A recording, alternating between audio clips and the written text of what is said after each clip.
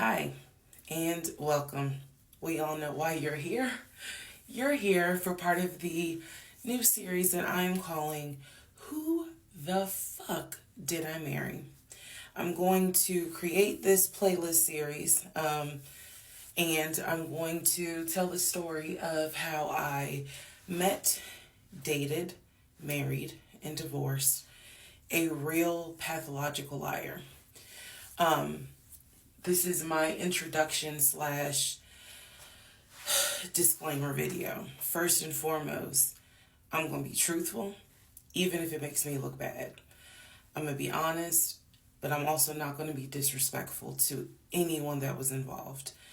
I'm not going to use people's real names because I don't have their permission to do so, and the sister does not want any sort of litigation.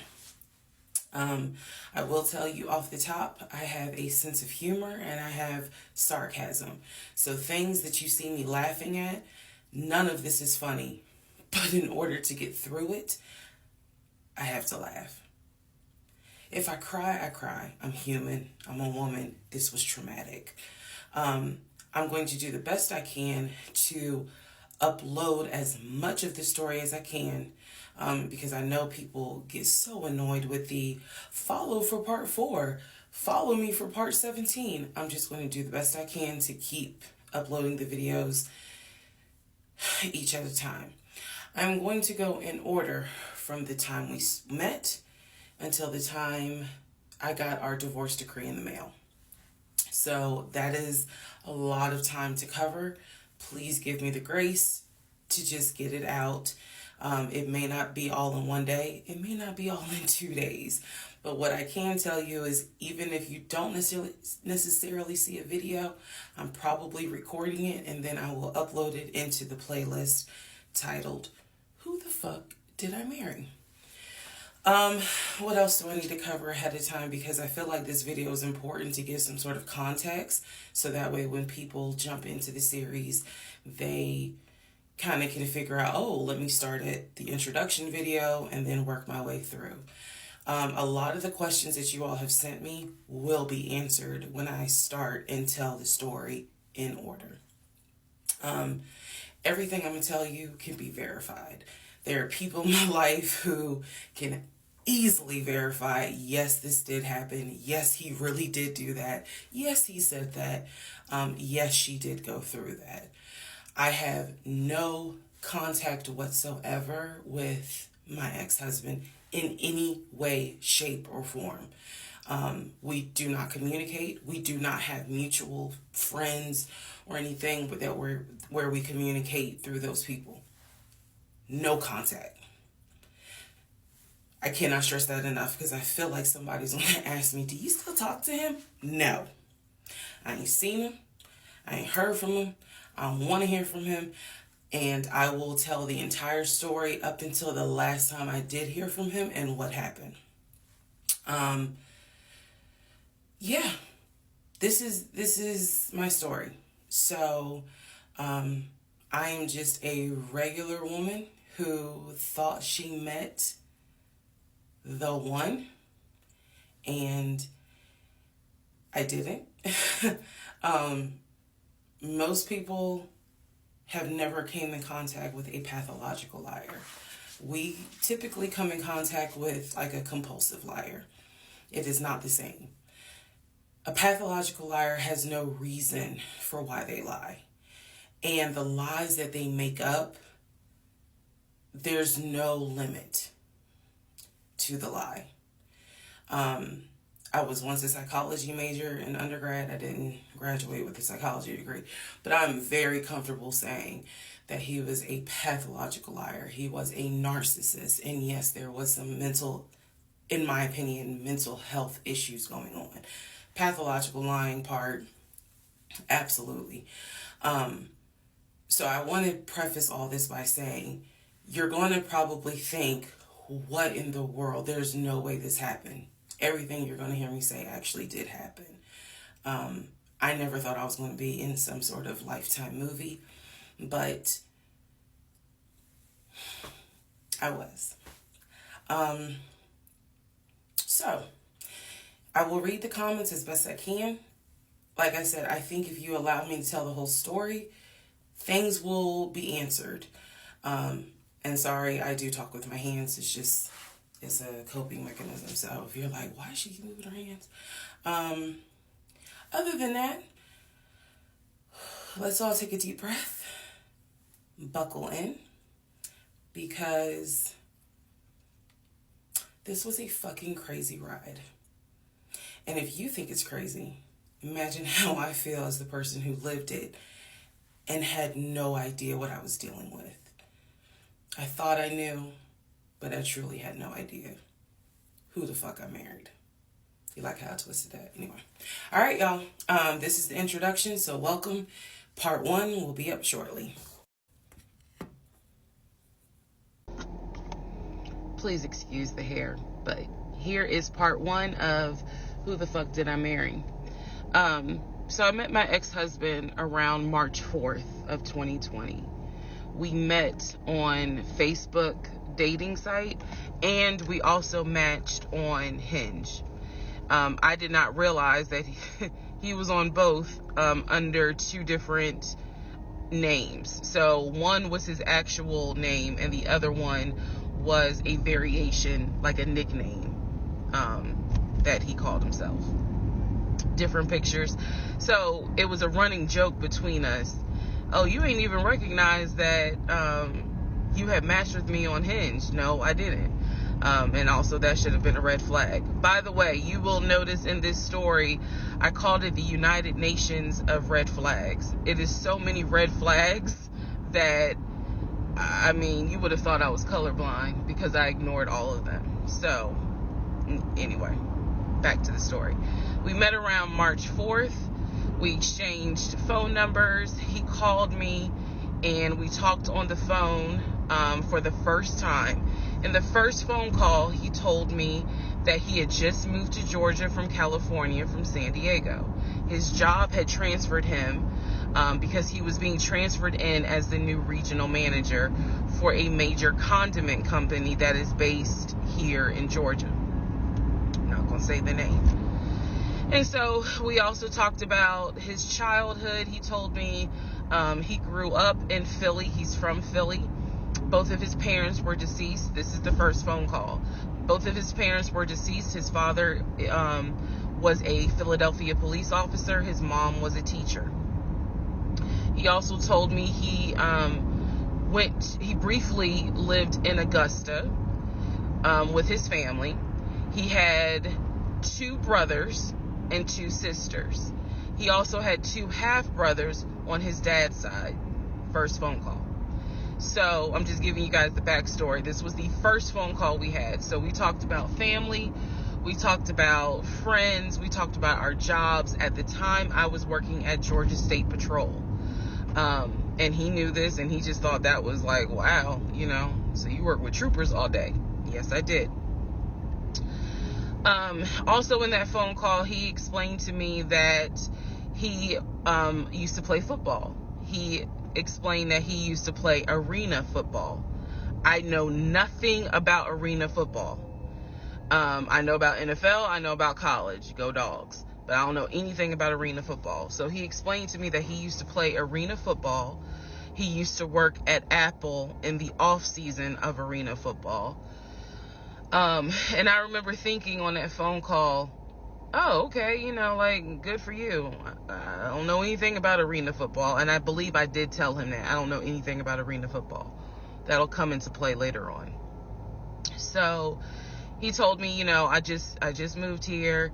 My job is paying for my housing and they are helping me to look for a house.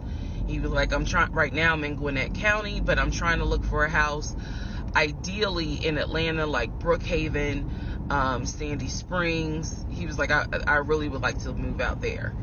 And so I thought, you know, that's great. You know, you're looking to get a house. You just moved here. He was like, I don't really know too many people here because I spend all my time at work and, you know, this job is really demanding.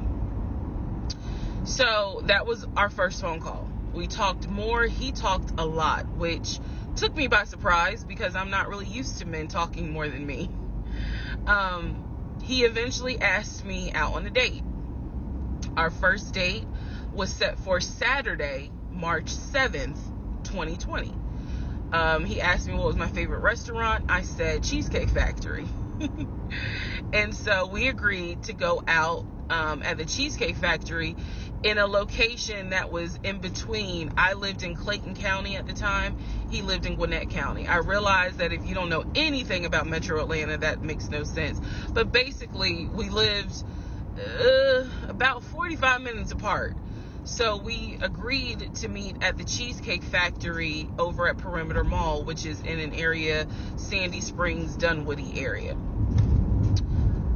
I was excited. Like, I called my friends and was like, I got a date, blah, blah, blah. We'll see how it goes. First conversation was good. Hopefully he looks like his pictures, because, that's always an issue with online dating. Hopefully he looks like his pictures. So on my way to our date, I took 285, and literally right before I got to Boulder Crest, the exit for Boulder Crest, I heard a boom, and I lost control of my car. Thank God that not thank God, but I knew what to do. So I did not crash, but my tire blew out. So I called him and I said, hey, I'm so sorry, but my tire just blew on 285. I'm slowly making my way off the exit. I believe I pulled into a Chevron gas station, and I said, I got to get this fixed. I don't know what to do. Like, I'm a damsel in distress kind of thing. He kind of paused. He got quiet, and he was like, tell me exactly where you are. Drop your pin. So I dropped the pin, and he came to the gas station. Got out the car, and I was so relieved that he actually looked like his pictures that I was like, oh my God, he's actually attractive, because he's like 6'4", 6'5". Also, man, I apologize. So let me go back to the first conversation. Let me add something.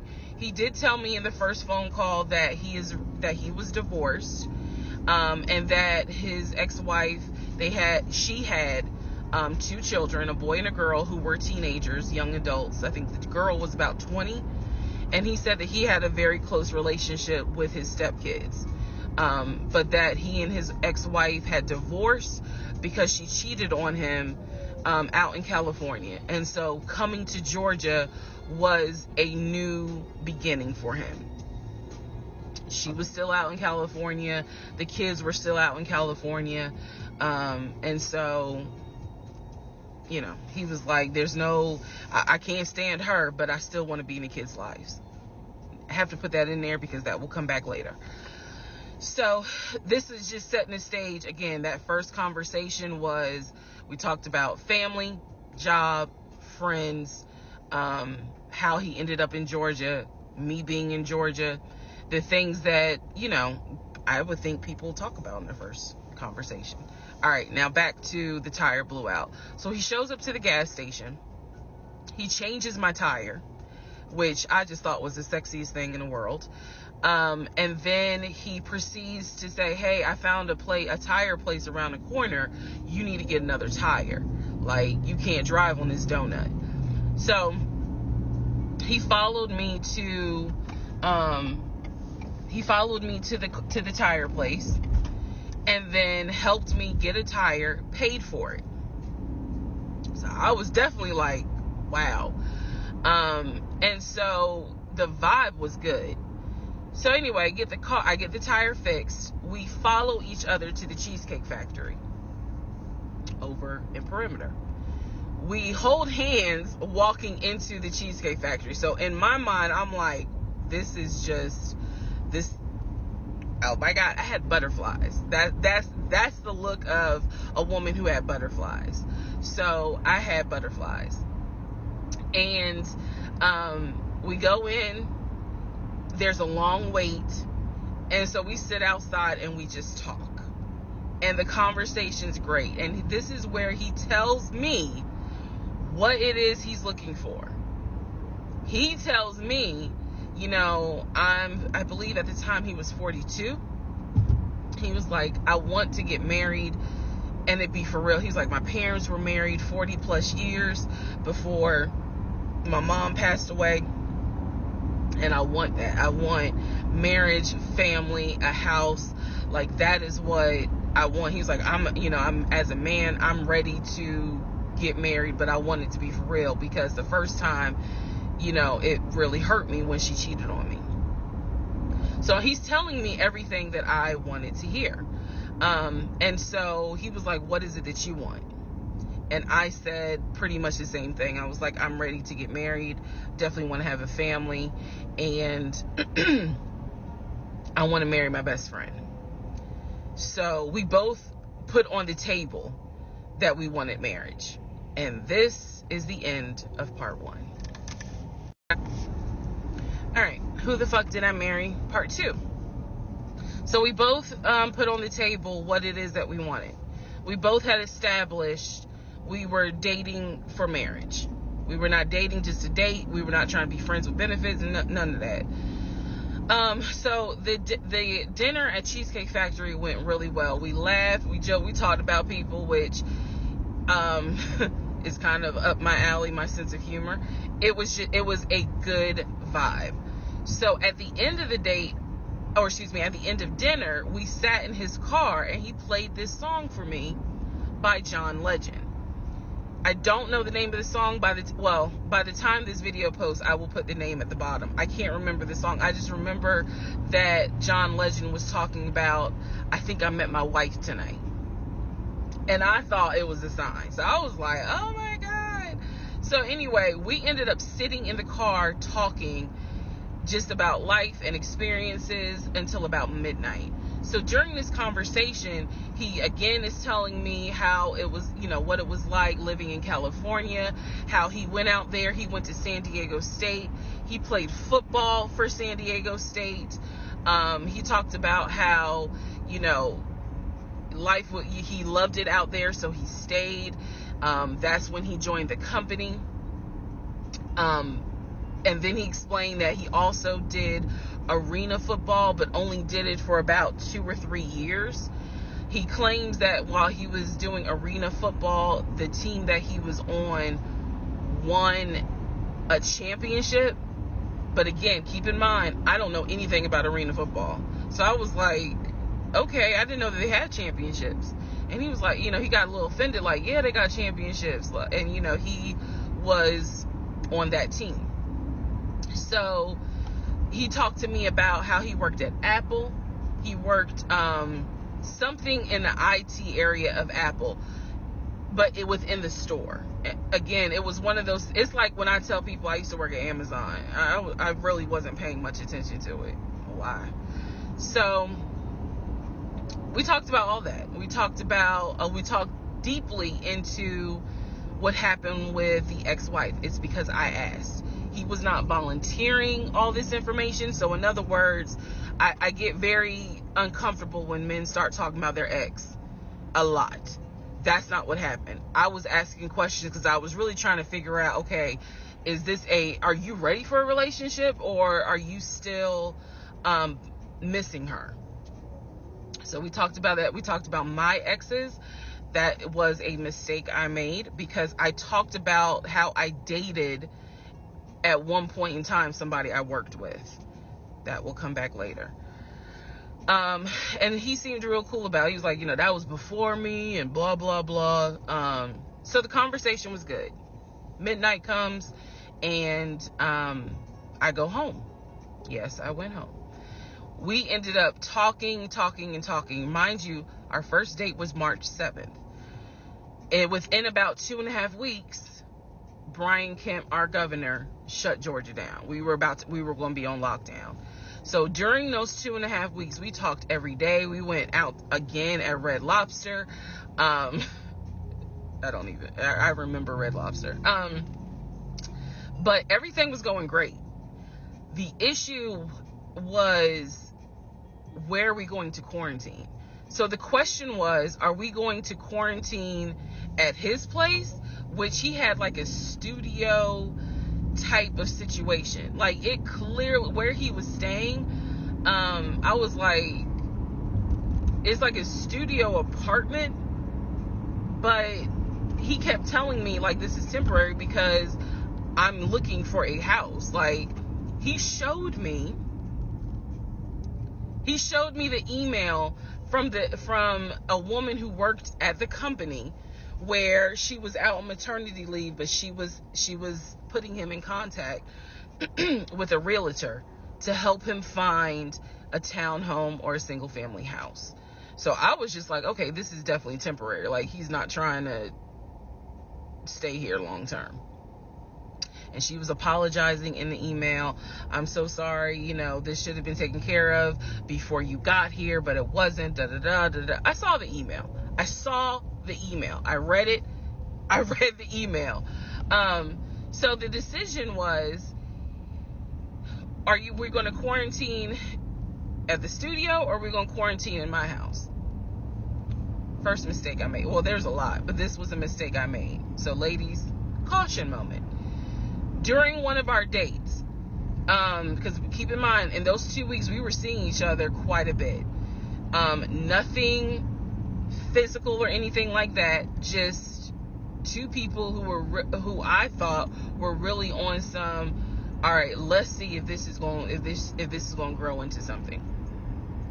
He came to my house.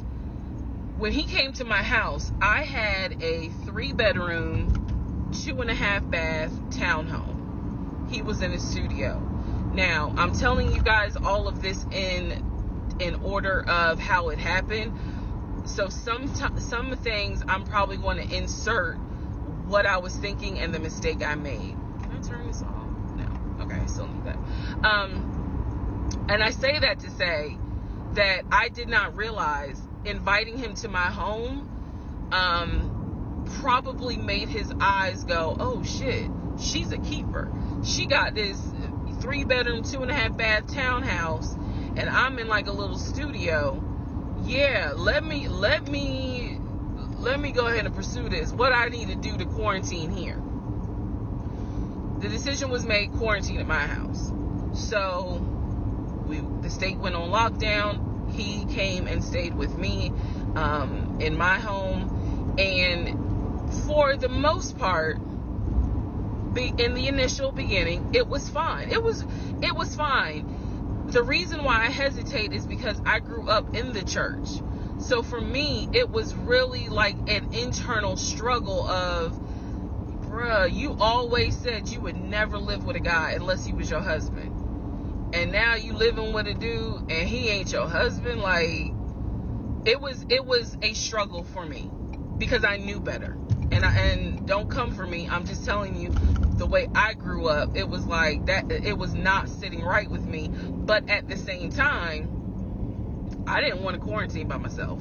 I did not want to. So there we go.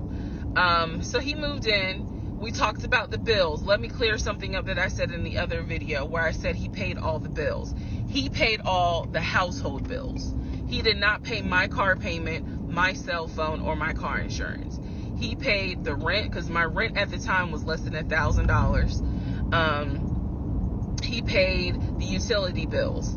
And so when he's telling me that he's a regional manager, I was like, wow, okay, so you got money. And so he paid all the household bills. So my check really was just taking care of me, myself, and I. And I am not, this is where it's not going to make me look good, but it's the truth. It was intoxicating to not have to worry financially about how to pay the bills. It was a wonderful feeling. And so I kind of pushed to the side the fact that, yeah, you shacking up, because it's like, but your page, you don't have to worry right now. Like, he's taking care of all of April's bills before April even comes, because this was still March. So we're living together, and I'm cooking, I'm cleaning, he's helping to cook and clean, and then we have a conversation about house. Is he still going to buy a house just for him, or is he going to buy a house where it's for us? Because we are going to try to make this thing work, be official, get married, have a family. So the question now on the table is, what are we going to do? Because I didn't want to stay in Riverdale, Georgia. I did not want to raise a family there. I refused to have a baby in Clayton County. So the decision was made, let's start looking for a house for both of us. Remember, he was already looking for a house for him. But then he was like, you know what? We're together. I plan to marry you. Let's look for a family home for the two of us. He was like, this is how much I was approved for. That's when he showed me the Chase paperwork. It was a letter stating that and it had the Chase emblem at the top. He showed me a letter stating that he was approved for $700. All right, part 3. Who the fuck did I marry? So this is when he showed me a letter from Chase with the Chase logo at the top, stating that he had been approved for a mortgage for a $750,000 mortgage, or a $750,000 house. So he was like, we can't go over $750,000. And I remember asking him, can you afford the mortgage on a $750,000 house? Because I know I can't. This is when he explains to me, I told you how I played arena football. I invested my money really well. So he said, I have money that will help pay for the mortgage. He was like, we're good. Like, I'm financially, I am okay. He was like, that's why I'm able to get approved for a $750,000 mortgage.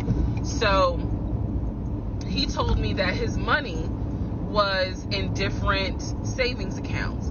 He said he had an account with Chase Bank, he had an account with US Bank, and he had an offshore account. This is what he told me. The offshore account, I was like, why? And he explained something about, the US, the US imposes taxes on money when you have a certain amount in US banks. He was like, so everybody knows that it's smart to have some money in an offshore account.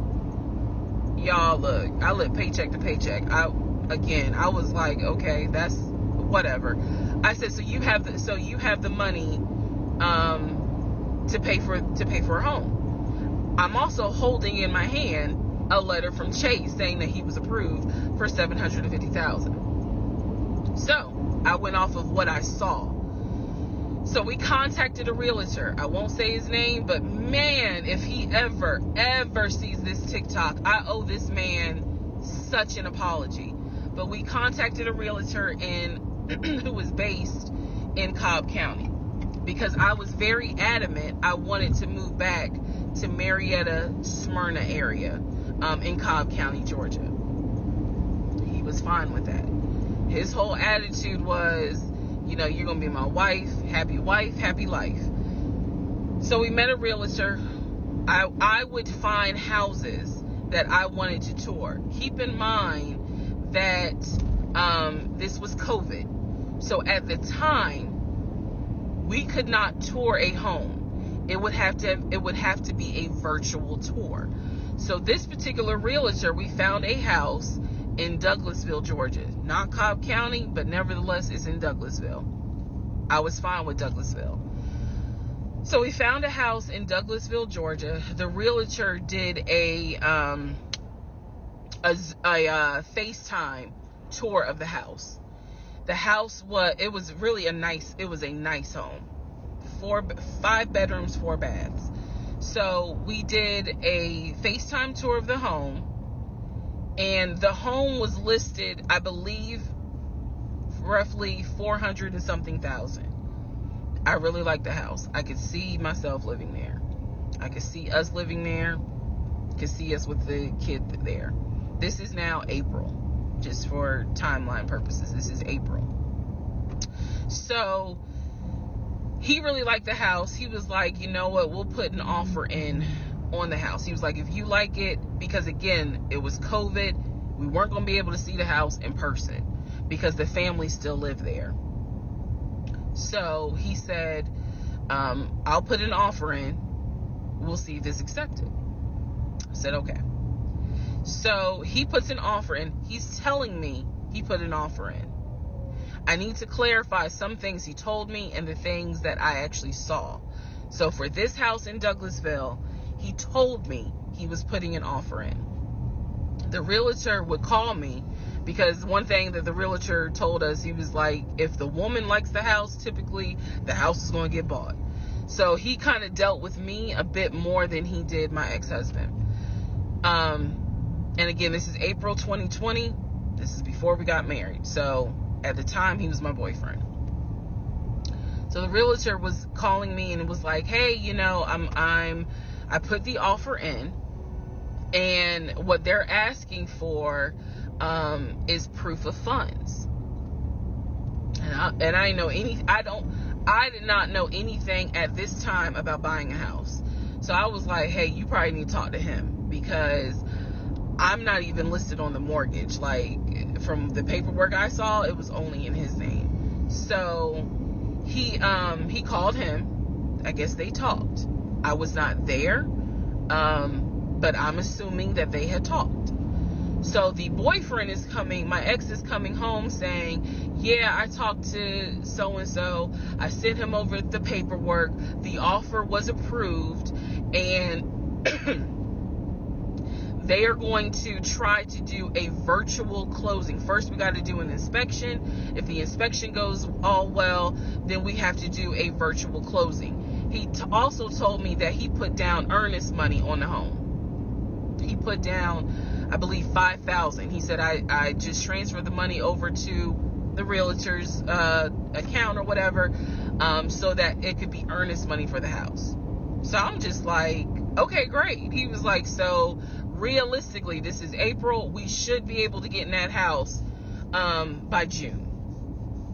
Okay, no problem. So this is what he told me. About 3 or 4 days later, I get a phone call from the realtor, and the realtor is like, hey, I'm just checking to see what you guys want to do about that house. So I was confused. I'm at work, and I said, oh, I was told that he put an offer in. And the realtor was like, he did? I didn't know that he put an offer in. And I said, well, why wouldn't you know? Like, he told me he put the offer in, and he had paid earnest money, $5,000 earnest money. And so the realtor was like, well, let me call him and find out what's going on with that, because I didn't know anything about it. So red flag, of course. So I call him, and he in true narcissistic nature, he flips the script, and he like goes off. He's like cussing, going off, like he shouldn't, excuse me, I have the hiccups. He shouldn't be calling you. If he has a question, he should call me, because I'm the one that's on the mortgage. He was like, and now it's going to be an issue. And I said, well, did you put the offer in with him or not? And he said, no, I did not put the offer in with him. I put the offer in with a friend of mine who is a realtor, so I can give him the business. So I did not hear from that realtor again. So I was just like, is the house under contract or is it not? He was like, yes, the house is under contract. This is how crazy things work out. About 3 days later, on realtor.com, I'm looking at the house because I was trying to figure out in my mind how I'm gonna decorate. It shows the house is under contract. So, showed my boyfriend. My boyfriend's like, I told you it was under contract. He was like, I did you not believe me? And I ain't had a heart to say, hell no, I didn't believe you. Like, it seemed too good to be true. But once I saw the house was under contract, I absolutely believe that, okay, it's under contract with him.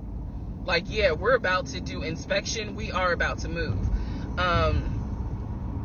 And so we had driven by the house because, again, keep in mind, a family's still living there. So we had driven by the house, At this point, he was like, I want us to start looking for furniture so that way we can go ahead and order it. So when it's time to move, the furniture is ready, because it takes like 6 to 8 weeks sometimes for furniture to be delivered if they don't have it in stock. Like, he was very methodical and planning and saying, this is what we need to do. So we started going to Home Depot, Lowe's, because we had a printout of what the sellers were going to take. They were going to take the appliances. He had a printout. Let me be clear. He had a printout. So it said on there that they were going to take the appliances. So we needed to get a new stove, new refrigerator, new microwave, all that stuff. So we went to Home Depot and Lowe's, and I went ham. I chose all these new appliances, and here's where we get into the shopping.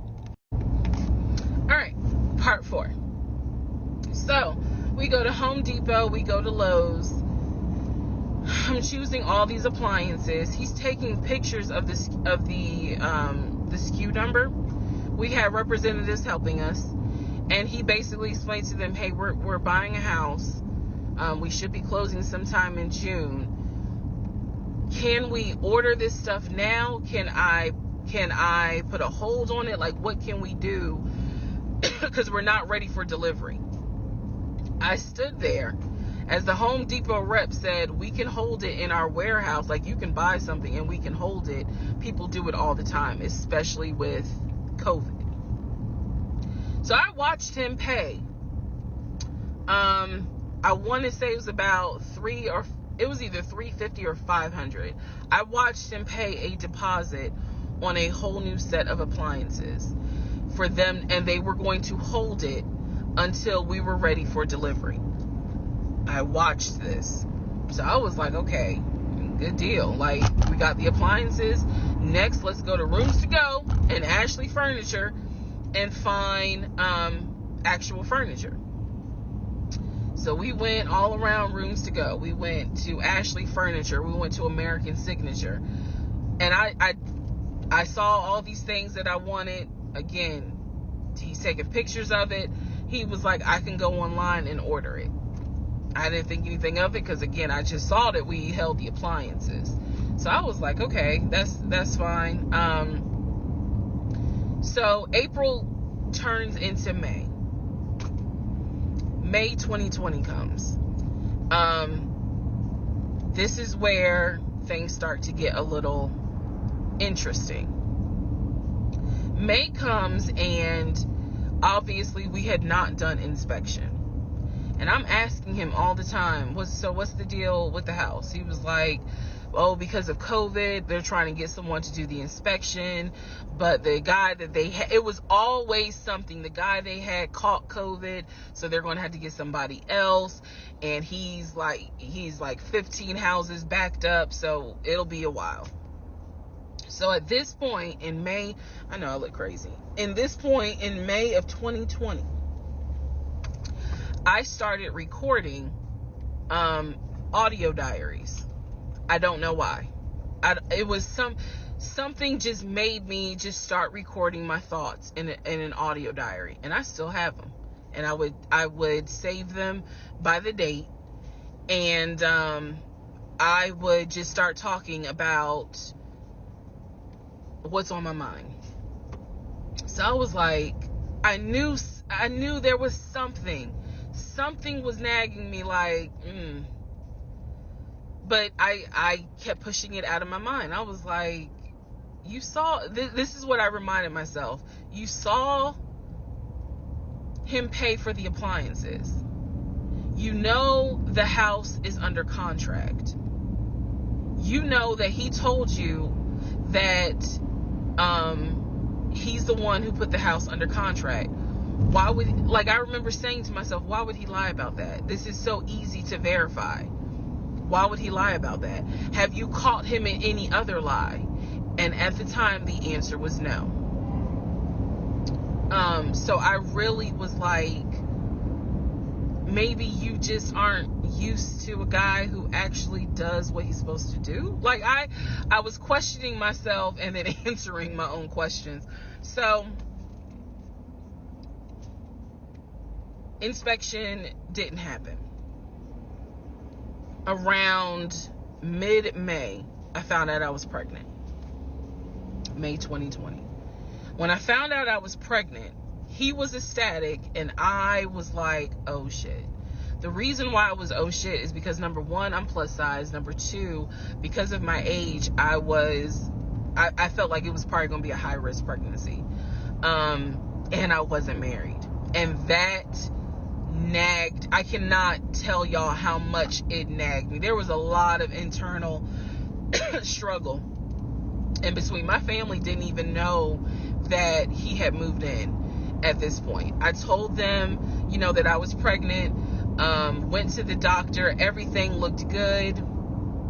But again, because it was COVID, he couldn't go in with me into the actual room. So, doing any sort of ultrasound, doing the blood test, because my HCG levels were really high. So the doctor was like, hey, it might be twins. We don't know yet. You're still kind of early, along. They gave me a due date. The due date was January 26th of 2021. So, yeah. May, found out I was pregnant. So there was now more of a push into, we got to get a house. We got to get the fuck up out of here. I'm not having a baby in Riverdale. Okay? Nothing against Riverdale. But I ain't having a baby in Riverdale. So we need to find out what's going on with this house. And so he was on top of it. He had an answer for everything. He was like, I'm gonna call and find out what's going on, blah blah blah. He then magically told me about a week later, oh, they're going to do inspection on the house like in 2 days. So I was just like, okay. Keep in mind, I'm taking his word for it. I'm taking his word for all this. So he's like, they're going to do an inspection. Once we get the inspection report back, then we will know what we are going to be responsible for. What are we getting ourselves into? So, I guess they did an inspection. He showed me an inspection report. Only thing that they said that the roof had just recently been replaced, which I remember he was very happy about. And the issues that there were for the house were minor. It was not a bad, because we did have a discussion about it. He was like, it's nothing that we can't handle. Then he said that we were set to close the end of May. We were set to close the end of May. He told me it was going to be a virtual closing. You're probably like, what the hell is a virtual closing? Because again, he's saying because of COVID, people are not closing in the office. They're doing a virtual closing where you would need to electronically sign the paperwork. This is what he's telling me. And so he was like, we're set to close like just before Memorial Day. And so for some reason, again, there's still that nagging part. For some reason, I didn't start packing. Anyone that knows me will tell you I hate moving. I've done it enough in my life. I hate moving. But I did not start packing up that house at all. I was just like, I'm pregnant. My body was changing so fast that it was like I can barely keep my eyes open half the day.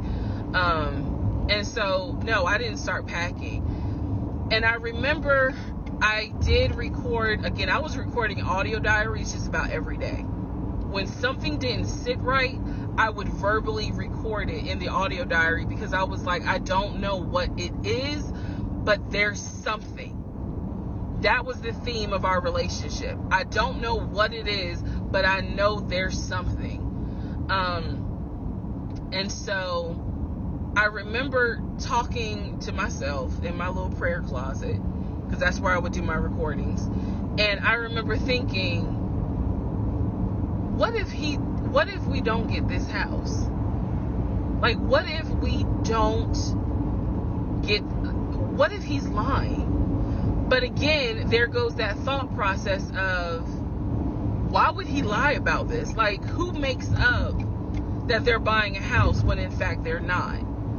And then he's showing you all this paperwork. Like, come on, you can't be that jaded that you don't even believe what's in front of you.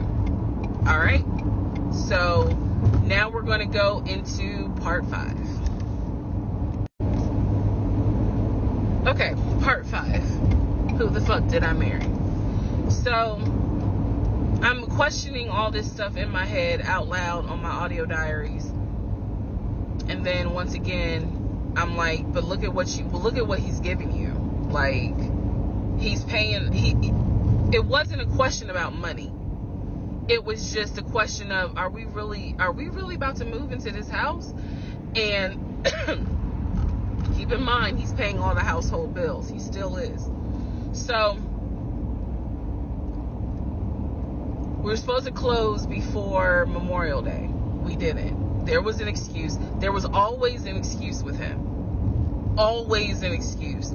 And I didn't know enough about the process to question stuff because I really wasn't involved the way I should have been. And it was giving me a lot of anxiety. So I'm pregnant with a lot of anxiety. And if I'm gonna be 100% honest with y'all, I was not expecting that I was probably going to have a healthy pregnancy because I was stressed. And what I was stressed about is I didn't know what was going on because I wasn't really involved the way that a normal relationship would be involved. Just being honest. So we did not close. We move now into June. This is now going into June. Around June 5th, I looked at the house again on Realtor.com. I don't know what made me do it other than, and I don't mean to sound super spiritual. I know that people are like, you may or may not believe in God, but I'm telling you, I believe with all my heart. Probably the Holy Spirit was like, look at that house on Realtor.com. So I looked at the house on Realtor.com. This was around June 5th. It showed that the house was off the market. And I remember being like, okay, wait, what does that mean? What does that mean? Because ex-husband is telling me we're about to close on the house. We're about to close. It's our house. We got furniture, da-da-da, da-da-da, da-da-da. He's also telling me that he's been in contact with the realtor, his friend, who was telling him, this is what was happening next. Here's what's going on. So the guy that we initially worked with apparently is completely out of the picture. But again, I was not heavily involved. So I'm just like, let me look at the house. I see it's off market. What the fuck does off market mean? Like, now I'm really freaking out.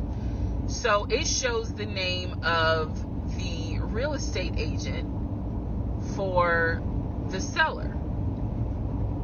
I don't remember her name. I called her and I said, I said, my husband and I, even though I wasn't married, my husband and I were looking at this house at 123 Main Street. And we really wanted to tour it, but now I'm showing it's off market. Is it not available? Or, I pulled that card. And she was like, oh, no, ma'am. The home closed yesterday. It closed June 4th. Again, there are certain dates I just remember. And I said, oh, it closed June 4th? I was like, really? And she said, yes, ma'am. She was like, my sellers sold the house. And I was like, oh, man, okay. Well, I said, my husband and I really wanted, we love the pictures of it. And we're getting ready to start a family. So I would have loved to have been able to, have the opportunity to see it. I asked her something. I don't remember the specific question I asked her. And I know why I asked the question, because I was anticipating that my boyfriend at the time was going to have some sort of excuse.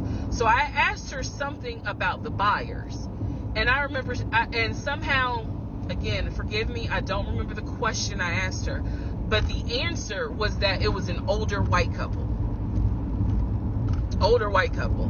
So I get off the phone with her, I record an audio diary, and in the audio diary, I specifically say, okay, there is no house. He's going to have to get out of this lie somehow. Because now I realize, at the very least, he was lying about him being the one who was under contract. I knew enough about that. So I was like, what, how was he going to get out of this? Again, I've listened to the audio diary in 2024. I literally said in that audio diary, how is he going to get out of this lie? And I was trying to think of ways on how he's going to do it. And something said to me, because I say it on the audio diary, I said, he's going to say it's a bad deal. And he's going to say he wants to pull out. Y'all keep in mind, I am pregnant. So I had a decision to make. As ugly as this decision was, I made the decision, you're about to have a baby with this man. He's paying all the household bills. Let him get out of the lie. And that's what I did. I purposely made the decision that I knew he was going to come back, and I knew he was going to give me some bullshit on why he couldn't buy the house, because he didn't know that I knew that house is already sold. The house is already sold. And this is the part where I said, I'm gonna be honest, even though it's gonna make me look bad, because most women in their right mind would have been like, I'm out. And I didn't. So, sure enough, he came home. He didn't really say anything that day. The next day I asked him about the house, and he said, my friend, the realtor, he was like, I'm talking to him because something's going on with the interest rate. And when he said that, I felt so much relief, because I knew that I had been prepared for, he's going to give you some bullshit. So when he said there's something with the interest rate, I said, you know what? This is literally what I said, y'all. If the interest rate isn't good, then we shouldn't move there. We should probably let this house go. We should cancel whatever furniture we ordered, or, appliances, and let's just look for another house. I said, I would like to be moved before the end of the year. I said, I really don't want to be 9 months pregnant moving into a house. I would like to be done with this before then. And the way I said it was so calm, and he was like, okay. He was like, I'm gonna call the friend, the realtor, and tell him I'm backing out of the house, and I'm gonna see if I can get my earnest money back. And I remember looking at him. I was standing in the kitchen, and I cocked my head to the side, and I said, okay, get your earnest money back, and let's find another house. And so that's how that first house fell through. So, fast forward, I keep looking at this to see how much time I have, because they only give you 10 minutes. So this is part 5, part 6 is coming up, but subsequently what ends up happening the next week, which is mid-June, I was at work, and I started cramping, started bleeding. And at this point, my doctor, I had just had an ultrasound earlier that day. So I went to work, because the ultrasound was fine. I went to work, and the cramping and the bleeding started, and I started crying because I kind of knew what was going on. And my doctor had called me and told me that when they did the ultrasound, they did not see a heartbeat. So she was like, this pregnancy is not going to be viable.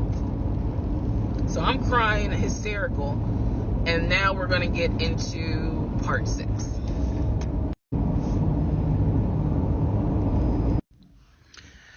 Okay, so this is part 6 of Who the Fuck Did I Marry? So, where we left off. So, obviously, my doctor had called and told me there was no heartbeat, the pregnancy was not viable at that point, and I was cramping and spotting at work. Went into my best friend's office and immediately started crying. She was like, "What's going on?" And I said, I told her what the doctor said, and she grabbed her keys, grabbed her purse, and was like, "Let's go, I'm taking you home." On my way home, I called my boyfriend and told him what the doctor said, and he was like, "I'll meet you at home." So he was coming from Duluth, went straight home. And so about 24, 48 hours later, I had a doctor's appointment, and my doctor gave me 3 options. First option, let everything happen naturally. Your body will expel the fetus on its own. Second option, you can take a pill which will induce expelling the fetus at home. The pill basically will cause you to contract and expel. The third option was to go into the hospital and do a D&C. I did not want to do a D&C because I did not want to be in a hospital with COVID going on. And for whatever reason, I did not do the option of let it happen naturally. So I chose to do the pill. His birthday was June 17th. My ex's birthday was June 17th. So the decision was made, we're going to celebrate his birthday that day, go out to eat. And then that night I would take the pill because we both were off from work the next 2 or 3 days. So went out to eat to try to celebrate as best we could, and then took the pill that night. That night was the most traumatic, excruciating pain I've ever put my body through. I do not recommend any woman, if prayerfully you don't have to go through that, but I don't recommend taking that pill. If you don't have to, don't do it. I spent the whole night in the bathroom just crying in so much pain. They gave me a narcotic. I couldn't take it because I found out I was allergic to it, so it was causing me to like projectile vomiting. It was a mess. So, and he was right there. He was scared that he needed to take me to the ER, but in the morning, the pain kind of subsided. So about 72 hours later, I had another doctor's appointment where the purpose of this appointment was to do an ultrasound to see if everything had passed. Everything did not pass. So because of that, my doctor was like, we're going to have to do a D&C. My D&C was scheduled for the first week of July. My boyfriend, my ex, was going to take me. That was always the plan. 2 days before my procedure, he comes home and tells me that he is up for a promotion. He's up to be promoted to VP. Because of this, the president of the company, is coming in, and it was going to be this huge business meeting he had to go to. The business meeting was scheduled for the day of my surgery. And so I'm throwing a fit because I was like, there's no way you can do that meeting. Like, I need you to take me to the hospital and all this other stuff. And so he offered to have his sister take me to the hospital. Apparently his sister lived in Douglasville. I was like, no, because I've never met her. Like, I'm not having a stranger take me to the hospital. No, this is a private situation. I don't want to do that, blah, blah, blah. So my aunt had offered to take me, and then my friend who took me home from work had offered to take me. So at that point, we get into an argument because he's like, my sister is, you about your family, so why can't she step in? And I was like, nah, because I don't know her. Period. I don't know her. So my friend offers to take me to the hospital because I was all distressed that he's saying he has a business meeting and he can't take me. So I remember being on I-75 on the connector on the phone with her crying because I was so embarrassed that he wasn't going to be the one to take me and that I was needing to rely on someone else to take me to the hospital in order to get a D&C done. And she was really great. She was like, girl, this is why you have a village. Like, it's okay. Things happen. The world is crazy right now. I will take you. You're going to be okay. So he did not take me to the hospital for my D&C. My friend did. She could not stay because of COVID protocol. So when they wheeled me into pre-op after I got checked in, I texted him and was just letting him know, hey, here's the update. I'm about to, I'm in pre-op. They're going to get me prepared to go back to the surgical ward or whatever. And the response I got was from his new executive assistant named David. Now, when he told me he was up for the promotion, he did tell me that part of getting this new job would be that he would get an executive assistant named David. And he did tell me, I'm going to make sure that I inform David, if you get a text from this number, meaning from me, pull me out of the meeting because, my fiance's having a procedure done and I'm picking her up. So it's important that you come get me if it's something serious. So I text him. David responds. He said, yeah, Mr. Blah Blah told me that you are having a procedure done. If you need me to get him, I can go get him. He's in a meeting. Just let me know what you need.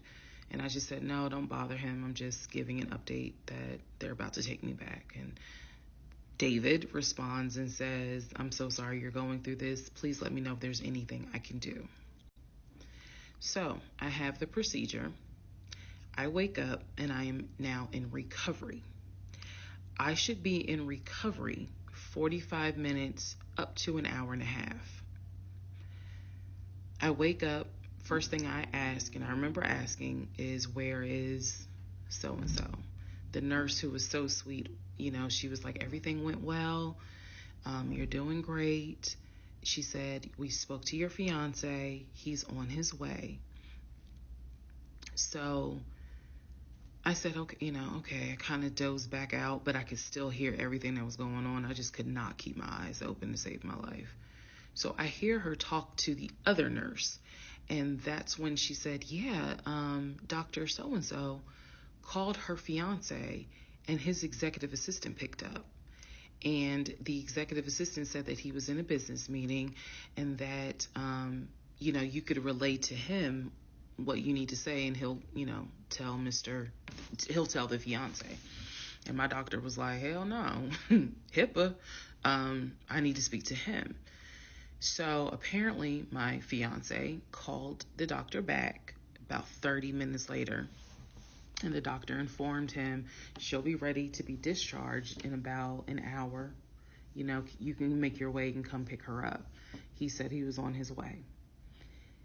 He was on his way from Duluth to Atlanta, which is not a huge distance, but the time of day, one thing about Atlanta, there's always traffic. So he should have been there within the hour. I should have only been in recovery an hour and a half. Let's go to the next part. Part 7, who the fuck did I marry?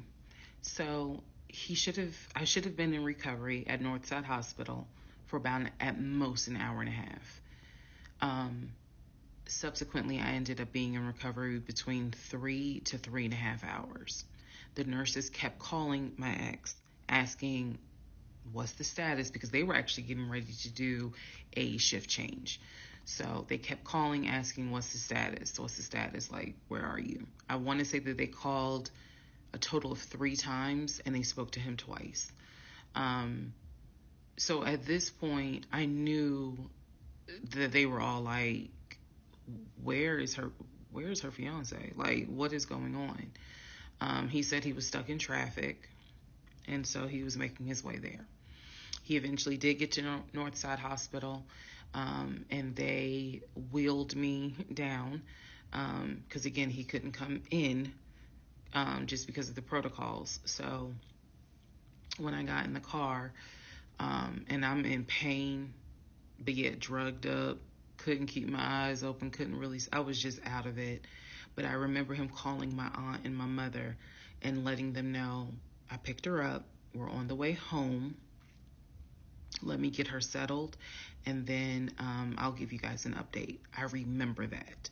What I did not know was that he had texted my aunt and my mom and asked them to not bother me for like a week. Like, just please don't reach out to her. Let her just rest. I am from New Jersey. I am from an African American family.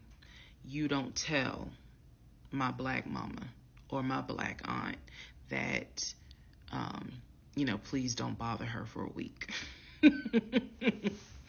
I didn't know this at the time, but I'm just interjecting that part. I'm trying to stay in the timeline, but he did apparently do that, and my aunt was like, "Well, I will fuck you up." Anyway, so go home. He waits on me hand and foot. I recover. Just needed about 24 to 48 hours to just get my mind right. During this time, in between when the house in Douglasville fell through, we had not talked about a house. So I guess it was about a week later, after the DNC, he decides that, do you want to start looking for a house again? Excuse me, I have the hiccups, y'all. Do you want to start looking for a house again? Because of what happened with the house in Douglasville, I felt like I was smarter this time to say, I want to be involved in every aspect, because I don't know what the fuck happened with that house in Douglasville. But what I do know is that he lied to me. I didn't know then what I know now. I just knew he lied about I knew he lied about being under contract. So I told him, I said, I don't want to work with your friend who I've never met, never talked to. I know that he has talked to him because he's talked to him in front of me. And I'm going to demonstrate on one of the videos how he used to do his phone calls. Don't worry, it's coming. So we found a new real estate agent. Really nice guy. His name was Scott. I am using his real name. Really nice guy. And we told him what the budget was. And Scott was like, okay, when you guys are ready, we can start looking at houses. Try to look for houses that are empty, because you can actually tour those. If it's a house where someone's already living in there, chances are it's going to have to be a virtual tour because of COVID. So I found a house that I absolutely, in total, we must have looked at about 15 houses. But I found a house in Smyrna that I absolutely loved. We toured the house. Everything about this house was perfect. The house was listed for $699,000. It was a brand new construction build. The only issue was that the basement was not finished, and he wanted the basement to be his man cave. Again, I went with him to tour this house. So this was already feeling very different than the situation in Douglasville, because we did not actually tour the Douglasville house. We only did a FaceTime virtual tour. This house in Smyrna, we toured. We toured this house more than once. And it was gorgeous. Fucking gorgeous. So We talked about it.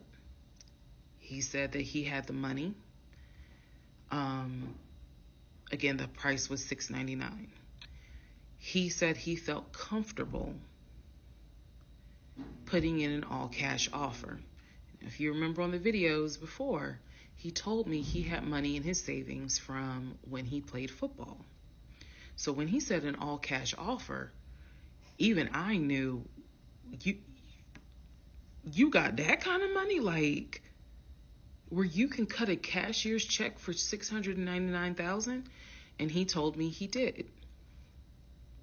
He had money in savings from when he played football, and he was very comfortable paying all cash for this home. So the real estate agent, Scott, sent over the paperwork. The paperwork was sent in both of our names. It was sent to my email. That was another thing that I changed after Douglasville. Everything gets sent to me, and then I will be sure that he signs it. So he sent it to me. I looked over the offer. We were going to put in an all cash, full price offer with a request to have the basement finished.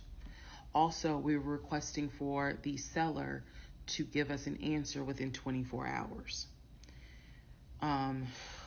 We were requesting a quick closing. These are just some of the things I remember. I remember 24 hours, like I didn't want to wait on y'all think about it. 24 hours, let us know if you're accepting the offer or not. And then also a quick closing because it was a new construction. So we didn't have to wait for the current tenant to move out. We didn't have to do that. So I watched in our bedroom as he pulled it up, because it was a electronic document. He signed his name to the offer for $699,000 cash. He requested again, the seller let us know in 24 hours if they were accepting the offer. So we submitted the offer at around 6 p.m. We were requesting that by 6 p.m. the next day, they let us know if the offer was accepted or not. I watched him sign the offer. I sent the offer back to Scott from my email. All parties had signed. Scott texted us and said, I got it. I'm submitting it. I will let you know what they say. Let's go into part 7. Sorry. Let's go into part 8. Good grief, this is getting long. Okay, so I just want to clear up some things that I realized is kind of creating some confusion. So just allow this video to serve as a stop sign. Let's clarify. First of all, the story, background. He was born in Philly, raised in Philly, and moved to Augusta. Story is that he moved to Augusta for high school. After high school, he went to college at San Diego State. Enjoyed San Diego State, stayed in San Diego for quite a while. Got married out in California, had a house in California, played arena football out in California, but his family was back here in Augusta, Georgia. He still had a lot of family up in Philly, but for the most part, he had a sister in Augusta, he had a sister in Douglasville, he had a brother in Baltimore, he had another brother in Philly, and he had a brother in Nashville. So I just want to clarify that in terms of not the demographics, but the geography. Born in Philly, came to Augusta for high school, went to San Diego State for college, played football, stayed at San Diego, got married out there, but still had quite a bit of family here in here in Georgia. He also had a sister, I think I said, who lived in Douglasville. I have physically met his aunt who lived in Augusta. I've met his brother who lives in Augusta. I have spoken on FaceTime with a brother who lives in Baltimore. And then I will demonstrate how he used to talk to the brother that lives in Philly. that's coming up. You haven't missed that. In terms of the proposal, you did not miss the story of the proposal. I simply didn't want to share it because it was embarrassing. Basically, he gave me 3 ring options. We went to a jeweler at the Mall of Georgia. He had me pick out 3 rings. I told him which one I liked the most because I knew it wasn't a romantic proposal at all. I knew which ring I liked the most. I told him which one. He basically said, when I'm ready, I'll give you the ring and I'll propose. Fast forward about, I guess it was summer, because I was actually pregnant when the ring came. We were sitting at the dinner table. He took the ring box out of his pocket, slammed it on the dinner table, and I was like, what is this? He was like, open it. I opened it.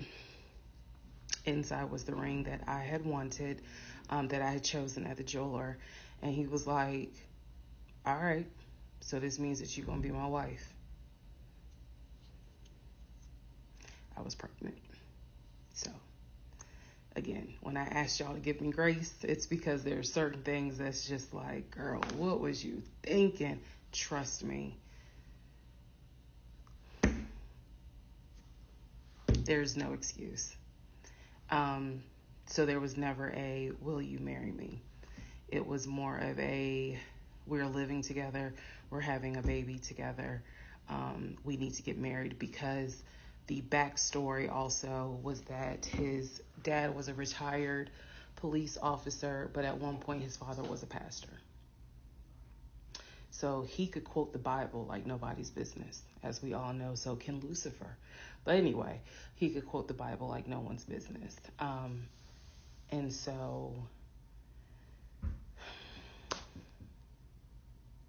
that's how we ended up engaged. And I was wearing a ring.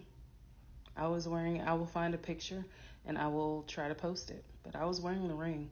Don't worry, there's more to that story as well. So just wanted to clarify some things for the people who were like, wasn't it weird that he had a sister who lived close, but he's from Philly? So I just wanted to definitely bring clarity to what he told me was the backstory.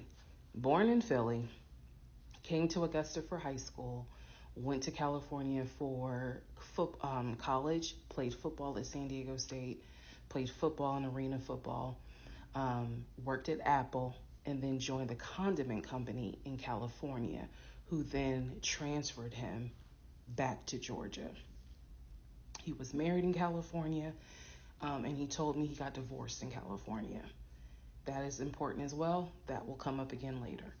And so the ex-wife, at this point in time, at the time that I'm telling you, part 7, which is the last video I just posted, the ex-wife lived in California with her 2 kids, his 2 stepkids. The 2 stepkids were 17 and 20 or 21, but they were that age group. And he was saying that he was very close with them, so he wanted to keep a tight relationship with them. And he talked to them, if not every day, every other day. When I say, when I say this, I need y'all to understand. When I say that he talked to someone, it means that he was on the phone in front of me talking to the person. I hope that, because I will touch back on this. He was on the phone in front of me talking to the person. So he talked to his siblings every day. He talked to his aunt almost every day. He talked to his family the way I talk to my family almost every day. And again, I will demonstrate how he used to do the phone calls. I will also demonstrate how he used to do the work phone calls, because he called me every single day from work. And he would talk to people while he was on the phone with me. And I could hear people in the background. But that's a whole nother part. So again, buckle your seats. I promise I'm reading your comments, I'm reading your questions, but I wanted to bring this video just to clarify some stuff. Hopefully this helps. And honestly, I know people are fascinated by this, but more than anything, I hope that there's a woman watching this and she's saying to herself, okay, it's time for me to ask some questions. That's my hope. All right, part 8 of Who the Fuck Did I Marry? So we submitted an offer on the house in Smyrna. I sent it over to Scott, our realtor, and next day comes, Scott asks if we can take a phone call. So he calls us and tells us that the offer was not accepted and the builder did not do a counter offer. We don't exactly know why. Um, we don't exactly know why he didn't accept it, but the bottom line is that we figured out later on that he didn't want to finish the basement. So the offer was not accepted. The house fell through. I was okay with that because, again, I knew he had put in an offer. So we continued looking at other houses. We found another house in Smyrna that he really liked. I thought that it was way too big for just the two of us. And so the price of this home was much higher than the $750,000 that Chase had approved for the mortgage. So what he explained to me was that he was willing to do the $750,000 mortgage, and he was also willing to put a significant amount of the money in savings on the house, which meant that he was now comfortable going from $750,000 up to about $900,000. Again, his whole explanation was, I have the money where I can put down a substantial down payment, bring down the price of the home, and then basically mortgage the rest of it. So that was now the plan. I was not comfortable with a home over $900,000. But again, keep in mind, I saw the Chase paperwork. So I was like, I just feel more comfortable sticking at the $750,000 mark. That's what you were approved for.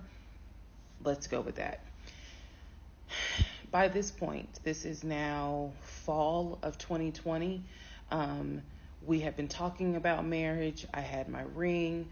He had made VP at the company. And again, he was calling me every day from work. I need to kind of explain how the company was ran, because when you think VP, you would think he would be in an office.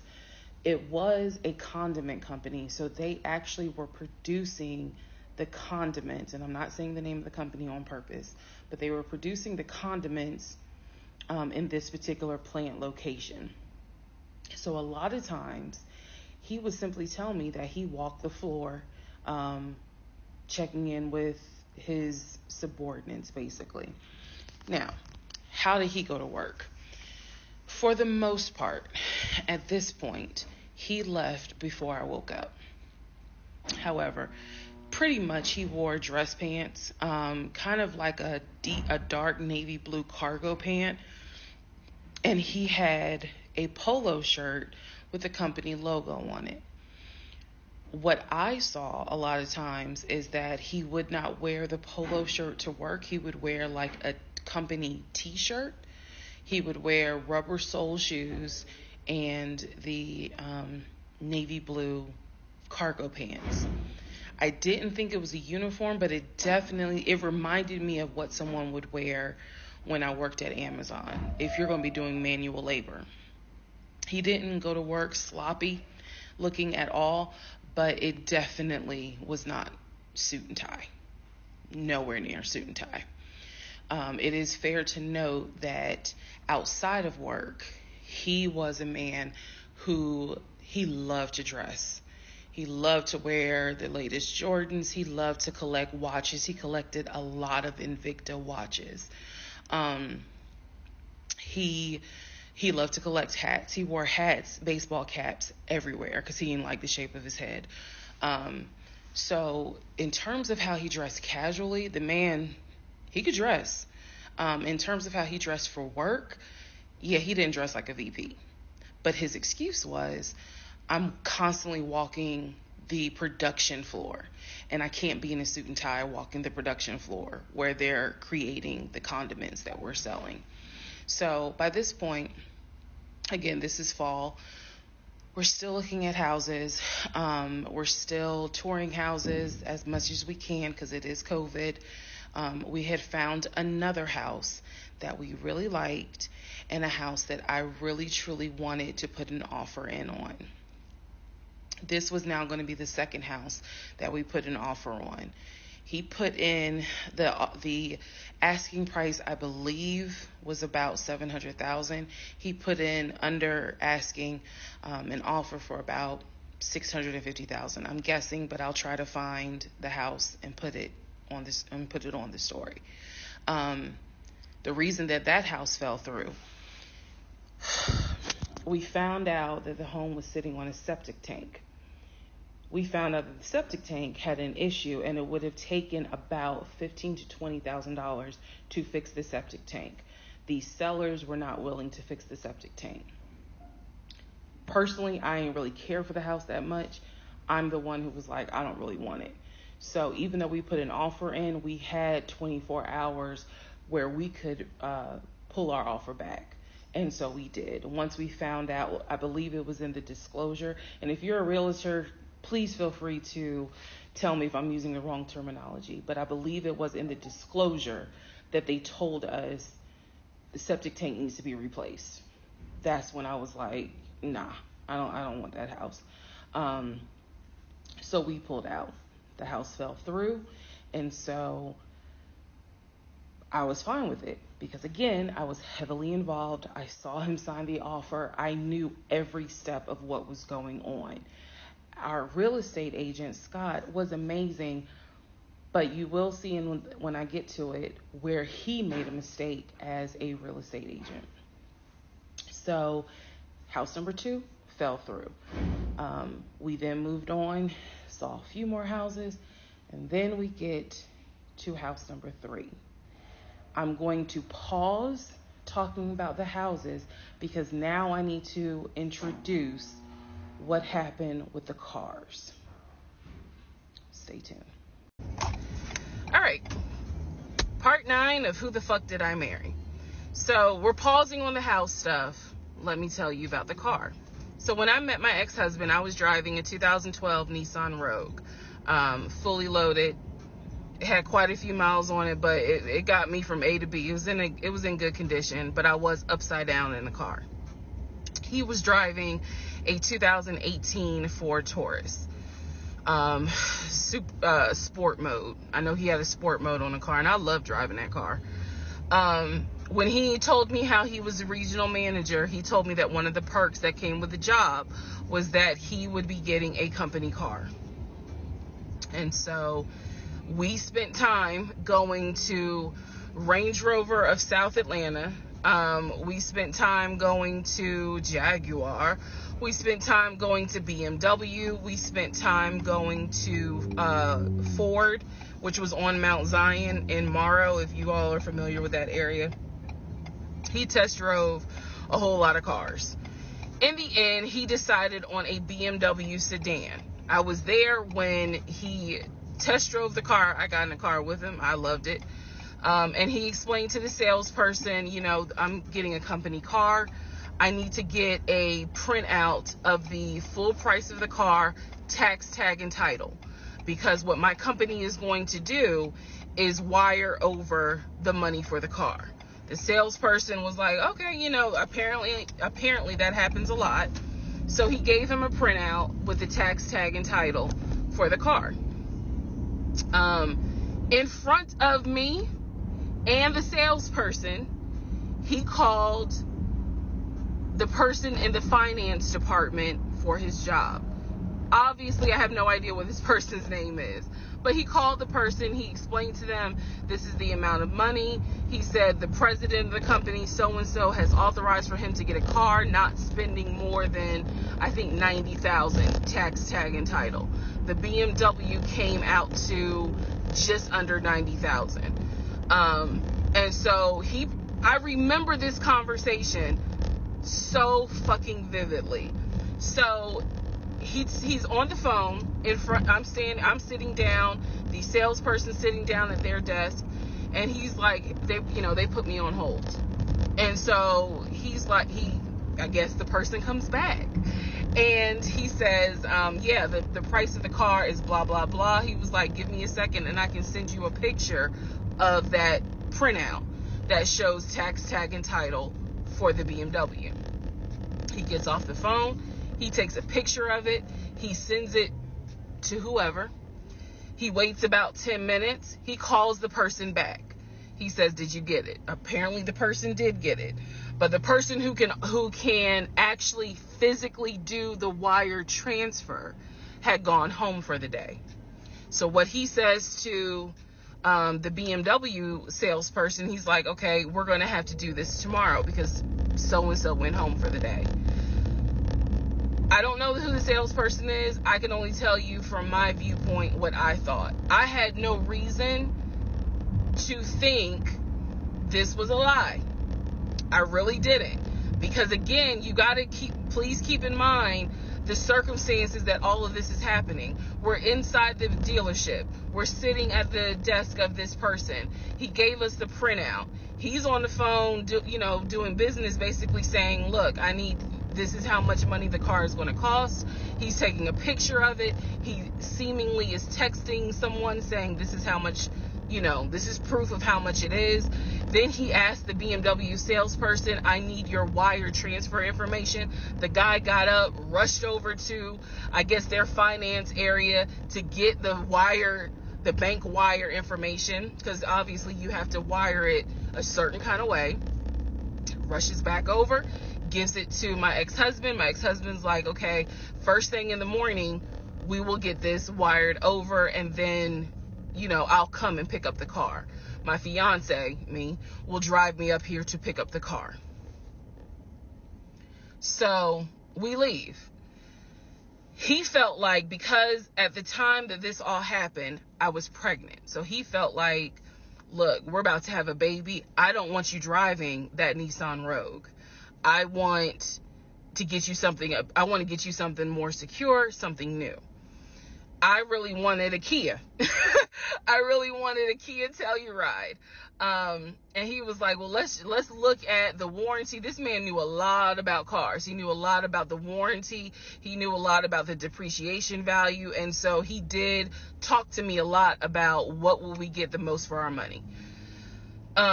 We test drove, when I say we, I test drove a Kia Telluride, a Kia Sorento. He didn't like either of those. He had me test drive a Ford Explorer.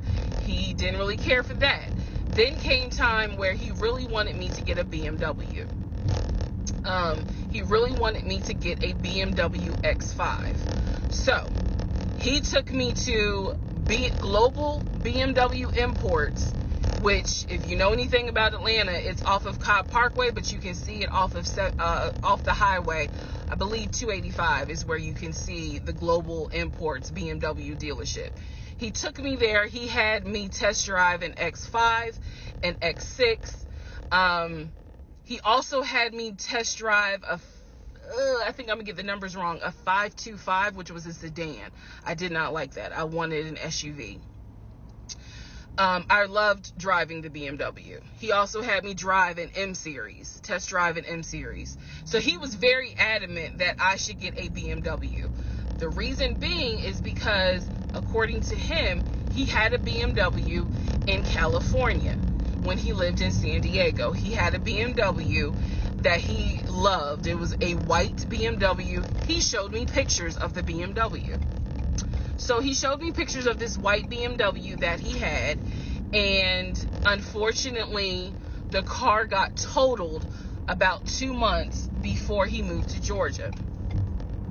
So he had received money, not a lot, but some money to get another car, and he used it to get the Ford Taurus, because he was like, I just need a car that's going to get me from A to B until I get into a house and I'm much more settled. For him, he was like, I'm really giving myself 60 days to get settled here in Georgia after moving from California. But then he met me. Again, that's the story. So He had me test drive the BMW. So much so, I loved the BMW. Loved it. I wanted a dark blue BMW with cognac interior. I wanted an X5, and I wanted an M Series. So I can clearly tell y'all that's exactly the car I wanted. We were online looking for that particular car because not every dealership had it. I was okay with a black BMW if needed. But I really wanted dark blue, and I really wanted that cognac colored interior. So he felt like, I want you to consider all of a sudden an Audi Q8. Let's just see how you like it. If you don't really like it, then we will go back to the BMW. I cannot tell you why he switched up. I can't. But I can tell you he took me to an Audi dealership on Peachtree Industrial. He test drove an Audi, and I test drove an Audi Q8. I loved the Q8. Loved it. But I was tired of test driving cars. By this point, I had test driven so many cars. Our weekends were spent either looking at a house or test driving cars. And I was picky, I will admit that. So he had me test drive the Q8. I really liked it. I finally just told him, look, I'm good with either the BMW or the Audi, because I'm tired of test driving cars. He told my family he was buying me a new car because, keep in mind, let me let y'all know. He had met my family initially on Zoom because, again, we were locked down. He had met my family. He also had met my family in person because at this point, it was like, look, if you're not showing any symptoms, maybe we can do family dinner. And so we had. So he had met my family in person. And now we will go ahead and move towards part 10 of this series.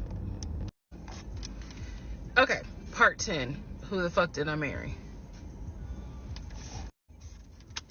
Okay, had to sneeze. All right, so at this point, I had test driven all these cars. Kias. Hell, he even had me test drive a Nissan Murano. But the main two were BMW and an Audi. He had told my grandfather he was getting me a car. He had told my aunt he was getting me a car. That he was going to, he was like, she's going to be my wife. I want her to be in something secure. So my family was really like, wow, who knew that he had this kind of money? And so I hated the fact that he did that, because anytime he got around my family, here's another red flag to put in the United Nations of red flags, he would always talk about money, and he would always brag. I never realized it in real time. I didn't realize it until I was out of the situation. He always bragged about the fact that he could fight, the fact that he had money, and the fact that he played football. Those are the three things he always bragged about. Back to the cars. So I told him, I was like, pick one between the BMW and the Audi, because you said you buying it. So pick one. So this man chose the Audi. So he takes me to the dealership. I wanted a white Q8. He does give me the printout of how much it's going to cost, tax, tag, and title, to get this Q8. Gentleman who's helping us gives him the printout. He's saying he's going to pay this money for the car out of the savings account that's offshore. That's the story. That's what he's saying. So he apparently is asking the guy, is there a holding fee? Can I pay a holding fee to secure this car while I'm working to get the money transferred? Because obviously with COVID, it's going to take long for the banks to transfer the money. Side note, I need everyone to understand, one of the reasons why he was able to get away with the stuff he got away with is because we were on lockdown. It's crazy because it's now 2024, but I don't know, do we all remember how it seemed like a lot of stuff stopped in 2020? Now, keep in mind, that's not an excuse I'm making, because shit still got done. But in terms of business as usual just was not happening in 2020 at this time. So when he's saying, oh, it's going to take a while for the bank to transfer the money, the gentleman who was working at Audi he didn't make a face. He didn't blink. He was like, I know it's going to take a while because of COVID. So basically what ends up happening is we leave. He has the printout. He calls the bank, or he calls his financial advisor, who does have a name. The financial advisor's name is Eric. I feel comfortable using certain people's names, especially if we find out they didn't exist. So he calls Eric. He tells Eric in front of me, hey, I need to transfer $72,526, whatever the amount was, because I'm buying a car for my fiance. This is the bank account information. Do you need me to give it to you over the phone, or do you need me to email it to you? Pause. I can't hear what the person's saying, but that's what he would do. Do you need me to give it to you over the phone, or can I email it to you? Okay. All right, give me a few minutes and I'll go ahead and email it to you. All right, let me know. I'll call you back to find out if you received it. Okay, hang up. So I'm hearing this because, again, I'm not paying attention to, did I hear anybody on the other phone? Did I hear anybody on the other end? So he proceeds to type up an email, type up something, telling him this is the information that we need.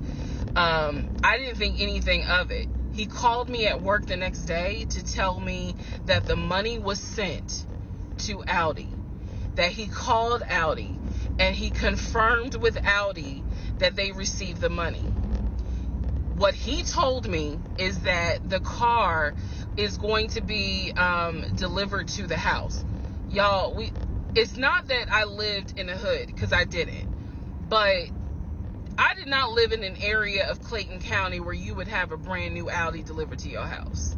So I remember saying to him, I don't want that car delivered to the house, not yet, because I need to put that car in the garage. And my Nissan I only had a 1-car garage, so my Nissan was in the garage. So he said, okay, well, let me call them back and change the delivery date. Can you be home, or can you do a half day? So he's asking me, can you work a half day so that they can deliver the car and you will be home for it? I said, yes, that's fine. Because again, it's COVID. I'm working from home anyway. I only had to go in the office 2 days a week. So I'm at home the next day. He told me the car would be delivered between the hours of 1 and 3. Obviously, between 1 and 3, nothing happened. So 3 o'clock, I called him. He's at work. He sends me the voicemail. He calls me back. I said, it's 3 o'clock. No one ever came with the car. What's going on? And then I remember I was like, well, do I need to call Audi myself? Because I thought that you handled it. But if you didn't handle it, do I need to call them? And so whenever I would suggest I will handle it, he would get very, very defensive. Red flag number 472. So he was like, no, I will call Audi. Don't do anything. I'll call Audi and find out what's going on. Okay. So I'm at home chilling, cooking dinner, normal night. He calls me back and says, yeah, the car was stuck on the truck in Spartanburg, because apparently that's where their deliveries come from. So when he told me this, I was in the kitchen laughing, because by this point, I will be honest, and I told y'all I'll be honest even when it makes me look bad. I was guilty of, on one hand, I believed him, and on the other hand, I was like, let me see what lie he come up with. Let me just see. But keep in mind, my brain was really not rationalizing, not comprehending how deep the lie was. I just thought that no one told him the car was going to be delivered, and he made that up. I had no idea how deep the lie went. So he said, the car's in Spartanburg. It should be delivered this weekend. The weekend came, he had a whole other excuse. I don't remember what the exact excuse was as to why the car was never delivered. I do remember we got into an argument, and I was like, don't even worry about it. I'm going to get a new car my damn self. I don't even need your help. Which is probably one of the worst things you can tell a narcissist, because they love to be the hero, you know. It's all about them. But I was like, don't even worry about it. I'll get when I have the money to get a car myself, I'll do it. I don't want to hear anything else about a new car. I don't want to hear shit else about a car. Because at this point, I was spending way too much time trying to figure out, are we getting a car? Are we getting a house? Like, what the fuck is going on? Always there was an excuse. So when I told him I don't want to hear anything else about a car, and I am not going to a dealership to test drive another car, that ended that whole discussion right there. So this is where I'm going to interject what I believe was happening.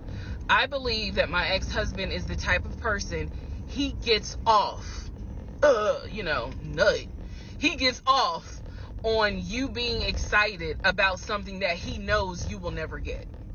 So I believe that he enjoyed going to car dealerships. He enjoyed watching me test drive a car and get excited about it, knowing I was not going to get it. It is the level of cruelty. And again, I'm telling y'all stuff that I found out way later on. It is the level of cruelty that I still cannot comprehend. So the whole issue about the BMW and the Audi, I think he just enjoyed seeing me get excited and then pull it away. Part 11 coming up. All right, part 11. So for this part, I'm just going to give you some backstory on the family. Pause all the stuff about the house. Pause the stuff about the car. This is backstory on his family, my ex-husband's family. All right, follow me. My ex-husband's parents, mom and dad, are both deceased. Mom passed away from cancer. Dad passed away shortly after her. I'm not sure what he passed away from. So he has a number of siblings. He has two, with his parents, he has two brothers. One is older, lives in Philly. One is younger by 2 years, lives in Nashville. He has two sisters. One, Shantae, is older, lives in Douglasville with her husband and two kids, a boy and a girl. Younger sister, Kim, is the baby, lives in Augusta with her husband, worked at, I think he told me, Procter & Gamble. That was the story. He had two half-brothers that were through his dad. One brother lived in Baltimore. The other brother lived in Augusta. The brother that lived in Augusta, I have physically met in person, shook hands, hugged, all that. The brother that lived in Baltimore, I have FaceTimed with, talked to him. The brother that lived in Philly, the older brother that he looked up to, I have never talked to him on the phone. I would always talk to him through my ex-husband. So the conversation would be like, hey babe, brother so-and-so said hey. He didn't call him brother so-and-so. We'll call him John. John said hey John. I would be in the bathroom doing my hair, brushing my teeth. Hey John. And he would be like, did you hear?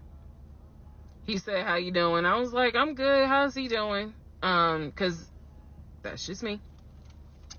And so he would relay back and forth. He talked to John every day from starting around July, after the grandmother passed away. He would talk to John every morning. We both would be getting ready for work, and he would be on the phone with John. They would be talking for 30, 40 minutes, talking about football, talking about other siblings. They would be talking about cars. It was really like not a big deal. They would talk about the brother in Baltimore. They would talk about the brother in Augusta. And then they would reminisce. This is the conversations I could hear. Let me explain. When I say I can hear a conversation, what that means is I am physically standing near him or next to him where I could hear him with the phone up to his ear talking to someone, because it wasn't me. Okay? I may not hear the other person because the phone call may not be on speakerphone. But what I hear is, for example, I hear, "Hey man, what y'all doing? Oh, for real? Y'all barbecuing this weekend? What y'all making? Oh, that's what's up. Nah, I think me and her gonna stay in this weekend because, these numbers is looking crazy with COVID. Yeah, she over here. She's sitting right here. She watched the TV. Okay, hold on. John said, hey. Hey, John. You heard her? Okay. All right, bruh. I just wanted to check in on you. That's the type of conversation I'm explaining. Okay, so I hope that gives a little more clarity about the type of conversations I'm hearing. So, I don't know why this light keeps going out. Okay. So that's how he would talk to his siblings. The grandmother passed away. He called me around April or May and told me that his grandmother passed away. His grandmother, on his dad's side, had died suddenly from COVID. She had symptoms. She went to bed and did not wake up. He was distraught. He was crying. He wasn't eating. He was just sitting there, listening to music, not watching TV, just sad, because he was like, my grandmother was always my support system. So from what I saw, it really bothered him. I did not think anything of it. I'm one of those people. If you tell me somebody in your family passed away, I'm gonna believe you, because I don't play about death. And I guess I expect other people don't either. However,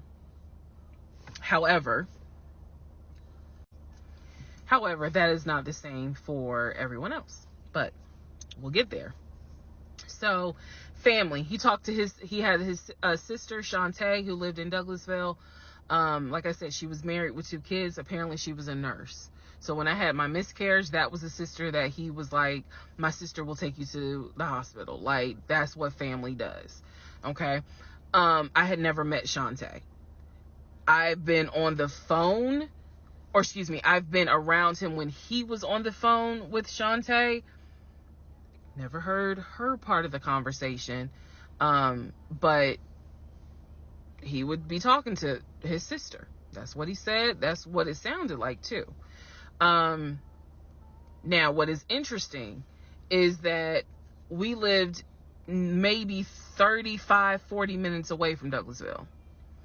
So there were plenty of times that he had invited me to go with him to his sister's house. Okay, let me tell you how this would always work out.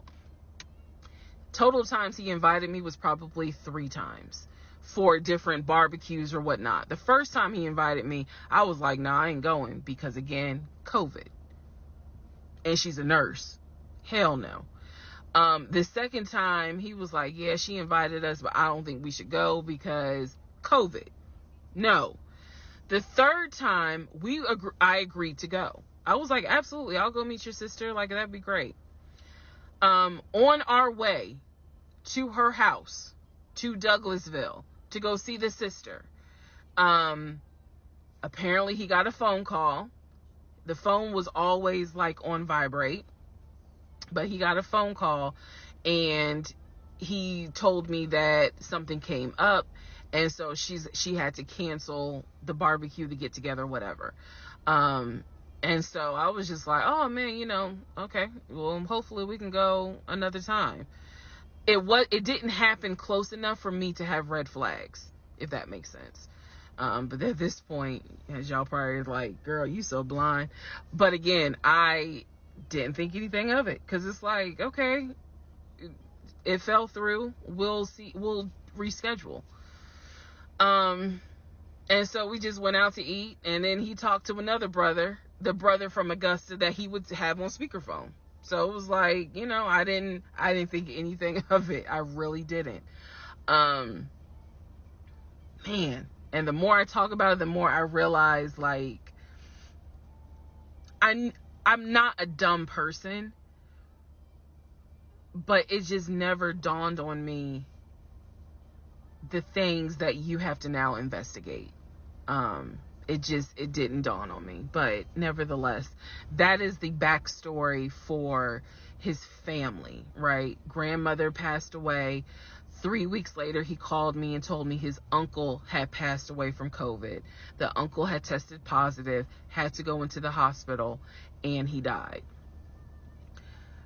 It was a bit of a red flag. It was a bit of a red flag, but like I said, I don't play about death. So I was just like, wow. Because of these two deaths, he became a stickler about COVID. And when I mean a stickler, wear your mask, wear gloves, hand sanitize, wash your hands. Like, he was annoying about making sure neither one of us caught COVID. So now I'm going to give you the backstory in regards to what I was told with the ex-wife.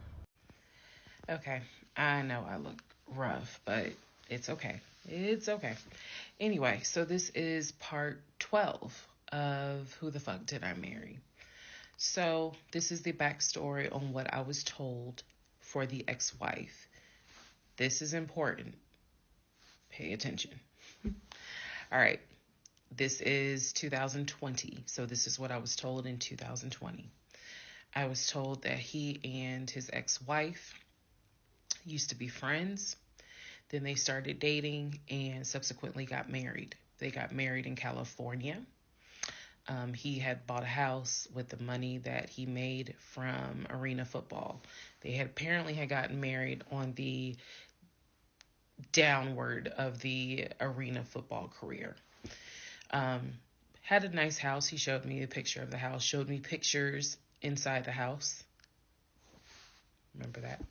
Showed me pictures inside the house. It was a really nice home in San Diego. And basically what happened was that he came home from work early one day and I have the hiccups, sorry. Came home early from work one day and his wife was sleeping with another man. The man was in the house. He and the man get into it. Her son, who is about 17 years old in 2020, she had 2 kids, a daughter and a son. The son apparently was on his way home from school when my ex-husband found his previous wife in bed with another man. So the story goes that he and the guy fought. He kicked the guy out. He kicked his ex-wife out, but told her the kids could stay.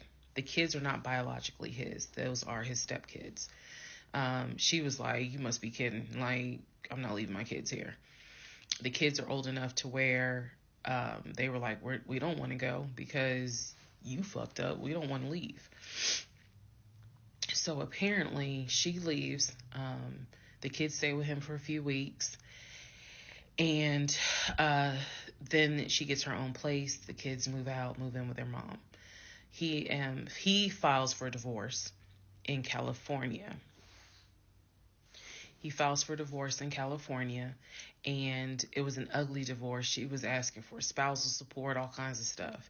And then it turned into, I'll help you with the kids, not child support, but just I will give you some money for the kids, because apparently he was very close to the kids and he wanted to keep a relationship with the kids. Their biological fathers, apparently there were 2 fathers, their biological fathers were not in the picture.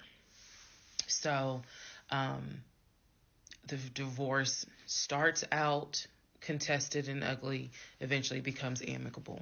Eventually they become cordial with each other.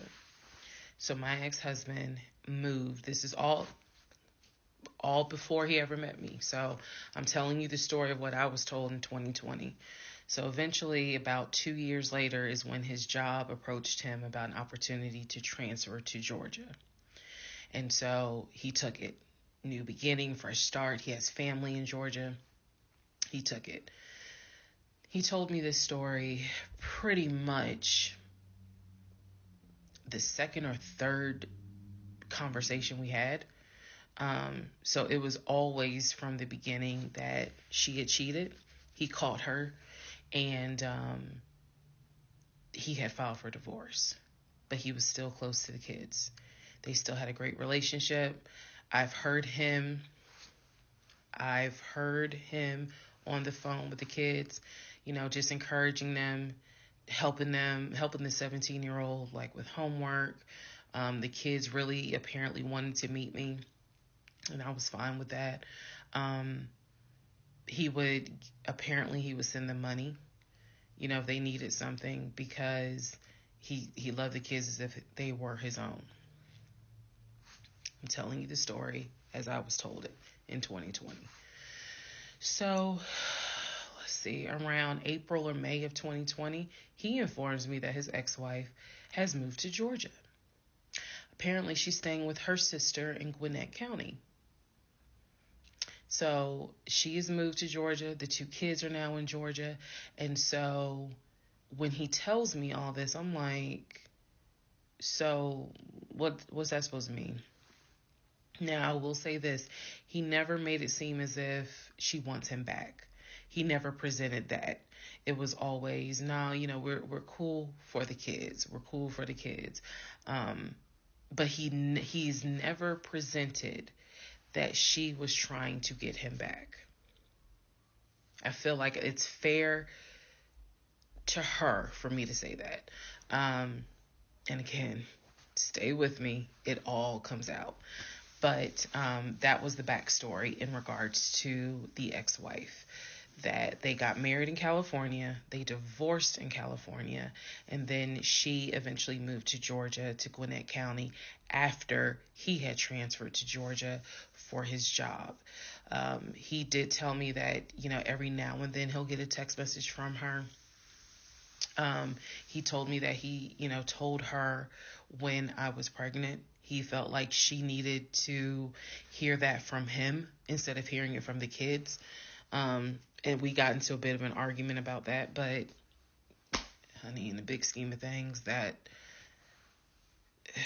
anyway. So we got into an argument about that. I felt like that's none of her business.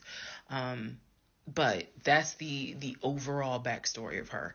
So remember, because there will be a quiz, but just remember, he met her in California, married her in California, divorced her in California. She moved to Georgia, to Gwinnett County, after he moved to Georgia. Are we clear? Okay. Part 13 of Who the Fuck Did I Marry? So I've kind of given you guys all the backstory. Let's just kind of recap real quick. So I told you how we met in March of 2020. Basically, Georgia got shut down. I keep saying shut down, got locked down. We decided to quarantine together. I know it was crazy. It was crazy. I really liked him and thought he liked me. So, I told you guys how we met. Things moved at a rapid pace. Met in March. Moved in together pretty much end of March, beginning of April. Found out I was pregnant in May. Lost the baby in June. Had to have surgery in July. Started looking for houses. Started looking at cars. All this stuff happened literally between March and in August is when I got my car. So, got a car in August. He paid the down payment for that car, which I was shocked by. And no, it was not a BMW or an Audi. It was a Nissan Altima, but I loved that car at the time. So he paid the down payment for that car. He told me he would help me with the car payment. The biggest mistake that I made, and I'll explain why I say this. The biggest mistake I made was that I signed myself up for a car note, where I knew I needed his help to pay the car note. I knew better. My mom has always taught me, do not ever put yourself in a position where you are financially dependent on a man. And all of that went out the window. And the reason why I say that was the biggest mistake is because when I have pulled back the layers of this whole monstrosity of life that I lived for 2020 and 2021, it really does boil down to the fact that I truly ended up marrying him more out of fear than anything else. And I'll expound upon that later. But I got the car in August, and by this point I was exhausted of looking at cars. I was mad that I didn't get a BMW X5 dark blue with cognac interior. And I was tired of looking at houses, getting my hopes up, looking at a house and picturing myself in the master bedroom, the kitchen, the island, all that stuff. I'm a visual person, and I was tired of getting my hopes up. So now we're going to segue into fall, going into the holidays.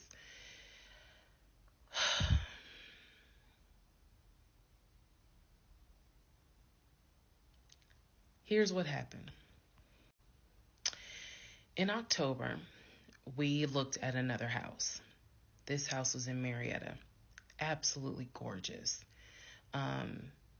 It was gorgeous. I want to say that the house was about $700,000. I really liked the house.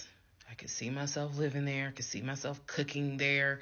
And so subsequently, my ex-husband put in an all-cash offer on that house. I watched him put an all-cash offer in on the house. Our real estate agent, Scott, called us about 24 hours later, and he said, the sellers love your offer. The offer was an all-cash, full asking price offer. $700,000. Let that sink in for a moment. He said the sellers love the offer. They are asking that you show proof of funds so that they can accept the offer. My ex-husband said, I will show proof of funds when they accept the offer. The seller said, great, we'll accept the offer when you show proof of funds. So basically we got into a standoff. And if you're a real estate agent or you work in real estate, I would love to know your thoughts on this. I had asked people in my personal life, like, have you ever heard of this before? And I've had plenty of people who said, I side with the ex-husband. I would not show my bank statements until they accepted the offer. And then I had other people who were like, I wouldn't accept an all-cash offer unless I verify that the person can pay. So I'm just curious what your thoughts are. Okay. So our real estate agent called us and was like, guys, the sellers are giving you 2 days to show proof of funds. I had the letter that he showed me from Chase. I sent that to Scott, but that was for a mortgage. The offer was for all cash. So he needed to show proof of funds that he had the cash to pay $700,000. He didn't show it.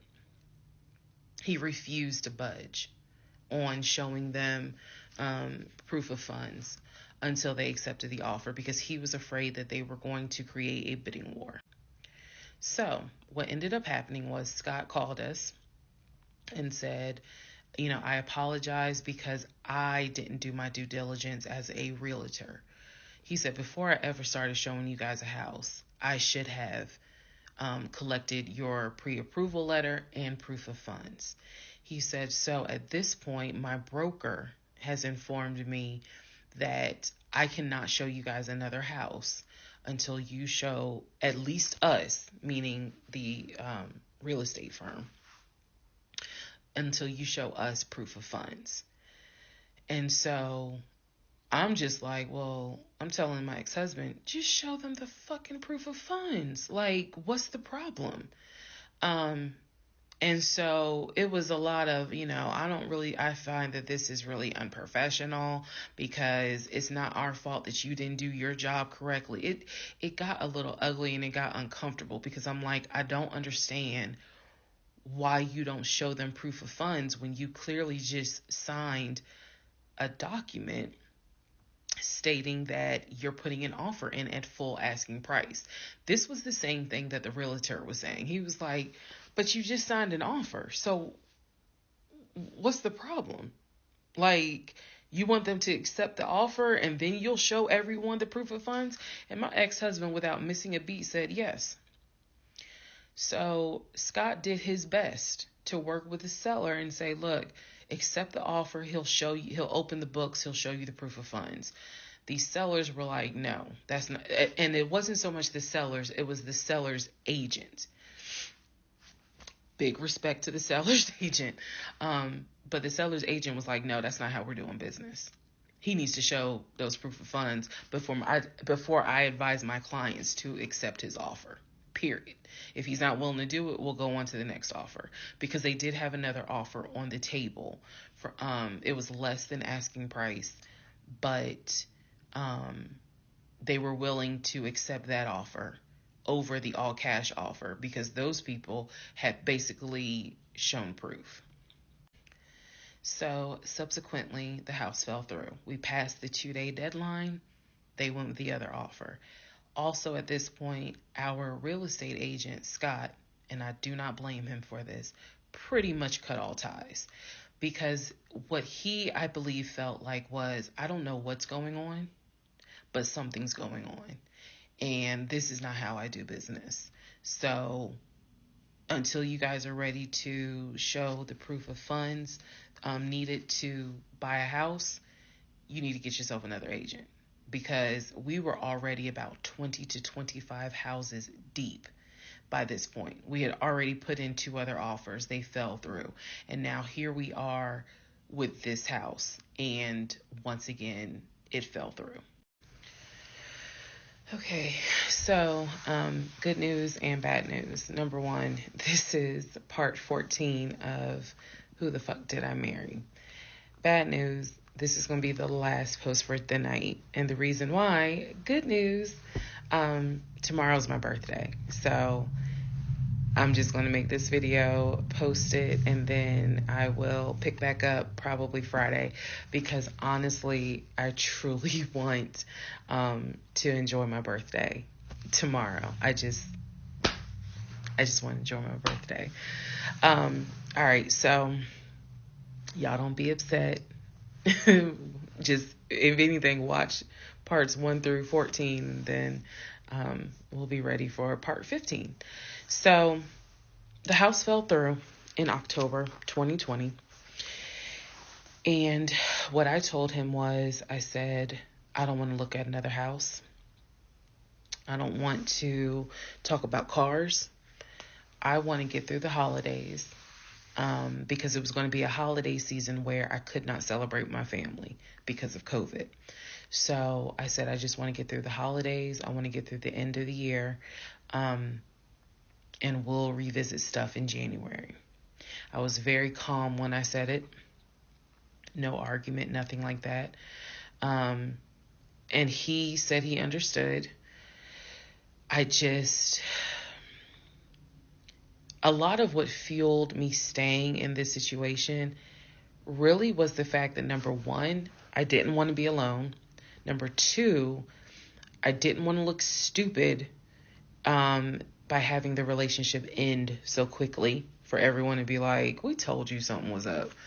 And number three, I was ready to get married.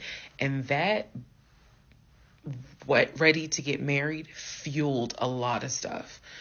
And again, I was still making my audio diaries.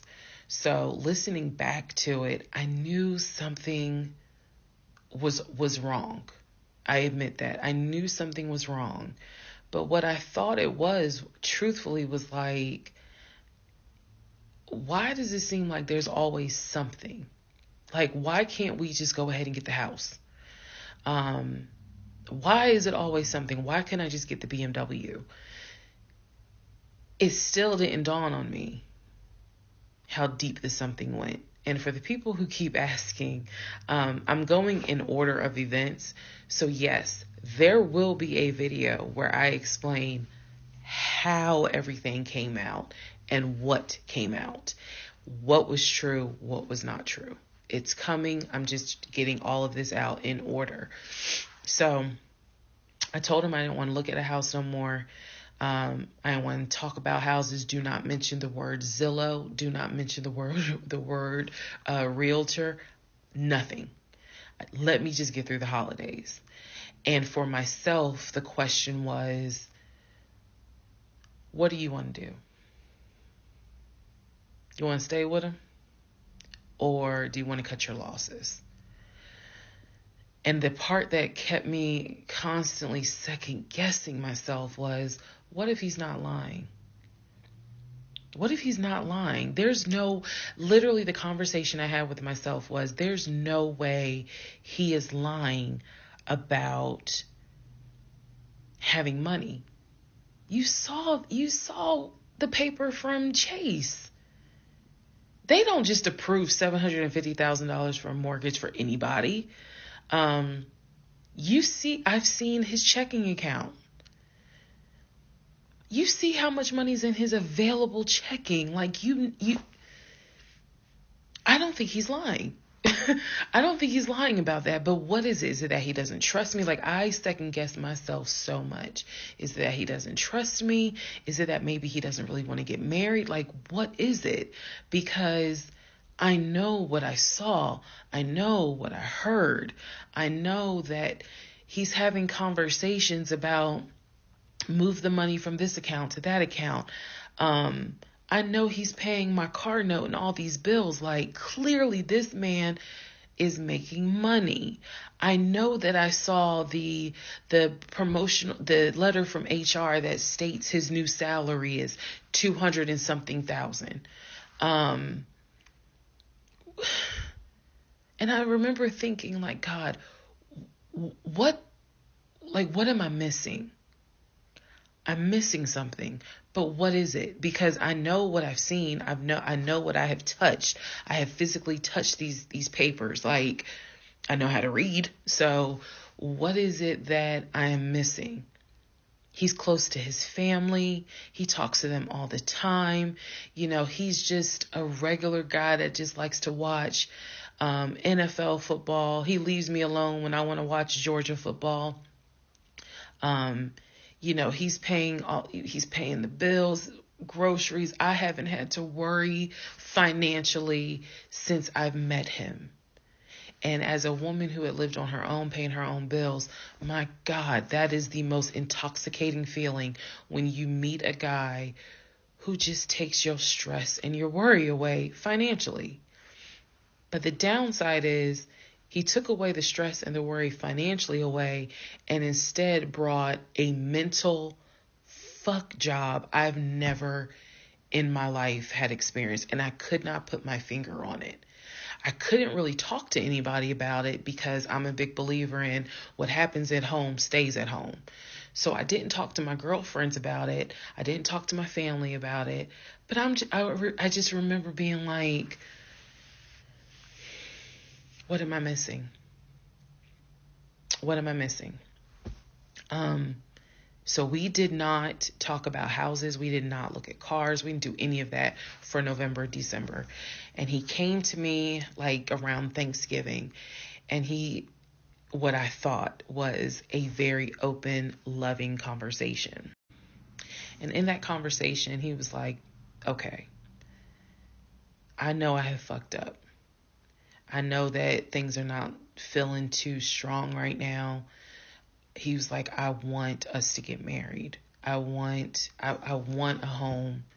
I will show you whatever you need to see to put you at ease. He was very contrite. He was very just like, what do I need to do to put your mind at ease so that you know I'm in this and that I want this and that I love you and I want you to be my wife. So I was like, show me your accounts.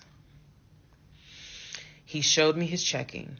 He showed me one of his savings. He showed me a Chase savings.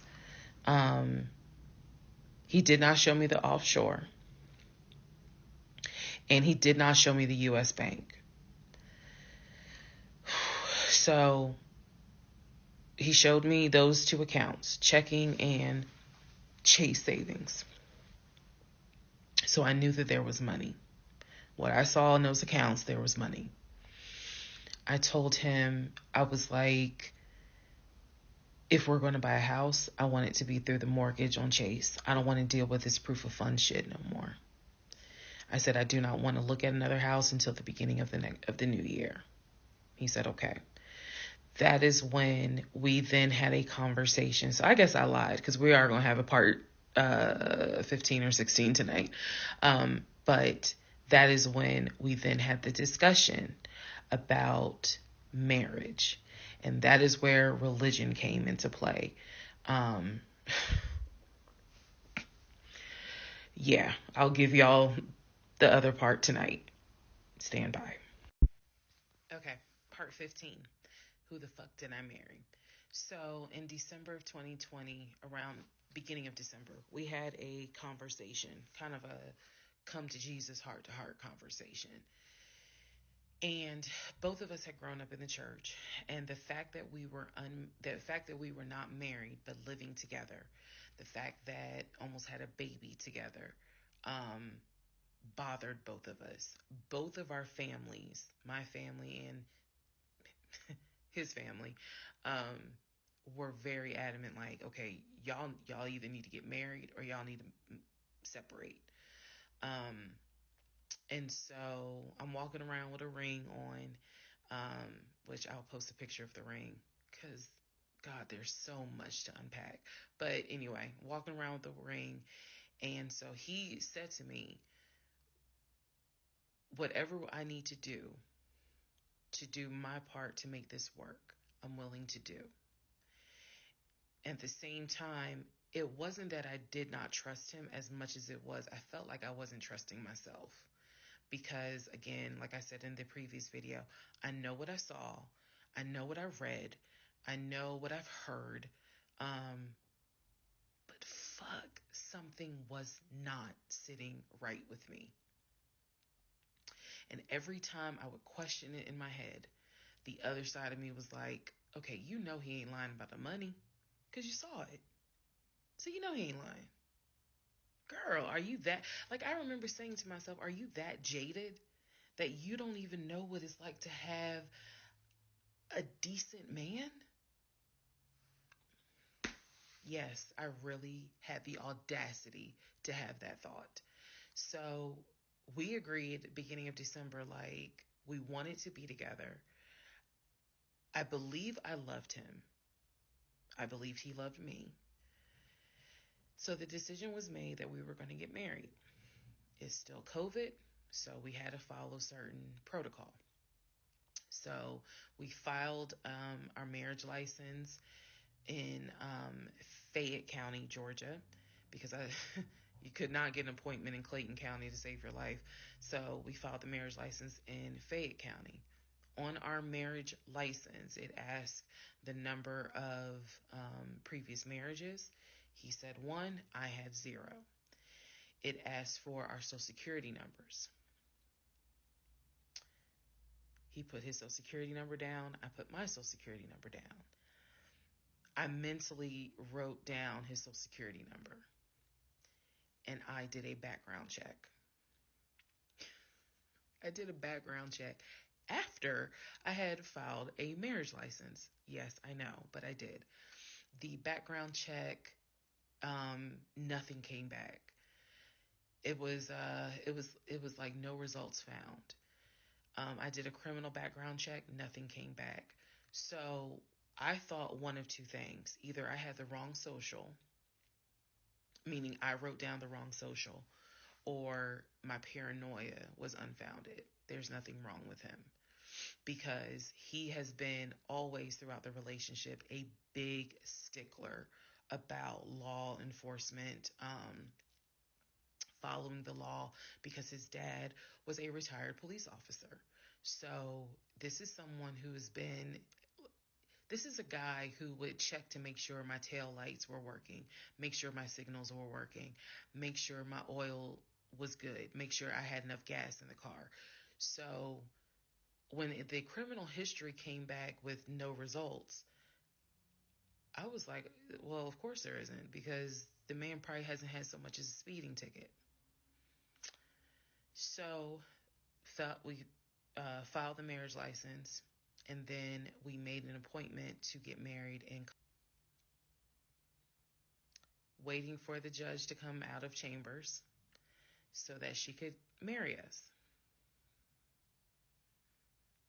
And the reason why I'm pausing is because, my God, if I could go back and see that young woman sitting in that lobby.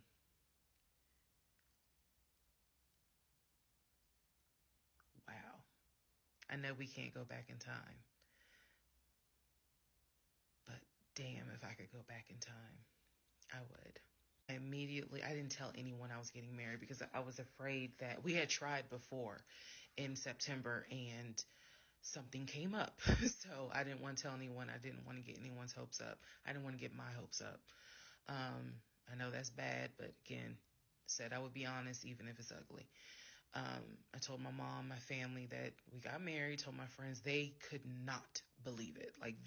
My mother was relieved, but she had no idea about what was going on.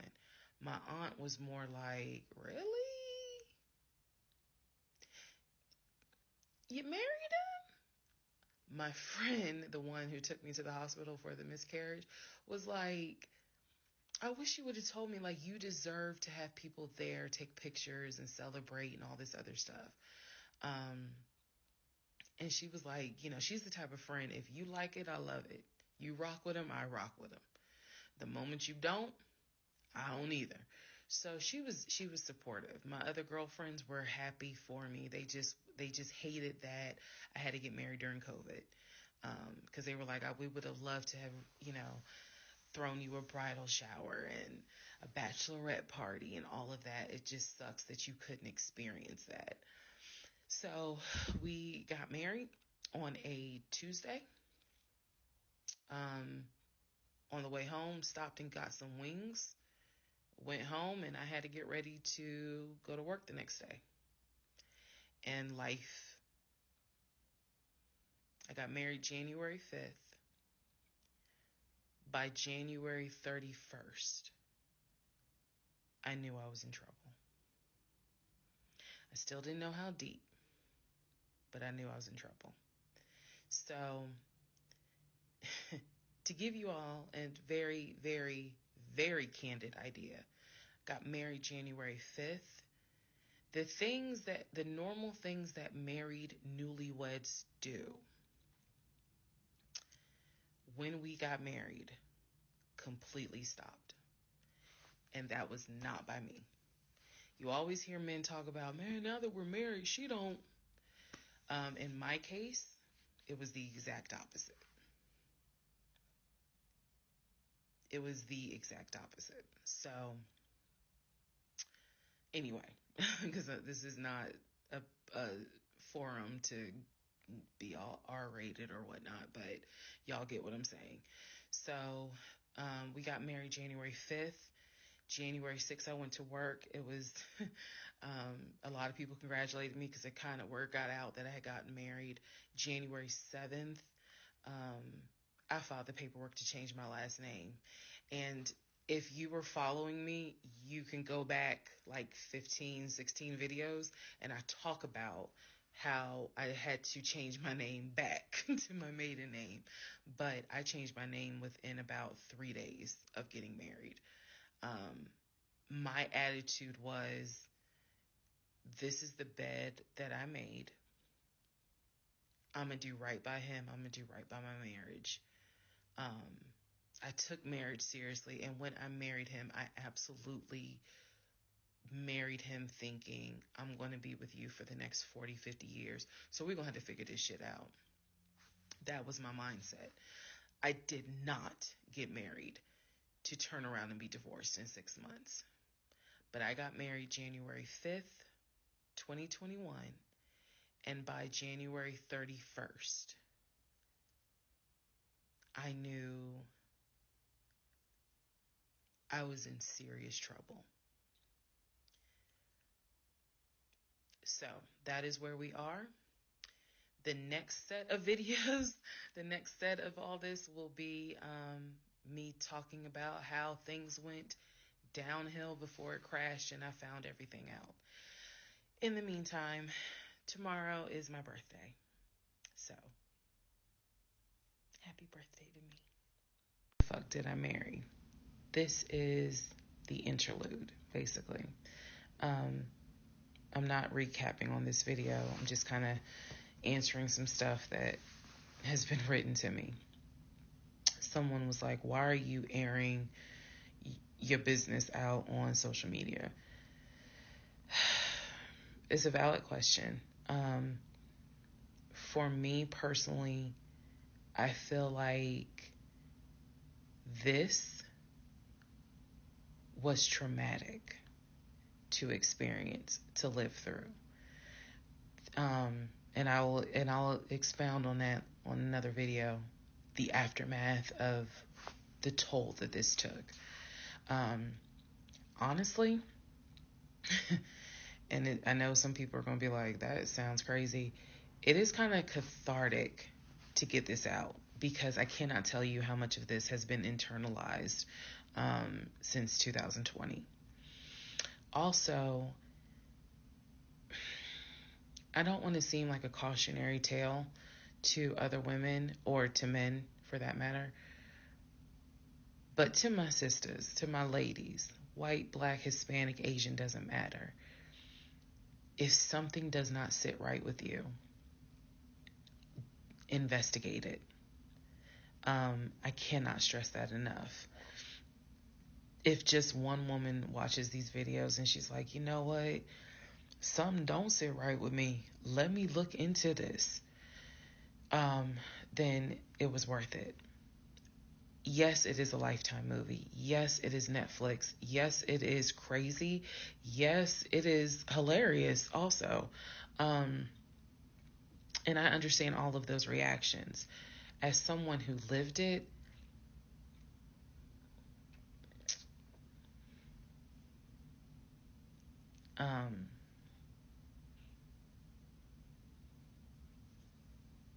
it was traumatic. But I feel like, God, it feels good to finally admit what the fuck I went through. And again, by the time this is uploaded, I'm only to January of 2021, right after getting married. So when I think back on it, there's things that I'm very, very grateful for. There are things that I'm just like, why did you not pay attention? Why did you not question? And the sad part is, I can't even begin to tell you. I don't remember the woman I was before I met that man. I don't remember. Because going through something like that, it changes you. And I've seen some women in the comments who were like, I was married to a habitual liar.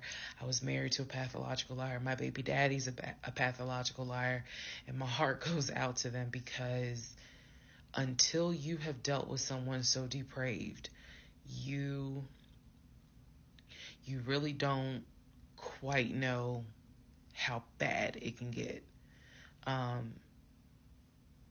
So I'm fully aware that this was a risk, putting this out on social media, telling my story, my truth, and really kind of being like, look, this is what I went through. I made dumb decisions. I overlooked things I should not have overlooked. I argued away things I should not have argued away. I can pinpoint exactly the moment I should have left. I still feel like God is sitting on the throne and he's like, I never planned for your monkey ass to marry him. I never even planned for you to go out and date with him. That's why I blew your tire. But you hard-headed and you went anyway. And then I tried to go ahead and show you signs. You ignored them. Like, I feel like God did everything to help me as his child be like, this is not who I created to be your helpmate. And I was like, God, you taking too long. I want to get married. You taking too long. I want to have a family. You taking too long. And these are the consequences that I am paying for basically telling God, you took too long. And I feel like God's grace is sufficient. It is. But at the same time, and I'm not perfect. I mean, not perfect at all. None of us are. But I do feel like when I sit back and I replay the events that happened, I truly cannot believe that was my story. Because all I wanted was to meet a guy, for him to be my best friend, for us to get married, have a family. I wanted someone I could make fun of his big old forehead and he make fun of my nappy head and all my wigs, and yet he was my ride or die. I wanted someone that I could be like, man, help me with these kids, and he helped me with the kids. We had a nice home. We were comfortable. That is what I wanted. And I've said this before, and I say it again. I truly hoped it was my turn. You see the women who are, so happy and, they're in these loving marriages and life just looks good. I really, really wanted it to be my turn. And so I excused away a lot of stuff that I hope the next woman who sees this does not excuse. Because I don't wish this on anybody. I don't wish this on anyone to feel the way I felt the moment I discovered the whole truth. So I just wanted to say that, because I think it's important to try to answer the why is she posting this? Honestly, I was tired of holding it in.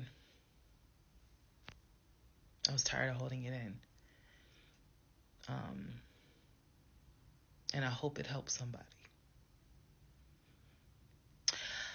Okay, let's all take a deep breath. Let's all get some sleep. If you don't have anything to do and you just want to wish me a happy birthday, wish me a happy birthday tomorrow, February 15th. Shout out to Team Aquarius. Good night, y'all. Part 17, who the fuck did I marry? So, for context and just to clarify some stuff, going forward, I'm going to now call my ex-husband, I'm going to use the name that I call him in real life. So that way it clears up the whole fiance, boyfriend, husband, ex-husband thing. So, his name is Legion. Anyone that knows me will tell you that is what I call him. So, Legion and I, when I left off at part 16, part 15, Legion and I got married January 5th of 2021. For the first 2 weeks, things were fine. We got into like a routine, basically. I would go to work, he would go to work. He was still leaving the house at around 6:15 every morning. He was still on the phone with his brother, the one that lived in Philly, every morning. That was their time to talk. From what I was told, the brother got off work. I guess he must have worked the third shift. And so he was getting off work as Legion was getting ready to go to work. So that was the perfect time for them to talk.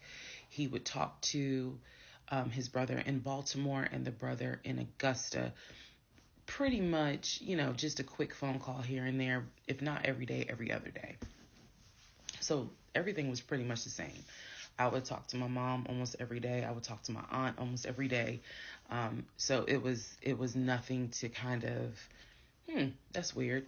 That's what the morning routine was. He would talk. So I worked at Georgia State Patrol.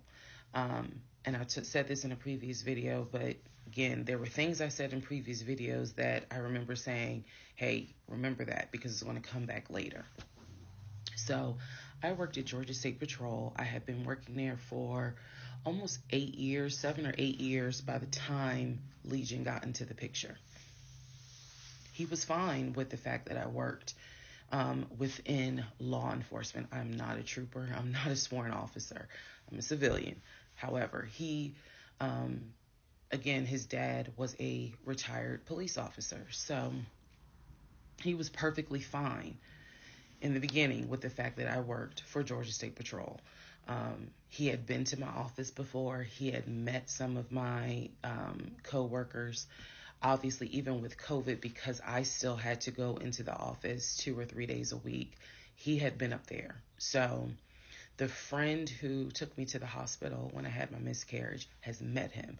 He and I have been to her home with her and her significant other before. So again, even in the world of COVID, when there were little times where you could get together with people, he has met people in my life. He has met my friend, or that particular friend, and he has met some of my coworkers.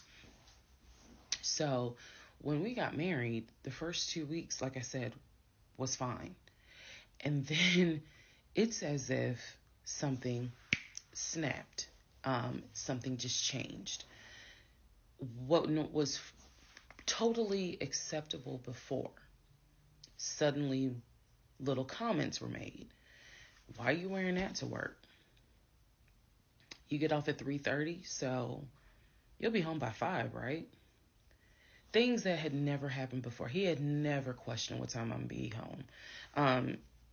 Really, he didn't need to question it because when I'm off work, I leave. So it was never a situation of, oh, I'm going to just sit around at work and just run my mouth because I have nothing to do. And then it turned into, he would call me every day from work. And I'm going to demonstrate how those phone calls went. But he would call me every day from work. And if he even so much as heard a male voice in the background, he would have little comments to me. Who was that? Are they in your office? Man, I never know who's around you, because it seemed like every time I call you, I have the hiccup, sorry. It seems like every time I call you, there's some man around. And I'm just like, at first I kind of shrugged it off. I laughed it off because it really truly was absurd to me. But then it became a bit more frequent. And so I really just didn't feed into it because I'm like, I don't know if this is some insecurity. I don't know if this is jealousy, because nothing has ever been done to make you feel any sort of insecure type of way. I've never entertained another guy, never flirted with another guy. Like, I don't know where this is coming from. So it is also important to note, we got married January 5th. Things started changing around 2 weeks later. And the reason why I know it's 2 weeks is because I had recorded an audio diary on January 21st is the date of the audio diary. And I talk about how maybe I had unrealistic expectations because it seemed as if things were changing with he and I. So 2 weeks pass. He starts making little comments. End of January comes. He informs me that he wants to start looking for a house again. I had no real desire to go through that process. So what he decides is that he's going to look for a house for us using his friend, the realtor, the one I did not meet. So he tells me that he and his friend have been talking and he's going to start looking at houses. And what he's going to do is basically, if he feels like it's a house I would like, then he wants to show it to me, because he feels like, I know that your attitude really isn't, you're in the mood to look for a house. So I'm going to start looking. And then if I think it's a great house, then, you can come see it. And I remember thinking, that's not going to work. You're not going to choose a house without me. And he was like, no, I'm not going to choose the house, but I just think that, me and old boy have been talking. And so he has some houses that he is representing. He wants to show me. So why don't you let me look at it? And if it's worth the time, then I'll bring you to look at it. So he already had some sort of plan in place after talking to his friend about how he's going to start looking at houses. This is the end of January 2021. So I kind of threw my hands in the air and was just like, whatever, because I'm not getting emotionally involved in looking at houses. And for me, that's kind of what it was.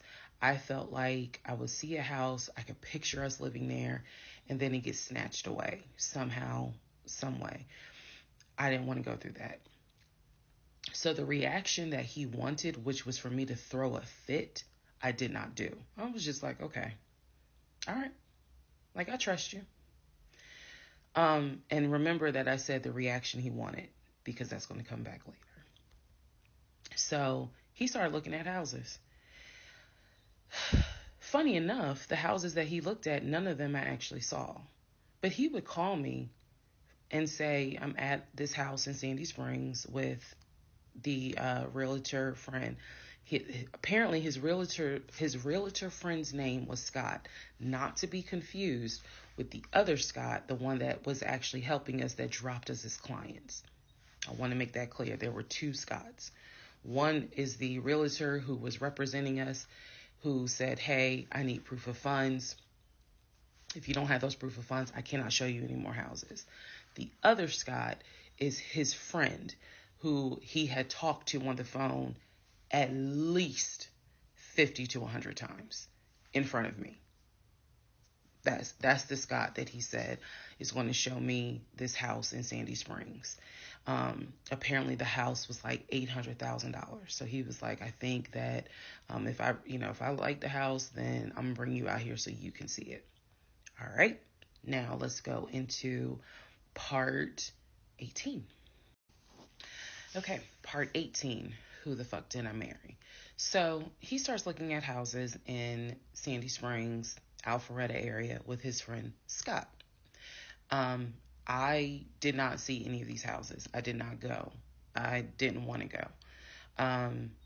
So what was starting to change is, remember I said before, he would leave the house every day at around 6:15. He would be home every day between 3:30 and 4 o'clock without fail. It was so, I shouldn't say it was annoying, but I could set my clock by the fact that I would hear that garage door open between 3:30 and 4 o'clock every day that he went to work. Even during lockdown, he still had to go to work. His job was only locked down for maybe a week. For me, I was allowed to work from home, but unfortunately, I did not handle it well. And so I would fall asleep and not check email. So my boss was like, yeah, you're going to have to come back to the office because you're not trustworthy. And I wasn't. I mean, I would watch Netflix and not even be on my computer. So I had to start going back to work every day, 5 days a week.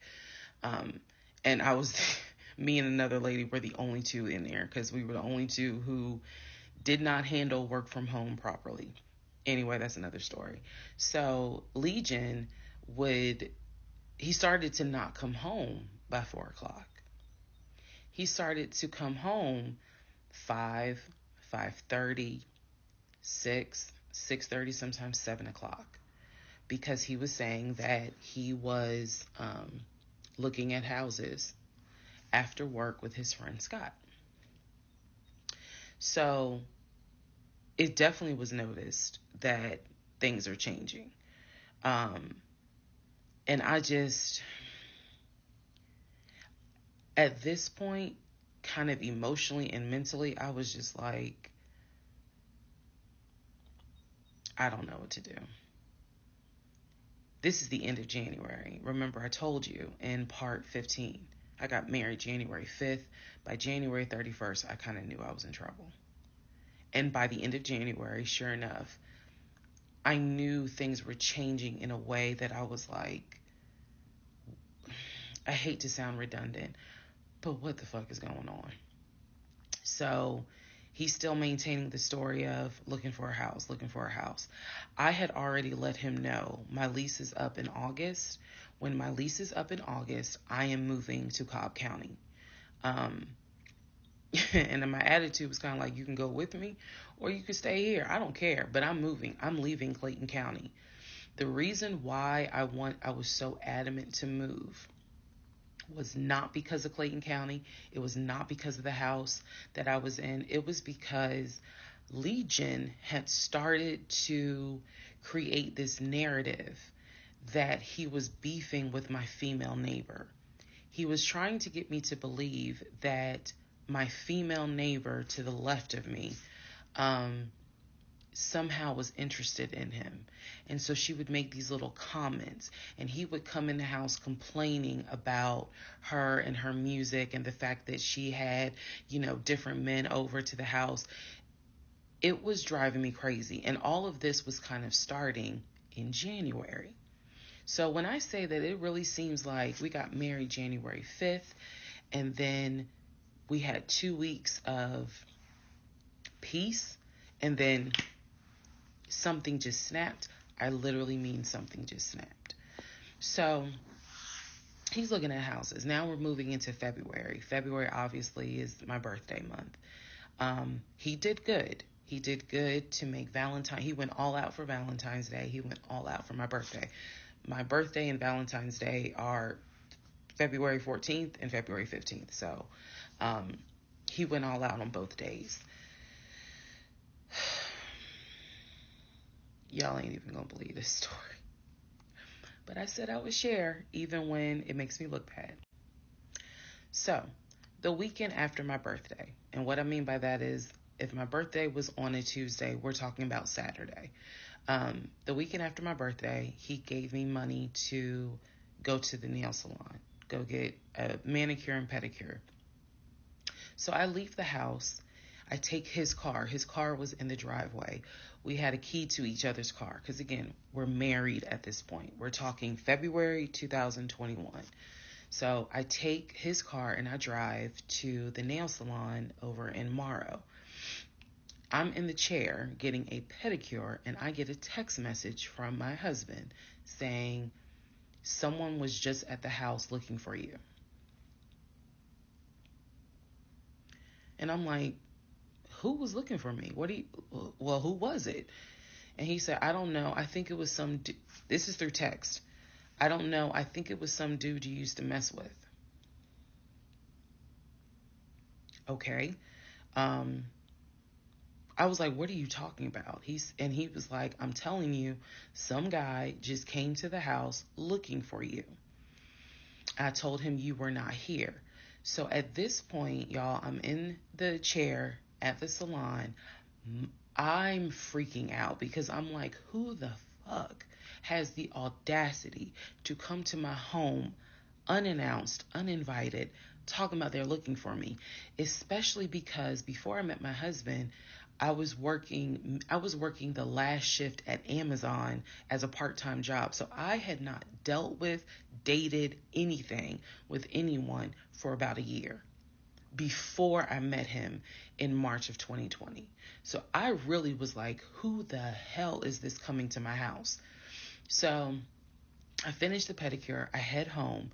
Once I get home, I'm like, what are you talking about? What happened? And so I'm frazzled in a way. And he's calm. He was like, yeah, it was a black Dodge Charger. They pulled into the driveway. They backed in. They backed in as if they had been here before. So clearly this was someone who's been to your house. He got out the car. He said, I opened the door and I went out there and I said, is there something I can help you with? And he said, the guy said, I'm looking for, and gave him my name. And he said, I'm sorry, she's not here. And he said, he was like, oh, okay. All right then. And just got in a car and drove off. And I was like, my brain stopped working because I'm thinking, who the heck could this be? A Dodge Charger? I was like, are you sure that it wasn't law enforcement? Like, was it the sheriff's office trying to serve me with a lawsuit for a credit card I didn't pay? He was like, no, he was in regular clothes. He was like, and it was not a police car. It was on a marked unit, basically. And so I'm just like, who the heck could this be? And he was like, I know who it was. And I said, who? He was like, I think it was your ex. I said, what ex? He was like, the one that you had dated for 2 years. Remember back in like part 3, part 4, I told y'all, he told me about his ex. I told him about mine. I thought we were being honest with each other. So now, fast forward to February 2021, and he's telling me, yeah, I think it was the ex that you had been dealing with for those 2 years before you met me. I said, so you think that he showed up to the house uninvited after 2 years?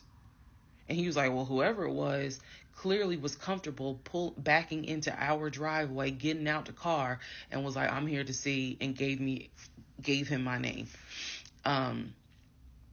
And so he was like, she's not here. Is there something I can help you with? And the guy was like, nah, it's cool. And then just got in the car and drove off. So, again, brain is like, who could this be? So then Legion says to me, you know what? The way that you reacting to this is real suspect. And I'm like, what are you talking about? He was like, you over here freaking out. I told you I took care of it. I told you it was fine. And you over here freaking out, which makes me wonder, what have you been up to? Now, let's go to part 19. Okay, part 18. Who the fuck did I marry? So he says to me, the way you're acting is real suspect because I told you it was fine. I took care of it. He was like, I ain't even worried about it. He was like, obviously, that nigga didn't know that you now married, that you've moved on. And so now he knows it. But for me, it was the fact that I don't do pop-ups. Don't come to my house unannounced. So if someone has done that, for me, it automatically feels like a violation and it feels like it needs to be addressed. So it was not as simple as, I already took care of it, it's fine, let it go. Nah, we ain't letting nothing go because you don't have my permission to show up to my house. And before this turns into something where I'm going to be on Fox 5 News, I need to address that with you because that is not okay. So he didn't like the reaction I had to the story he told me where someone basically disrespected my home. And he felt like my reaction was really suspect. So what I'm gonna get into the little details that he did not know about. So he tells me again, it was a black Dodge Charger. They backed into the driveway. A gentleman got out of the car and he asked for me by name, and Legion said she's not here. So I asked him, what does the guy look like? And he said, he was like, why does it matter? I said, what the fuck does he look like? So Legion proceeds to give me the most generic description you can give. He was like, well, he was shorter than me. Ex-husband is about 6'3", 6'4". He was shorter than me. He was brown skinned. I said, did he have a hat on his head? Mind you, I understand that before marriage, I was a damn fool. I understand that. But every woman has that moment where you only gonna fool her but for so long. And eventually puzzles start coming together. For me, I felt like moving into marriage, certain things started coming together. So I said to him, did he have a hat on his head? He was like, nah, he ain't wear a hat. So In my mind, I am mentally going down a list of every possible man it could be. And it was only like 4 men. I had been in that house about 3 or 4 years at this point. So I knew all of the people, and I'm talking about from maintenance down to ex-boyfriends. It was a total of like 4 men. So when he said that it was a black Charger, I immediately was like, okay, I know that crosses out one. He said he was shorter than him. All of them were shorter than him. I said, did he have a hat on his head? He said, no, that crossed out one, because one in particular was a maintenance guy who always wore a hat on his head because he had like a bruise or something, and he was just self-conscious about it. So he always wore a hat. That leaves two. So I said, was he muscular or was he skinny? So Legion's getting all frustrated. I said, just answer the question. He was like, well, he was kind of in between. And I said, okay. He was in between. I said, so was he light skin or was he dark skin? He was like, I told you he was brown skin. I said, was he my complexion? He said, no, he was brown skin. That eliminates one. So now there's one left. And yes, the one left would have been the ex that I had dated for 2 years. And so he was like, I know it was your ex. I know it was your ex. And I was like, that don't make no sense, because the ex that in my mind, I'm saying this, the ex that I had dated, he and I had no contact with each other. And he was not the type to just pop up at your house. That ain't his style. Not to mention, and I ain't tell Legion this, that man would not be caught dead driving a Dodge Charger. He hated Chargers because he drove it as a patrol car. So I didn't say anything. I just was like, that's weird. So what Legion didn't know is that at the time I had a security system. So I had a security system where anytime the front door, the garage door, or the back door was open, basically any entry point, anytime it was open or closed, it would send me a text message notification.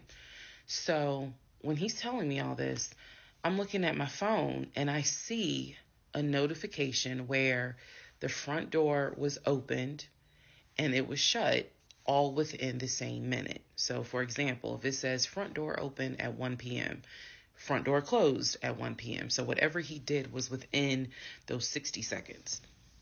He's telling me the story of the guy got out the car. He opened the door. He went out there, can I help you? And the guy said, I'm looking for, and Legion said, no, she's not here. And so he said the guy kind of was like, okay. And he was like, all right, thank you. And got in the car and drove off.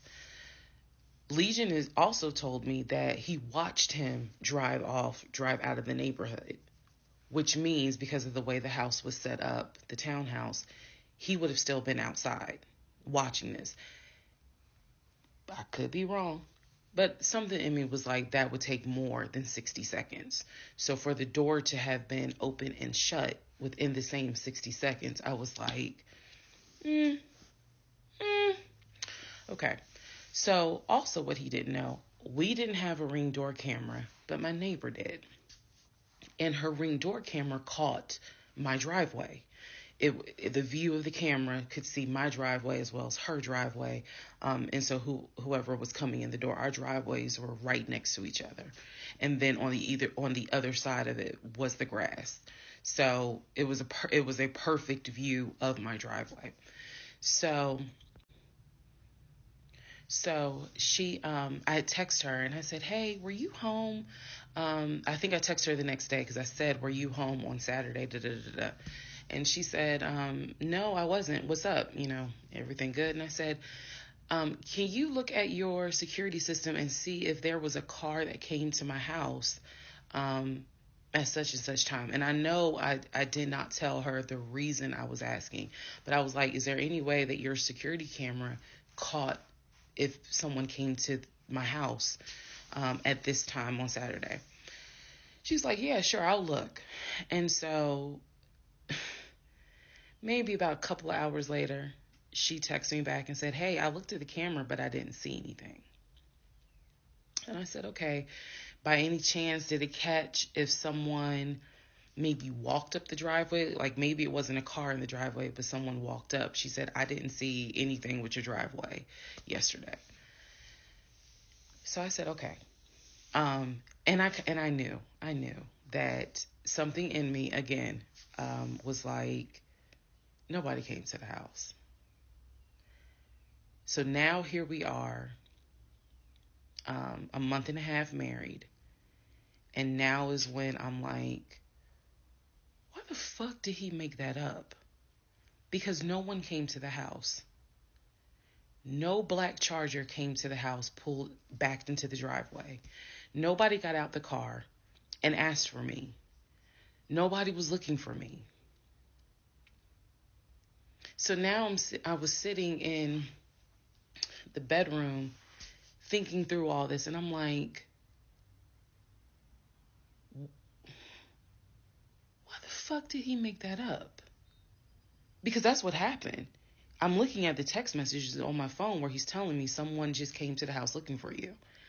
But no one came. So what was the purpose of that?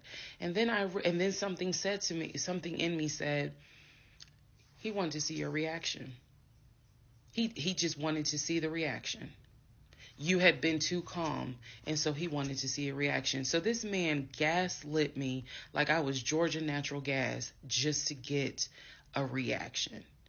Welcome, ladies and gentlemen, to part 20 of Who the Fuck Did I Marry? All right, part 20 of Who the Fuck Did I Marry? So after the black Dodge Charger incident, things were quiet. Legion was fine. Legion slept just fine. Me, that shit played over in my head for days and days and days. On one hand, I was like, I know nobody came. My head knew nobody came to the house. My heart was like, but maybe he didn't make it up. So the head and the heart were absolutely playing a tug of war because, again, I really couldn't fathom that he was making it up. But nevertheless, I filed it in the back of my mind in my little filing cabinet, my mental filing cabinet. So a few weeks later, we go out to eat at this restaurant in Atlanta. It's a burger place, and I'm going to do my best by the time I post this to put the name of the burger place on the screen. So we go to the burger place, eat dinner. Everything was fine. As we are leaving, he says to me, did I ever show you where my grandmother is buried? This is the grandmother that passed away from COVID in 2020. And I said, no. I was like, we haven't been over here. And so he was like, let me show you. So he drives us to the cemetery, which is not far from the restaurant. He drives us to the cemetery, goes around and around, and then it comes to like a little hill in the cemetery. And he was like, you see the headstone. The headstone had like the family name on it. And it did not have, for example, John David Doe. It just had Doe. Okay, so there were no dates on it. So it reminded me of just a headstone where it was probably multiple family members buried underneath it. That's what it reminded me of. And so he was like, my grandfather and my grandmother are buried there. I do recall him telling me when the grandmother died in 2020 that she wanted to be buried next to his grandfather. And so we're sitting in the car because we can see the headstone like on top of the hill from the car. And he tells me that is where his grandmother and grandfather are buried. That the family was able to get her, her wishes were to be buried next to the grandfather. Okay. So as we are leaving, we take a different route home. So we get on the highway. If you're from Atlanta, you'll know what I'm talking about. We get on I-75 North. And we're kind of we're just driving around, to be honest with you. But we're taking the scenic route. We get on I-75 North because the reason why I remember is because when you're on I-75 North going towards Atlantic Station, On the right-hand side, you will see the Varsity. You'll see all these tall skyscraper buildings. One of the buildings has the letters NCR on the building. As we're coming up towards the building, he says to me, "Do you see the NCR building?" I said, "Yeah." He said, "The building behind it, my job bought that building. That's where we're going to have, we're setting up operations." And I was like, why the hell would y'all buy a condiment company in downtown Atlanta? He was like, "No, we're not doing production there. It's just going to be offices, and that's where we're going to handle like the business portion. The production is still being done in Gwinnett County out in Duluth." And so I was like, "Oh, okay." He was like, "That's where I keep the company car." So I was like, "The company car?"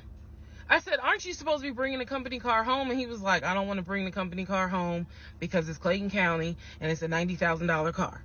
And I don't want no problems." So he's telling me that he keeps the company car at the building downtown Atlanta that's behind the NCR building.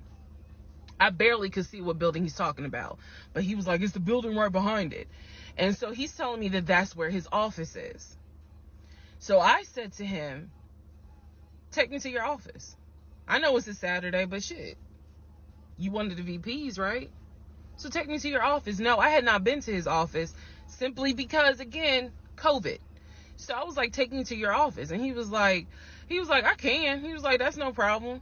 So do I have the other phone? I do. So y'all are in luck. So I can maybe reenact how this goes. So he gets off the exit and starts driving towards the NCR building. While he's driving towards the NCR building, he always has kept his phone in his left pocket. This is my left hand. So he pulls his phone out and he starts calling. He tells me he's calling Willie. Willie is supposed to be the head of security. So he's saying, "Let me call Willie real quick to make sure that the building's open." So he proceeds. This is another phone, but he proceeds to go ahead and call Willie. We're still driving, by the way. We're still driving. I'm on the phone, scrolling through Facebook, trying to figure out some random shit. But he's driving with the phone up to it. So driving with the phone. Next thing I hear, "Hey Willie, it's Legion. Hey, how's it going?" "I'm good." "Hey, is the building open?" "No, I just want to take my wife up there so she can see it and see my office." "Are you up there right now?" "You're not?" "Okay, is Mr. Justin working?" "Okay. So is there anybody up there that can physically open the building? Because I don't think my badge is going to get me at least in the front door because of it's on the weekend lock." "Okay. Okay. All right, let me know." "All right. Thank you, Willie. Bye." Y'all see how I did that? He's having this whole conversation while I'm sitting in the passenger seat. So then he gets off the phone and he says to me, "Willie is not working and Justin apparently called out sick. So the building is locked and my badge won't get us in the front door." He was like, "Willie's going to see if there's someone else that can open the front door so we can actually get in." He's like, "My badge will get us on the floor, but it will not get us in the front door." No one ever called.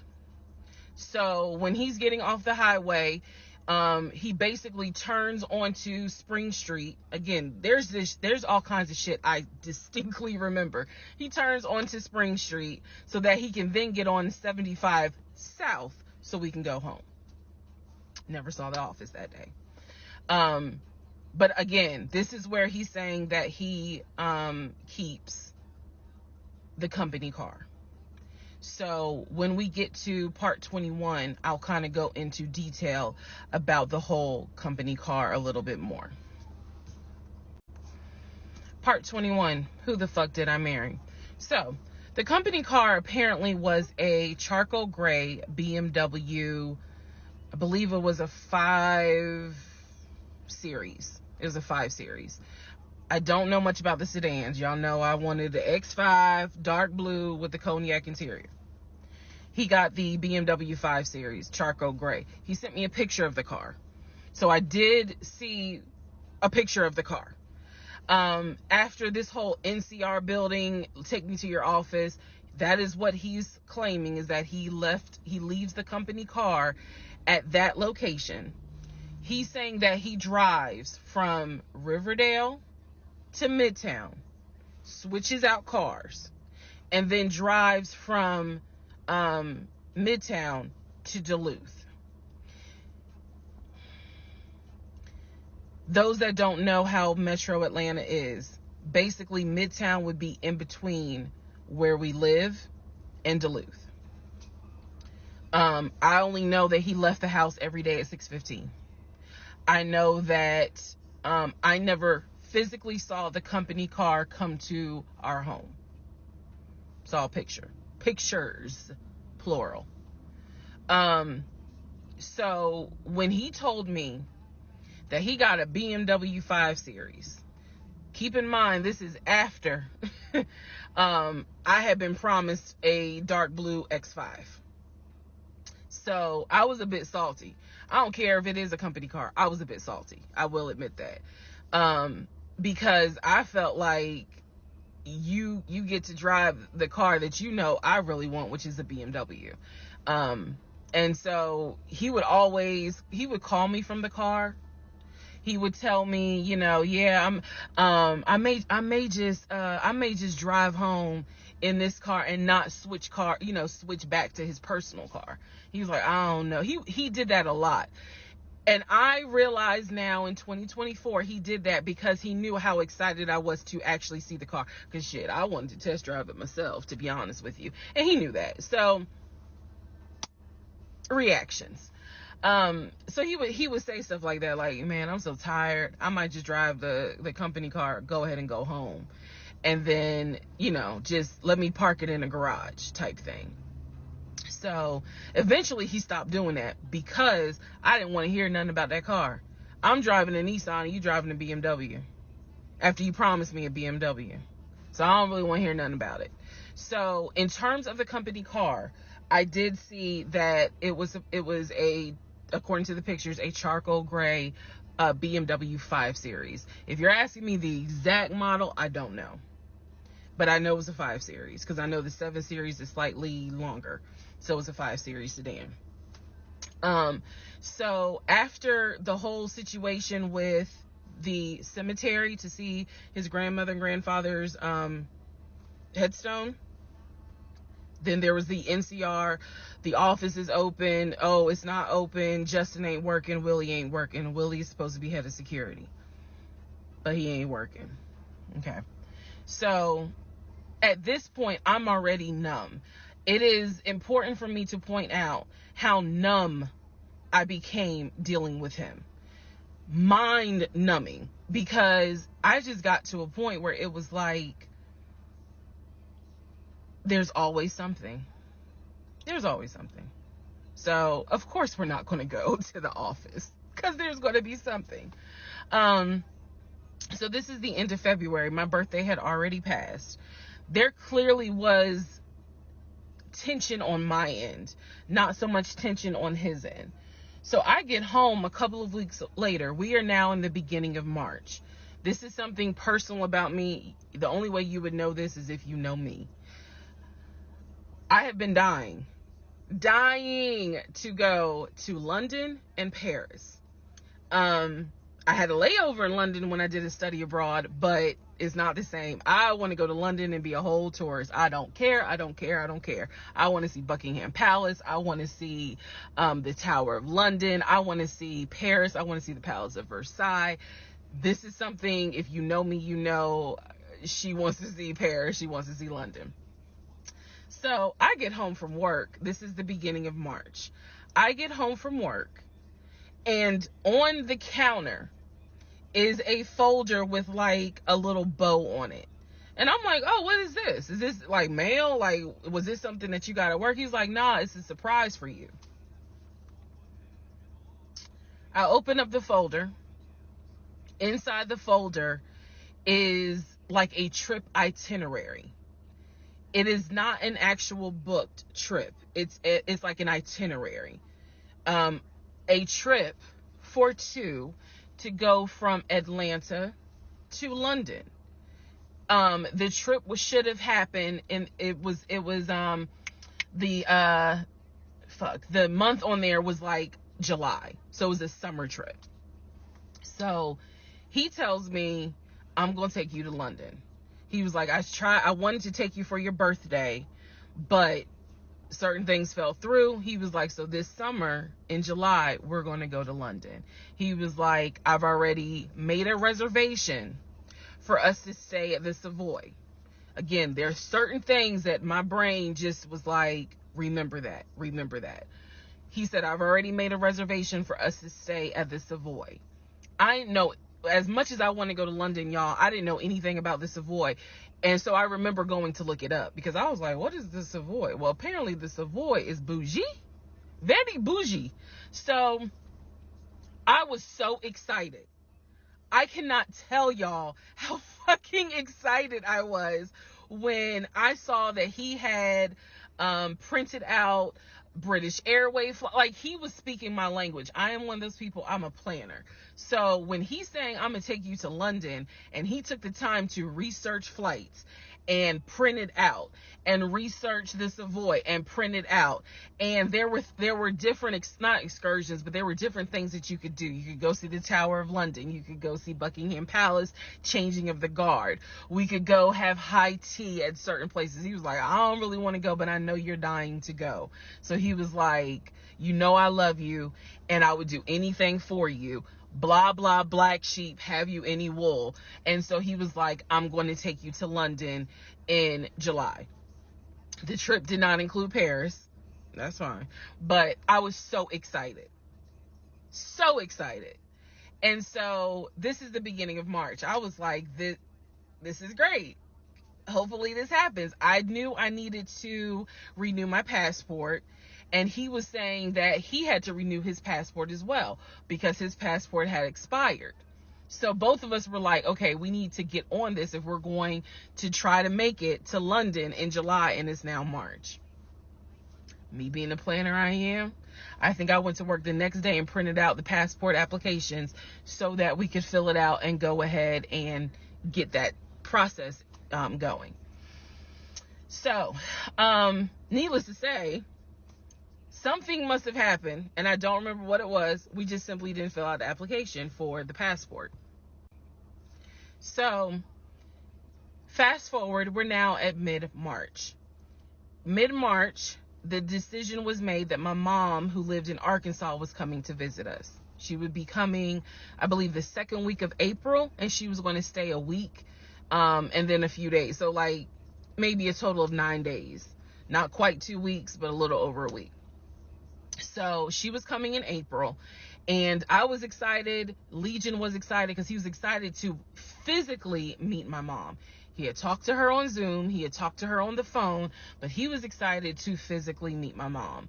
And my mom was excited to physically meet her son-in-law. So this is mid-March. I'm going to go into part 22 where I explain what happened with Facebook Messenger. Part 22, who the fuck did I marry? So now we are in March. This is right after he had surprised me with the announcement of we're going to go to London for a trip in July. Because we definitely didn't do a honeymoon. We definitely didn't do any sort of trips together. So the idea was we're going to do a trip in July together. One thing about Legion was that he was the guy who was like, I have nothing to hide. I don't lie. I don't like liars. If we're in a relationship, then everything should be out in the open. So I've always had his cell phone passcode. Never felt the need to look through his cell phone. And funny enough, I can tell y'all right now, disclaimer, I will never go through a cell phone again. You cheating piece. So anyway, so one day, this is mid-March, going like around March 20th. So we're heading in towards the end of the month. He was in the shower. Keep in mind, my mom is coming for a visit in April. So he was in the shower and he received a text message on his phone from a woman. The text message, because it was a preview, so the text message was something where if you didn't know the context of the text thread, you could either go left or you could go right with it. So me being just curious, I opened up the phone, put the passcode in, read the text, then read the thread. Come to find out, it was a text from his aunt. His aunt and his ex share the same name. That's why I say it could go left or it could go right. Text was from the aunt. So I looked at the text, went through the thread, nothing in there. So I went ahead, X'd out of the messages. I see that he has Facebook Messenger downloaded, and obviously it shows you the number of unread messages in the icon. So it showed that he had like 5 unread messages. So I clicked on it, just being nosy. And what do my wondering astigmatism eyes see? So in his Facebook Messenger is about 7 women. I can see their profile picture and I see their names. Some of them had a preview. The ones that he had not read, I could see the preview of the message. One in particular said, "When are you gonna come get this?" Y'all know what I'm talking about. So I clicked on that one first. And I'm reading through the thread. And so she's saying, "When are you going to come get this?" But earlier in the thread, or further back in the thread, he had asked her, "When are you going to give me?" And she said, "When lockdown is over." So from what I could piece together, he had not yet physically gotten with her. But had there been no COVID, oh, he would have smashed all day, every day. The other messages were innuendos, meaning the other messages from the other women were innuendos. They were not as graphic as the one between him and her. So I'm reading these messages, and what is interesting is that the person I am married to is not the person in these messages. Like, this man was on some nasty shit. And I say nasty not in a judgmental way, but in a, with me, he seemed to act as if I was damn near virginal white. And I clearly see evidence that you into some shit that with me, you acting like, nah, I ain't really into that. So, I confronted him. I absolutely confronted him and was like, "What the fuck is this? If 2 + 2 is 4 and 5 + 5 is 10, what the fuck is this?" And so he did not, "Oh, that ain't what happened, blah, blah, blah." Instead, what he hit me with is, "Man, I was just playing around. Like, ain't nothing happened. I shouldn't have said all that, but I was just flirting. It ain't mean nothing. I don't even know that girl. I was just flirting." And so I'm like, "Is this what you into?" And so he was like, "No, it's not what I'm into. It was just stupid. It was stupid because I shouldn't have done it." So I'm going to be honest with y'all, because I've been honest all this time. What pissed me off the most was that here I am as a woman behaving, trying to do the right thing by him and this marriage. And you mean to tell me you out here offering your ding-a-ling to random chicks that you don't even know?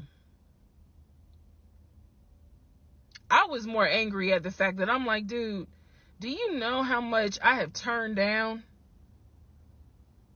in order to be faithful to your dumb ass? And I'm seeing that you basically are out here acting like you got Skittles taste the rainbow. I was hurt. I was angry. I thought about getting my lick back. I'm just being honest, I did.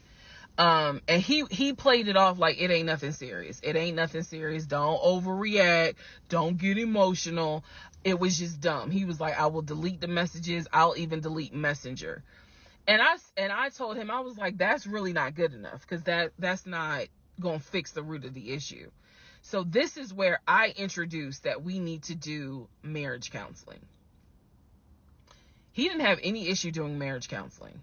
We did not do premarital counseling, but he was like, that's fine. He was like, I don't have no problem doing marriage counseling because if anything, it can help us. So I thought that, okay, he may not have physically cheated from what I could see on the messenger. He may not have physically cheated, but he damn sure got caught, doing a little something, because they had exchanged pictures. So y'all know what pictures he sent. And I was disappointed because I don't like men that send those type of pictures. But anyway, that's another issue. So we agreed that we would start marriage counseling. We also agreed that we would put on a united front when my mom got there. In other words, we were not going to argue. We, let's just act like everything is fine. But at that point, when my mother arrived in April, I could not stand him. I did not want to be, but we couldn't, he moved back into our bedroom because he had moved into the guest bedroom when I saw the messages. Like 3 days before she came, he moved back into the bedroom because obviously she needed to sleep somewhere. So, I really could not stand him. And it was because I was busy second guessing myself, like, damn, what's wrong with me? Like, if that's what you into and I'm supposed to be your wife, like, let's have conversations. Like, shit, I went to FAMU. I understand some stuff, buddy. So it just was one of those things where it made me second guess, like, what's wrong with me? What did I do wrong? What is it that she got that I don't? Because you all out here willy-nilly, messaging her all hours of the night, because the thread went back quite a few weeks. I saw it in March. There were messages from December, November. So again, I'm just second guessing all kinds of stuff, self-esteem taking a hit. So no, I did not want to be around him. I did not want, I didn't like him, period. I did not like him. I left and I would just go for a drive because driving clears my mind. I called my aunt, told her what happened. I don't recommend that. I don't recommend calling family to tell them what's going on in your marriage. But I called my aunt, and my aunt lovingly was like, what do you want me to say? You married him. He ain't your boyfriend. Y'all can't just break up. That's the hard part about marriage, is like, I mean, yeah, I guess you could leave him, but at the same time, you married him. So, honey, you gonna have to go back home. And y'all are gonna have to figure this out. She was like, I can't give you advice on what you should do. I'm sorry that this happened, but you married him. So even though it was just one drive, I went back home, and that's when the discussion was, we need to do marriage counseling. Part 23, who the fuck did I marry? So we agreed to do marriage counseling. I had found a pastor and his wife who agreed to do our counseling, basically. Our counseling was going to be on Zoom, and it was going to be every other week, every other Tuesday. Initially, Legion was participating in it. His body language seemed to be that he was open and receptive to the marriage counseling. Now, the pastor and his wife were deeply concerned at the fact that we had only been married 3 months, and we were already dealing with some form of infidelity. We were in marriage counseling, and as the pastor would put it, there seems to not be any sort of intimacy. They were concerned. Rightfully so. I think any person would be if they knew what was going on within those 3 months. So the pastor and his wife, it is fair to note, we started counseling with them in the spring. We continued counseling with them up until a week before I found out what I found out, and he got kicked out. So one of the first things that the pastor kind of talked to us about was, what was the deal with the Facebook Messenger stuff? And Legion was like, it was stupid. I shouldn't have done it. It really was just attention, and I got carried away. He felt like he was not going to, he kept saying, I'm not going to keep apologizing. I'm not going to keep getting persecuted. After I told you, I'm sorry, I told you I wouldn't do it again, and I want us to move forward. You're either going to forgive me or you're not. The pastor and his wife were like, wow, the audacity is real on this one. So, needless to say, we started moving slowly forward.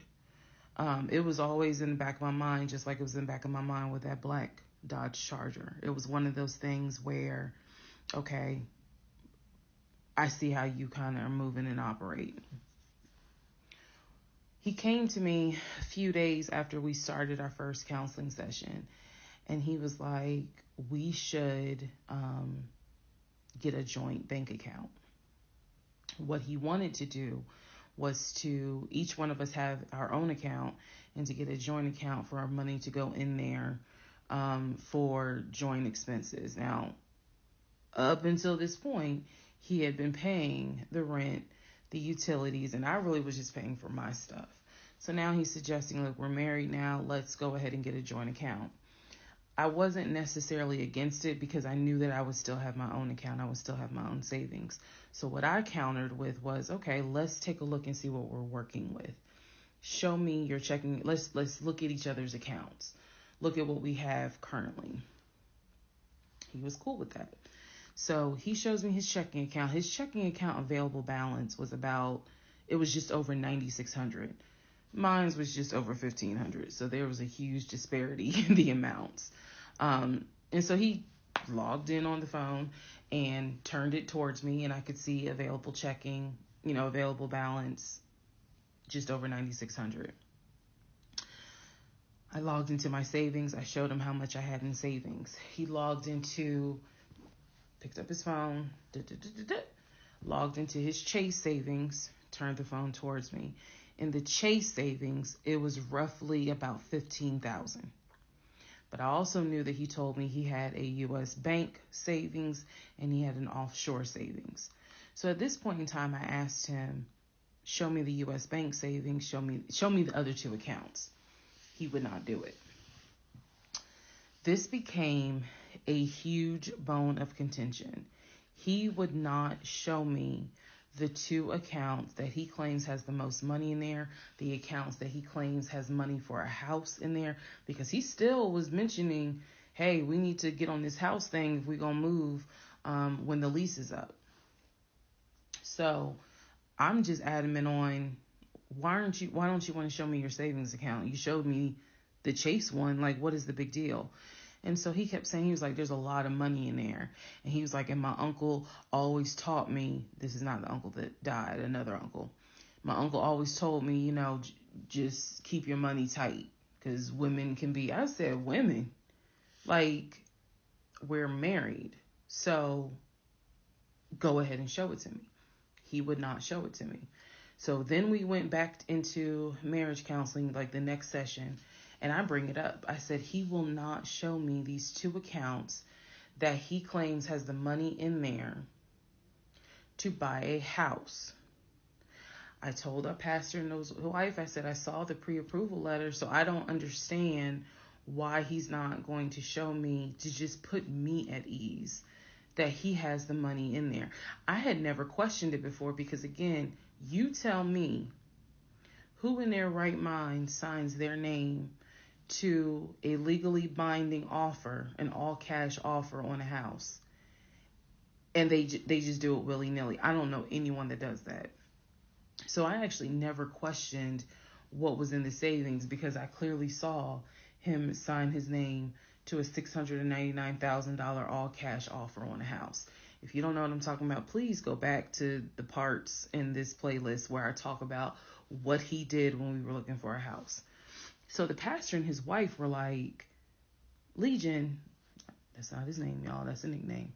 Legion, why would you not show your wife your savings account? Like, what's going on here?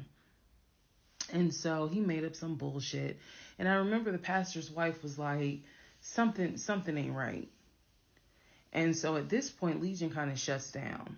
He's just like, look, y'all are not going to tell me when and where I open up my accounts to show anybody the money I earned. I earned that money. I earned that money by playing football, blood, sweat, and tears. He went to this whole Denzel Washington monologue about how he earned that money, and no woman, no one is going to come in and tell him that he needs to open up the account. So then he starts talking about the ex-wife and how she tried to get money from him in the divorce back when they were in California. So now the pastor and his wife, their red flags are just like, whoa. So much so that the pastor's wife said, and I will never forget this, she said, I don't think you all are going to make it to January. What she was talking about is, I don't think y'all are going to make it a year. And I really, truly was like, we're going to make it. Like, of course we're going to make it. And she was just like, I don't have a good feeling about it. And so Legion's all defensive. He at this point, he's folding his arms and because remember, we're on Zoom. He's folding his arms and he's just like, I'm done with this. Like, I'm not going to get attacked because I'm not comfortable showing you the amount of money that I have. Money changes people. And I'm not comfortable. So he's playing that victim card. And so the pastor and his wife were like, we're still going to help y'all as much as we can. But so he was like, I'm not comfortable. And basically the pastor and his wife were like, look, we'll help y'all as much as we can. But there's some deep issues here. And, this is what they advised us. Had the two of you came to us for premarital counseling, we would have told you, do not get married. Y'all should not even be together. That is what the pastor and his wife told us in marriage counseling. If you two had come to us for premarital counseling, we would have told you, y'all should not even be together, let alone get married. But here we are. So we will help you guys as much as we can. But the pastor's wife was like, I don't have a good feeling that y'all are going to make it a year. Part 24, who the fuck did I marry? So, remember, we're in April. We're now moving towards the end of April. And he still did not show me his savings account. Saw the checking, saw the Chase savings. So he decides that we should start looking for a house again, because my lease was up in August and I made it very clear that when the lease is up, I am moving. I wanted to move to Cobb County. So he was like, we need to get the ball rolling. I didn't want any parts of it. Didn't want any parts of it. He found a realtor. This time it was a woman. And I believe her name was Amber. I think her name was Amber. So he found a realtor and he told her what the budget was. Amber started finding houses. So please understand, or you don't really have to understand, but I believed he was a sane, rational human being. Sane enough that you would not sign an offer on a home if you didn't have the money. That's what I believed. So when we started working with Amber, I believe, showed us 3 or 4 houses. It was not nearly as many as the other realtor, Scott. So one of the houses, absolutely loved. Ugh. I love the house. I really wanted to put in an offer on that house, and I'm going to post it on the screen, the house. Love that house. It was just absolutely beautiful. And once again, he wanted to put in an all cash offer on the house. But before he could put in he had told Amber, I want to put in an all cash offer. And what Amber, the woman, was smart enough to say is, okay, let's just go ahead and take it one step at a time. Let's go ahead and get your pre-approval stuff together. She said, I work with a great lender who, if you're not already pre-approved, he can get you pre-approved, no issues. And then if you want to do an all cash offer, then we'll go ahead and get the proof of funds together so that way we can submit it all with your offer. Jesus. Y'all already know what happened because you remember what happened on the last house with Scott. Basically, Legion was like, well, I can get you whatever you need. That's fine. But I really don't want to submit proof of funds unless they accept the offer. Amber, and I don't know where she is. I don't even know if she'll ever see this video. Anyway, let me keep going and I'll explain why that woman has a special place in my heart. So Amber was like, I totally understand, but this is how we're going to do it. I'm going to need that paperwork, okay? And we'll submit it with your offer. She just simply was like, yeah, this is how we're going to do it. And so he did not submit the paperwork when she had asked him to. And I remember I was driving to work and I stopped at the Quick Trip on Upper Riverdale Road in Riverdale, Georgia. And Amber had called me. It was in the morning. She had called me. And I believe with all my heart that Amber knew something was up, but she also knew I did not know what was up. So she called me and she was like, I just don't understand. Like, if he has the paperwork, like, you can submit the paperwork. But the issue was the Chase paperwork that I had was from a year prior. So my understanding was that it pretty much was no good at this point. So she said all he has to do is just email it to me or take a picture of. She was like, I just need to know that he's able to back up his offer. And I said, I totally get it. And she was explaining some stuff to me. She was like, he needs to do X, Y, and Z. And so I said to her, I remember I said, I don't know what's going on. I said, I'm going to get down to the bottom of it, but I don't know what's going on. And so let's put a pause on this whole thing. Let's put a pause on looking at houses.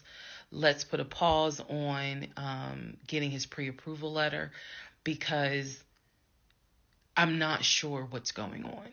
And she got quiet and she said, okay. I said, and I know this sounds weird. And she said, no. She said, that is actually very smart. She said, do your research. And if I can be of assistance, call me. She said, whether you buy a house with him or you buy a house on your own, I will be more than happy to represent you. I don't know where Amber is today, but that one sentence, I felt like just woman to woman, she was basically telling me something ain't right. Baby, something ain't right. And now you need to open your eyes. I'll be more than happy to work with you. If y'all get your shit together, I'll work with both of you. But whether you buy a house or not, do your research and then let me know what I can do. That was our conversation at the Quick Trip on Upper Riverdale Road. So I got off the phone. That was the last time that we worked with any sort of realtor. That was the last time that we looked at any sort of house. And I don't remember exactly what happened after that, meaning that day. I do know that when I went home, I simply told him, I don't want to look at a house right now. I said, I think it's okay if we rent. We'll just find a house in Cobb County and just rent for a year. And let's build, save some more money. Let's not worry about buying a house right now. And basically what I was trying to do was save face, because that was the first time with Amber that I actually was embarrassed at the fact that he and I, because I felt like I was complicit in the fact that I'm going to look at houses with him. I felt like we are wasting these people's time. I did not mean to waste your time. I clearly see my time as being wasted, but that doesn't mean I need to waste your time. And I felt embarrassed at the fact that we wasted her time coming across as serious buyers. When time came to put up or shut up, nothing was put up. And I knew nothing. I had nothing to add to add to this, because we're talking about a $650,000 house, and I don't make that. I don't make anywhere near that. So it just became one of those situations where I was trying to save face. I was trying to save face with my husband, and I was trying to save face with Amber. And so I did say to him, let's just rent for another year, and then let's see at that time where we are, if we should go ahead and buy. So now is when shit is about to get real. Part 25, who the fuck did I marry? So we weren't looking at houses anymore. We were not working with a realtor anymore. The end of April, I had decided that I wanted to look for another job. I did. The reason I wanted to look for another job is petty. Yeah, it is. I wanted to look for another job because I was pissed off at the fact that I had basically was dependent on him to help with the car note. So I wanted to look for another job where I could afford life all by myself, including that car note, basically where I would make more money. I told him that I was going to start looking for another job. He laughed. And his exact words were, "You're not going to leave Georgia State Patrol." He was like, "I swear you love them niggas more than you love me." He laughed. So that fueled me even more. So I was hitting the pavement hard trying to find another job. I was applying to all kinds of places. Got a phone call from my current job. So this is how I ended up in my current job. Got a phone call. They had sent me an email with a background packet. The background packet was long and extensive, but in the background packet, it asked for my spouse's full name, my spouse's date of birth, and my spouse's social security number. So I showed it to Legion, and I was like, I need your social because, I'm applying for this job. It's a great job. It's way more money. And, we're talking about moving anyway to Cobb County. So this is a God thing.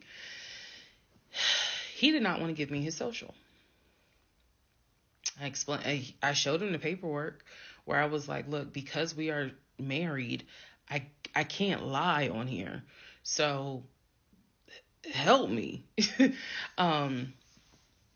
So he writes down his social security number on the background packet. And I eventually turned it in. I had scanned it, saved it in my email, and sent it in. And I looked at it one day, just going through it, just making sure I didn't really miss anything. All T's were crossed, all I's were dotted. And I looked at his social, and something about the social seemed different than the social security number that I remember seeing when we did our marriage license.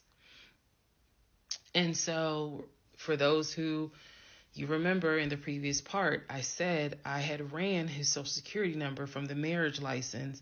Nothing came back. So I thought that I had written it down wrong.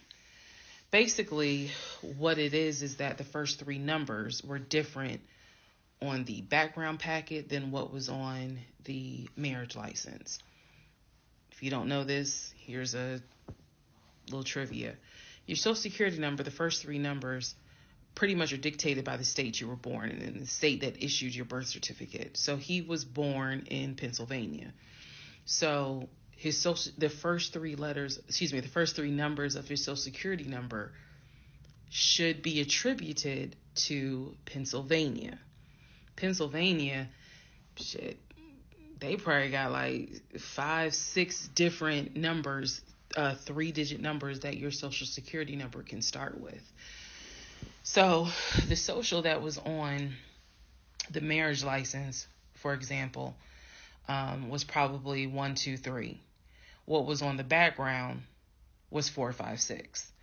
Both of those social security 3-digit prefixes are issued through the state of Pennsylvania. Again, this is an example so I can make it clear. So when I saw his social on my background, I immediately knew that was a different social than what I saw on the marriage license. And when I compared, because I had found a copy of the marriage license that we turned in because I had filled it out on the computer. So sure enough, the first three numbers were different. The rest of the numbers were the same. So one of two things: either when I ran his background, I did in fact put in the wrong number, or the number on the marriage certificate or the background packet is wrong. So I decided that I was going to roll the dice and take the social from the background packet. Again, this is the background packet that I had to fill out to get my current job. I was trying to get a new job. Okay, so I took that social and I ran a background check on it. What came back on this particular background was all the addresses that the social security number, I guess, had been attached to. So all of the addresses, the states were Georgia, Rhode Island, Pennsylvania. What I did not see was California. So I thought that was weird. I thought, okay, maybe this is not a complete background because clearly he went to San Diego State. It's on his resume.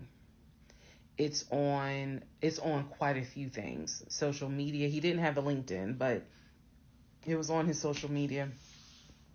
So clearly he had been to California. So maybe I just need to do a different background check. Also to note, during this time, I think I told you guys he had hit his leg at work. So what was happening was it was getting more and more difficult for him to walk, like put pressure on that leg, on that knee. He was still able to go to work. He was still leaving at 6:15 in the morning. He was still coming back between 3:30 and 4 o'clock. But I clearly could see where he was in pain. He would elevate the knee, ice the knee. It was getting worse. And I was constantly like, go to the doctor.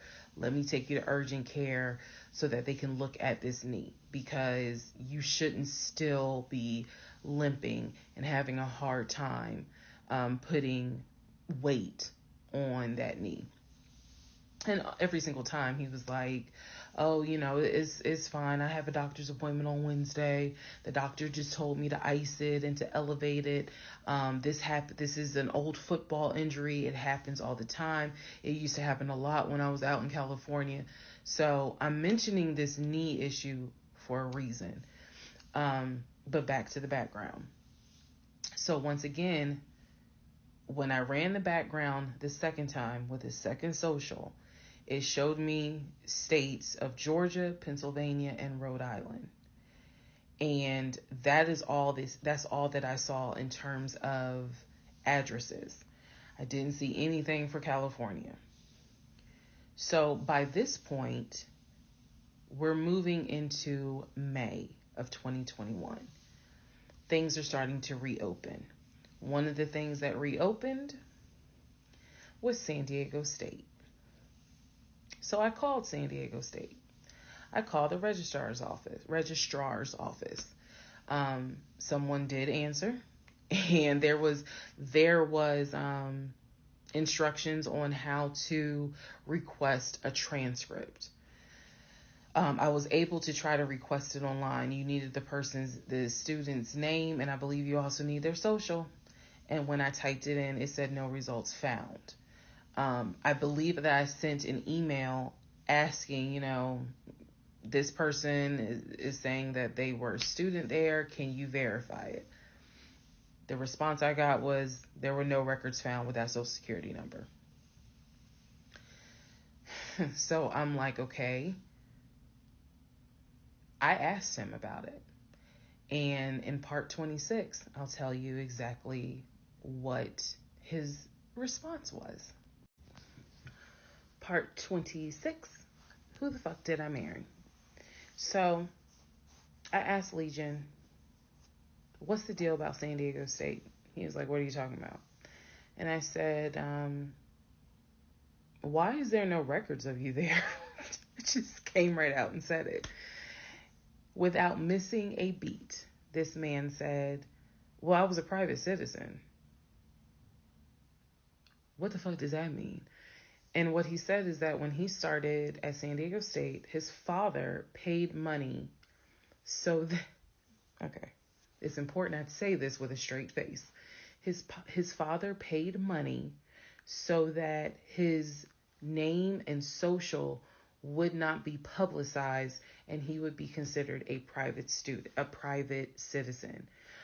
He said that he had a card where all he had to do was show the card. He does not have to give his name. He does not have to give any information because he had that card. He said so San Diego State would not have any record of him, but he was in fact a student there. I said, and you claim that you played football. He was like, I did play football. I said, so you're saying that the school did not publish your name anywhere and they were in violation of NCAA rules? And he was like, why are you asking all these questions? And I said, I'm just curious. I'm just curious. You're saying that you were a private citizen, but yet how were you in compliance with NCAA if you were a private citizen and they did not publish your name on any roster?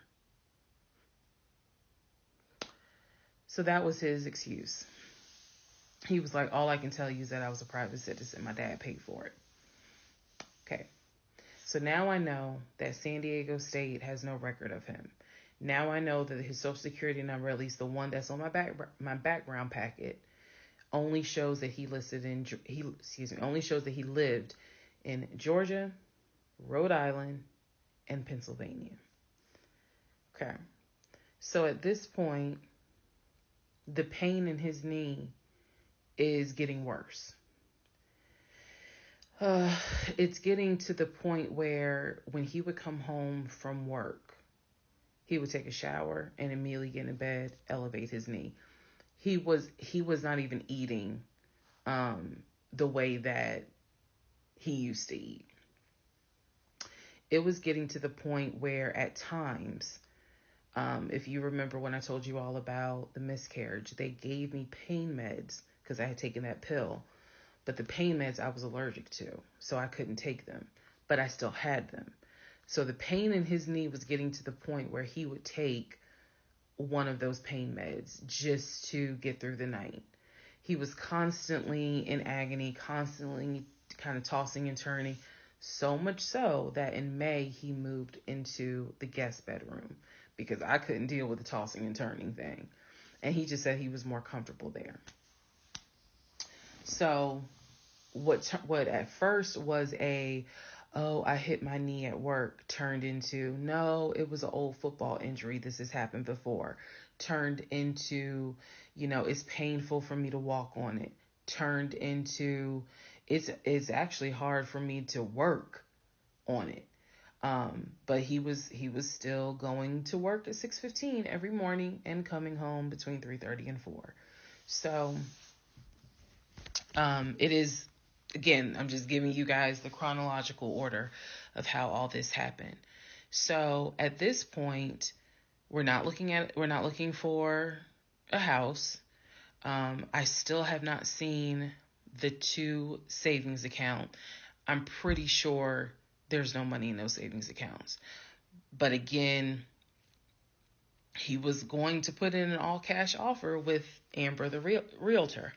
So I really didn't know what to believe, but I believed what I saw, which is I saw that background is not showing where he went to California.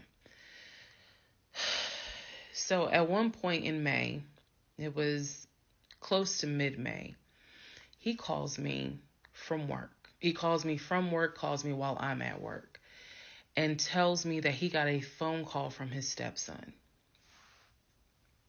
The phone call from his stepson, the stepson was crying and was just absolutely distraught. And I'm at work in my office like, what's going on? And he says to me that the stepson informed him that his stepdaughter passed away, that she died from COVID. The stepson this is the story. The stepson found her in her apartment because they had not heard from her for a couple of days. And she was unresponsive. He called the ambulance. They pronounced her dead when she got to the hospital. So he was calling to tell me that she had died. And he was also calling to ask me if I would object to him giving his ex-wife $2,000 towards the funeral. As I've stated before, and I still am this way to this day. I don't play about death. So when he told me that she died, I immediately went into the, all right, I'm sorry to hear that. Whatever we can do to help, let's help. Because surely nobody would make that up. So he was like, are you okay with that? He was like, we're married, and the agreement was that anything over $500 would be a discussion. So $2,000 definitely. And I said, yeah. I said, that's totally fine. I'm fine with that. He was upset because, again, he was close with the kids. And my heart went out to his ex-wife. It did, because I can't even imagine. I cannot even imagine.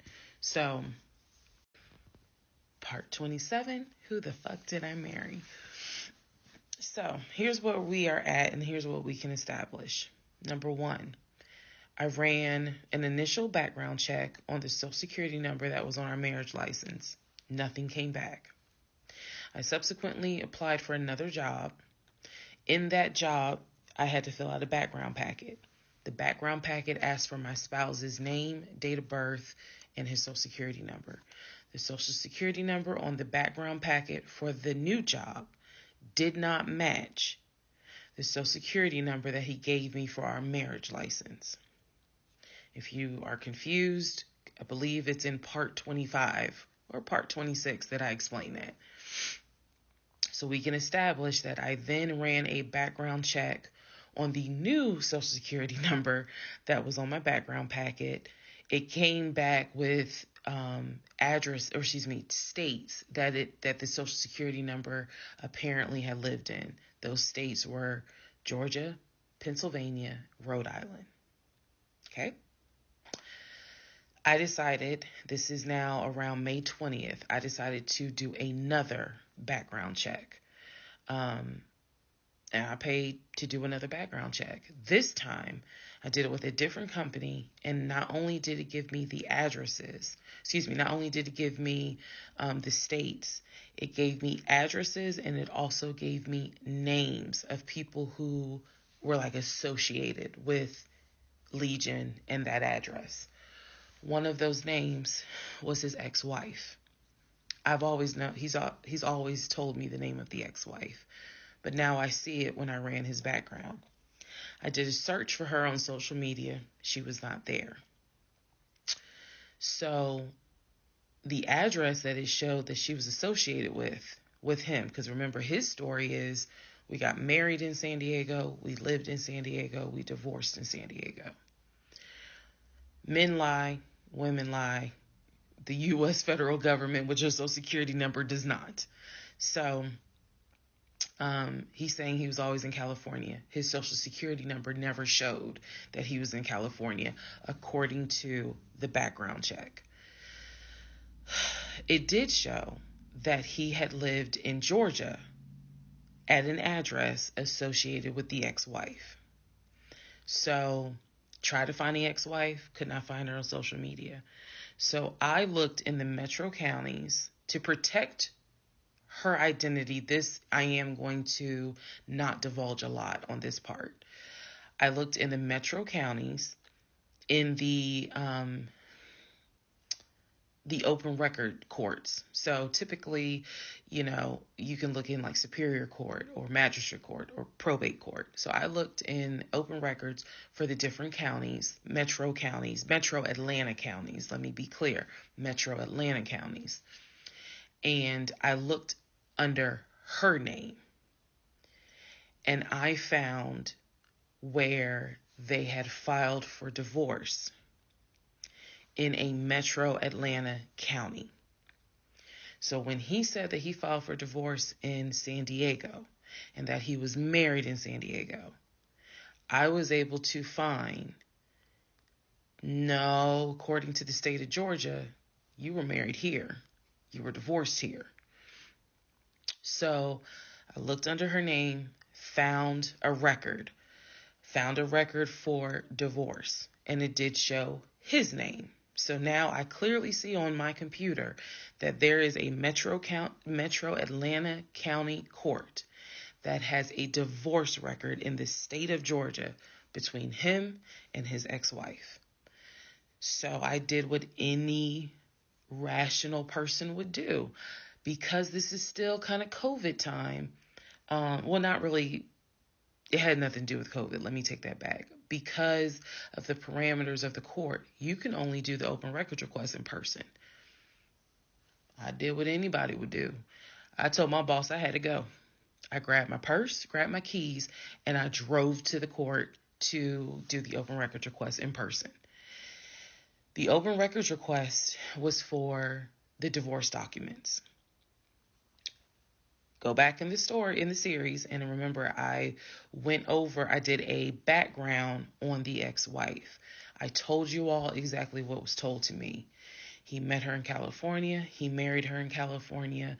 He divorced her in California because she cheated on him. He filed for divorce. She tried to get spousal support. It was going to be a little ugly. He was helping her with the kids. That was the story that was told to me. So went to the court, filled out the paperwork, got the open records request for the divorce decree, for the divorce records.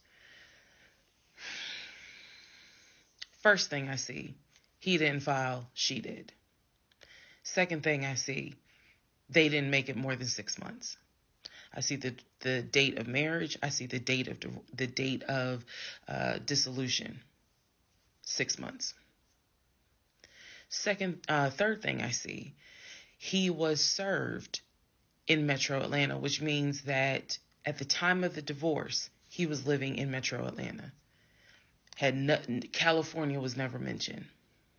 Fourth thing I see, he filed what is called a pauper affidavit. If you don't know what that is, I'm going to do my best to explain it real quick. Basically, he filed an affidavit with the court saying that he is so poor, he could not afford the fees to pay for a divorce. He couldn't afford a filing fee. He couldn't afford a service fee. That is what a pauper affidavit is for. All of this is in the divorce documents. She had filed.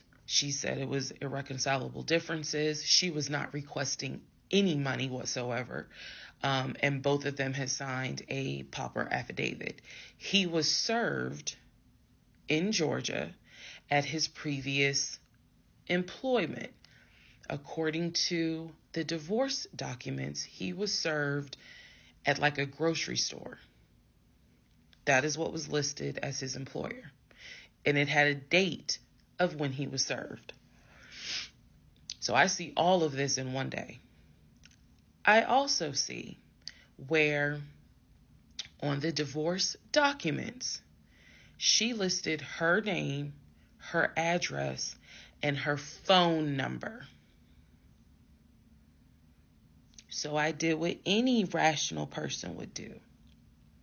I wrote down the phone number. There was a 50-50 chance that the number was already disconnected. She could be like me. I'm one of those people. Honey, you can sneeze at a 27-degree angle. I will change my number so quick, you ain't even know what hit you. You can talk to me at 5 o'clock, and at 5:05, my number has been changed. So she could have been like me, and the number is not even active. Or she could be like some people I know who have kept their numbers since kindergarten. Either way, I wrote the number down. I left the court, and I immediately went back to work. And the same friend who helped me when I had my miscarriage, I told her, I was like, I got this phone number. This is the ex-wife. She was like, girl, you better call. You better call and find out from her. Because I think she says to me, can't nobody tell you what is going on quite like the ex-wife. So, part 28 is the phone call that I had with the ex-wife. Part 28 of Who the Fuck Did I Marry? So, I had the phone number, went back to work. My really good friend was like, you better call her. You can use my phone, but call her. So I called her. She answered. Let me use aliases. And the conversation went like this. May I please speak with Barbara? This is Barbara. Barbara, this is Shirley. Shirley who? This is Shirley Jones. I am the wife of Legion. Silence. Then she starts laughing. And she said to me, and I quote, if you were calling me, then I know it's bad. I chuckle. And I said to her, I'm not trying to bother you. I'm not trying to disrupt your life. I said, I am literally coming to you on some woman-to-woman shit. I said, because you are probably the only person who can help. She listened. She was gracious. And she said, what is it that you need to know? Or what is it that you want to know? And I said, I understand that you and my husband talk and communicate. And she immediately said, what? No, we don't. And I said, okay. She said, one thing you need to know about Legion. She said, whatever he tells you, it is a lie.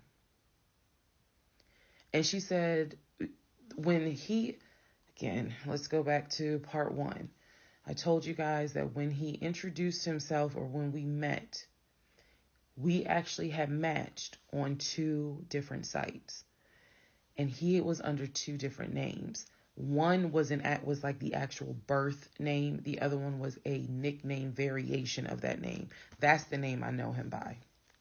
So, for example, if his name was Matthew, he had a profile under Matthew, and then he had a profile under Matt. I would have known him as Matt. So she said to me, she was like, I don't even know who Matt is. She was like, that's not even his name. And so I knew what his actual government name, and she was like, no one calls him Matt. She was like, that must be his new personality. Or she was cracking a joke, but she was like, anything he tells you, you need to know is a lie. So I just asked her, I said, what was your experience? I said, because I can tell you the story he told me. And she stopped me right there. She said, whatever he told you was a lie. She said, let me guess. He told you I cheated on him. Let me guess. He told you that I wanted money from him. And I said, yeah. And she said, yeah, that's a complete lie. So we had a conversation where she told me how they met. They didn't meet online or anything. I said, well, were you guys ever in California? She said, no. She's like, she was like, that man ain't never been from past the East Coast. So I said, okay. So you guys have always been in Georgia? And she said, yeah. She's like, we got married in Georgia and we got divorced in Georgia. And that's when she asked me, how did you even get my number? She said, because I want nothing to do with him. So how did you get my number? I said, I'm going to tell you the truth. It ain't going to make me look good. I told her, I said, this is what happened. And this is what led to me doing research. And this is how I got your number. And she laughed. She was like, wow. She was like, normally I would be freaked out. She said, but under the circumstances, she was like, wow, okay. She said, yeah, if you're calling me, then it must have gotten pretty bad. She said, so what did he promise you? And we talked for about 35 minutes.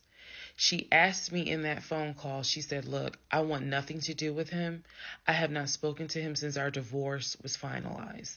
She said, so I would just appreciate if you keep me out of whatever's going on with y'all. And I told her, I said, I give you my word, I will never tell him I spoke to you. I said, I give you my word. I said, this conversation is for me. It is not for me to use in any sort of legal litigation, nothing. This is for me. And I said, I don't plan to call you again. I don't plan to be a disruption in your life.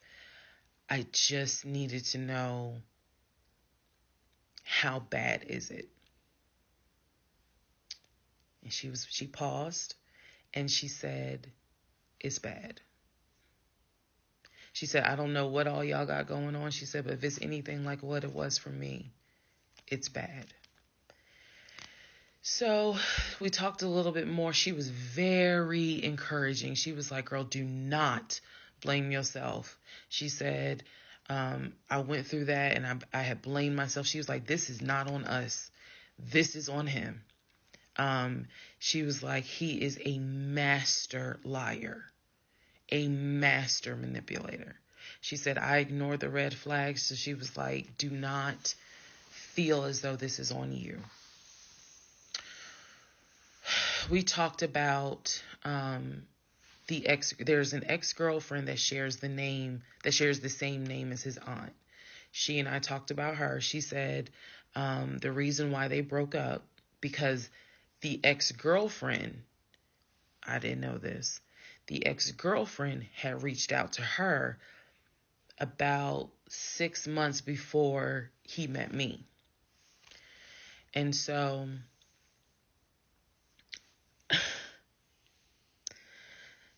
the ex-girlfriend lived in Douglasville. On Legion's driver's license, he had a Georgia driver's license with the Douglasville address. What he told me was that it was the address that his sister, because remember I told y'all his sister Shantae lives in Douglasville. She's a nurse, married with 2 kids. So he told me that the address on his license, it was his driver's license, was to Shantae's house. The ex-wife is telling me, no, that's the address for the ex-girlfriend. He had moved in with her and he created this whole narrative with her. she found out that he was lying, and she kicked him out. And so I guess after she kicked him out, she then reached out to the ex-wife, kind of the way I did, for confirmation. And so the ex-wife was just telling me, whatever that man has told you, it is a lie. She said, I got out before it got too bad. She said, because once I knew he was lying, I was out. She was like, because he's never going to change. And so, again, conversation went on and on. And so finally, we were getting ready to get off the phone. And before we got off the phone, I said to her, I said, if everything is a lie, I said, I have one question for you. And she said, sure. I said, how is your daughter?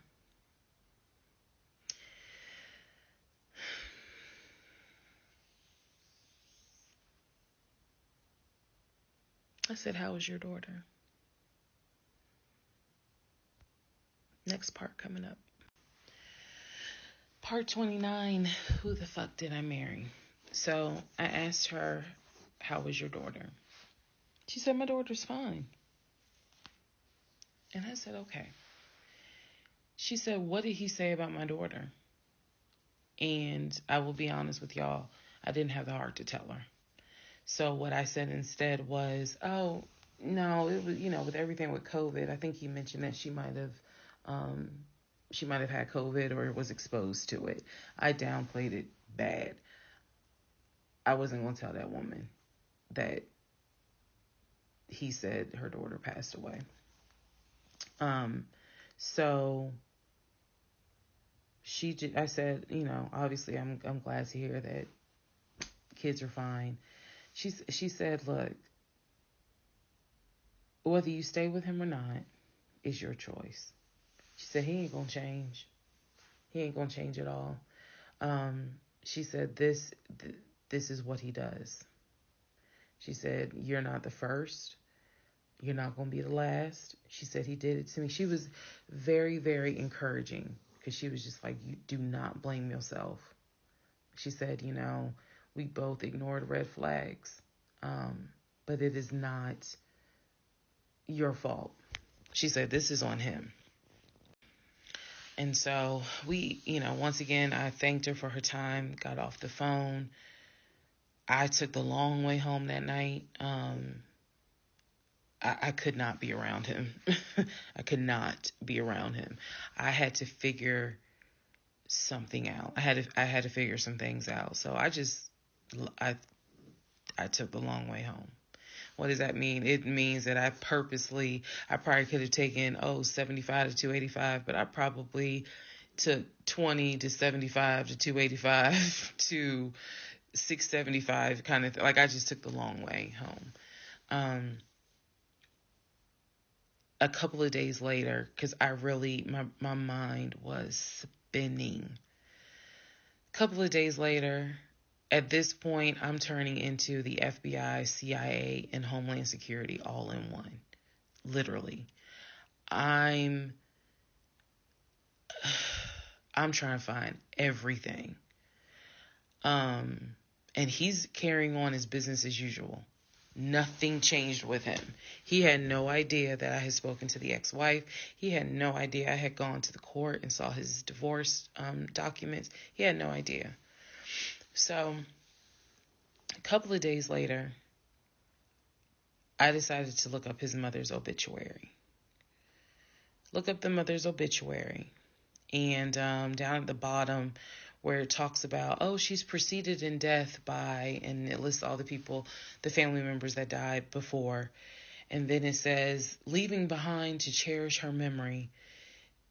It lists the husband, her husband, excuse me. Let me start over. It lists her husband, which is Legion's dad. It lists Legion's brother that lives in Philly and his wife, because again, this is she passed away in 2015.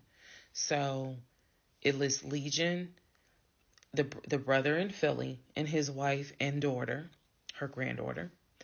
It lists Legion and his wife I think it was like Latoya or La something.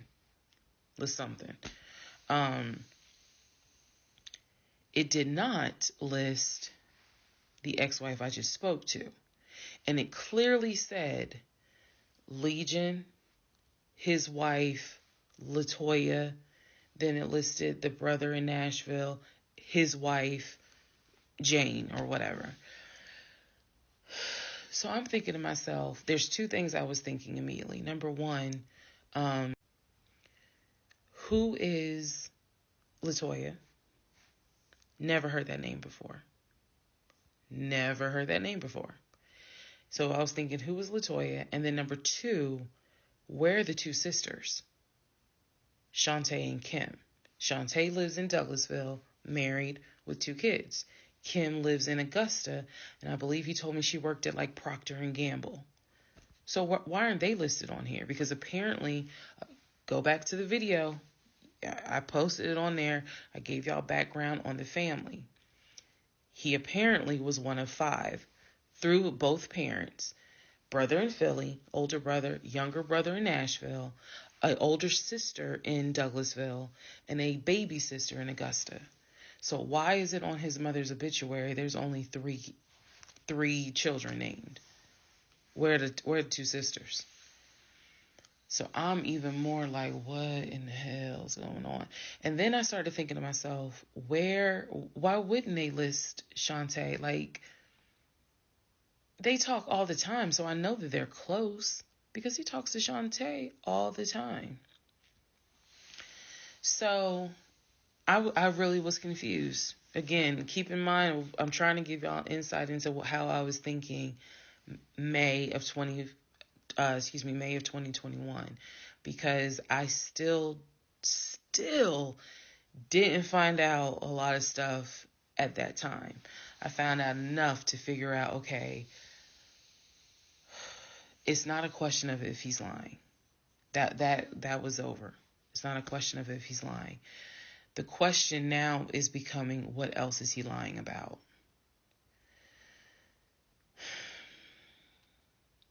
So we had the phone call with the ex-wife. Now I see an obituary that apparently there's another wife. I know on our marriage certificate, it only states he had one previous marriage. I had 0, he had 1.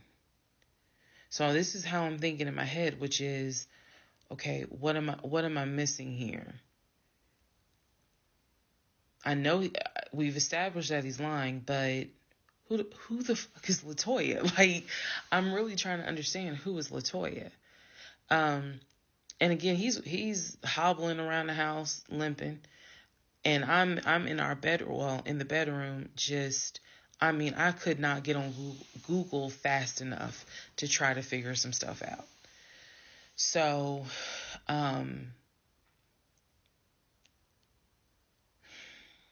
see the mom's obituary, study it, and at this point, I'm now trying to figure out, okay, what's the game plan? What is the game plan? And that's where we are about to get into the next part. Okay, part 30 of Who the Fuck Did I Marry? So I'm going to use this as a clarification video. So we're going to use part 30 as a stop. Let's clarify some things. I've done that before on a previous set of videos, so I think it's just important to do that so that way I can try to address some of the things that I have seen in the comments, both supportive and just downright mean. But let me clarify some stuff. Number 1, it is important to remember that I am telling this entire story of how I met, dated, married, and divorced my pathologically lying ex-husband. I am going in chronological order of events. So what that means is that, ma'am, sir, whoever you are, if you were coming in at part 30, but you have not seen part 11, some stuff is not going to make sense. I know. It is a long playlist. And don't worry about watching the video as soon as it comes out, because everything, I'm trying to do this responsibly, of telling the story in the order of which things happen. So I say that to say, please, if you're able to, start at the introduction disclaimer video. Start with part one and then just watch each video, because a lot of the questions people are having that I'm seeing in the comments, and I say this respectfully, is just because you did not go to the other videos and watch them in order. That's just the first thing I want to say. Um, it is important that I get this story out, but that it's done, like I said, responsibly. To me, responsibly is being honest, even if it makes me look bad, but then also trying to be clear and not ramble all over the place. So I'm trying to take the time to tell you, this is what happened at this time. This is what happened at that time. That's why there's so many parts. And we're not even to the part of the divorce yet. We're almost there, but we're not there yet. Second thing I want to clarify, I cannot stress this enough. My family and my friends did not know what was going on between Legion and I. They did not know. My family only knew, we've met this guy. He's dating our daughter, our niece, our cousin, our granddaughter. He seems to be a really nice guy. He seems to really love her. From what he has told us, he's done well for himself. He played football, and he has worked at this company 6-7 years, and financially he is in a good place. From what we understand, he just moved here from California. That is what they knew.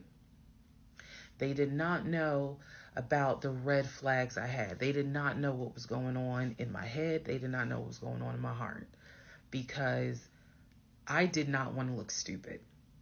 I'm fully aware that when I tell this story, I look stupid. I'm aware, and I've made my peace with that. But at the time, I did not want to look stupid. So it was important to me to put on everything's great. We're really happy. We're looking for a house and everything's going well, knowing full well that behind the scenes, I couldn't figure out why he wasn't showing proof of funds. They did not know. So I say that to say, I see the comments about how my aunt gave me horrible advice when I called her about the sexting on Facebook.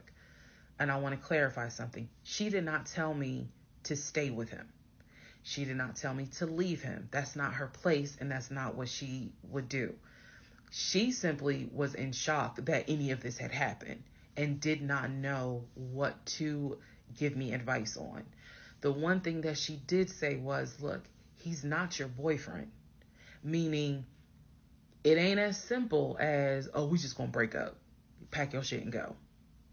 Because you married him. My aunt is the most ride or die chick I've ever met. You fuck with me, you fuck with her. And she is straight Jersey. So I love her for it. But I needed to, it's not fair for me to leave it out there as if, oh, she just was like, girl, I mean, go home and deal with it. No, never in a million years. So I want to clarify that. Also want to clarify about my mom. So my mom lives in Arkansas, and when she came to visit in April, we were already married. This is her first time physically meeting Legion. My mom will tell you she had no idea anything was amiss, but there was something that nagged her a little bit. She didn't know what it was, and my mom is the type where she's going to get on her knees in prayer. That's who she is. So for her, it was like, I don't know what it is. He seems like a nice guy. He seems to love my daughter. Because again, there was no arguing in the house. The house was peaceful while she was here, even though behind the scenes, we had just came off of the whole sexting incident with other women. So for her, it was like, I don't know what it is. She did tell me later on that it seemed as if I wasn't as happy as she thought I would have been. But again, she took it to the Lord in prayer. And her prayer was, God, protect my child. I don't know what's going on, but protect her. That was my mom's response. So she did not know, she did not pick up or overhear something that was going on while she was here. She had a candid conversation with Legion, and Legion kind of came across as, it's I miss my mom. He missed his own mother, and so he called my mom, and doted on her, again putting on a charade. And so for her, it was like, bless his heart. That's what she said. Bless his heart. But no, she did not know the specifics. Nobody knew the specifics. They didn't know the specifics until we're talking May, June of 2021. They knew that we were looking for a house. They knew that the house fell through. They did not know about the proof of funds. They did not know that he wouldn't show me the savings account, the offshore account. So I just want to say that, because to me, it would be irresponsible to not clarify what family and friends knew. Because these people have always been supportive of me, always had my back. I just simply did not share with them the things that I felt like were red flags, because again, my mindset at the time was, I want to be married, and what if he isn't lying? And I was making excuses for him to myself, so I definitely would have made excuses to family. Another thing I need to clarify, and I saw the comments on this about how a VP would never date someone that looked like me. And to the person that wrote it, that wasn't very nice. I need you all to understand, the relationship started in March of 2020. He came into my life as regional manager. Okay. That is how he came into my life. Then eventually he got promoted to VP of production or operations, some VP of something.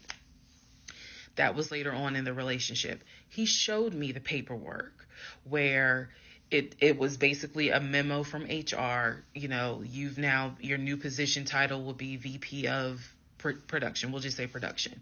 Your salary, I don't remember the exact amount because it was a very specific amount, but it was over $200,000. It listed some of the benefits that he would have. He would have an office. He would be getting an executive assistant. That's where we get David from. If you don't know who David is, please go back and watch the series in order. He would be getting an executive assistant. He would be getting use of the company helicopter.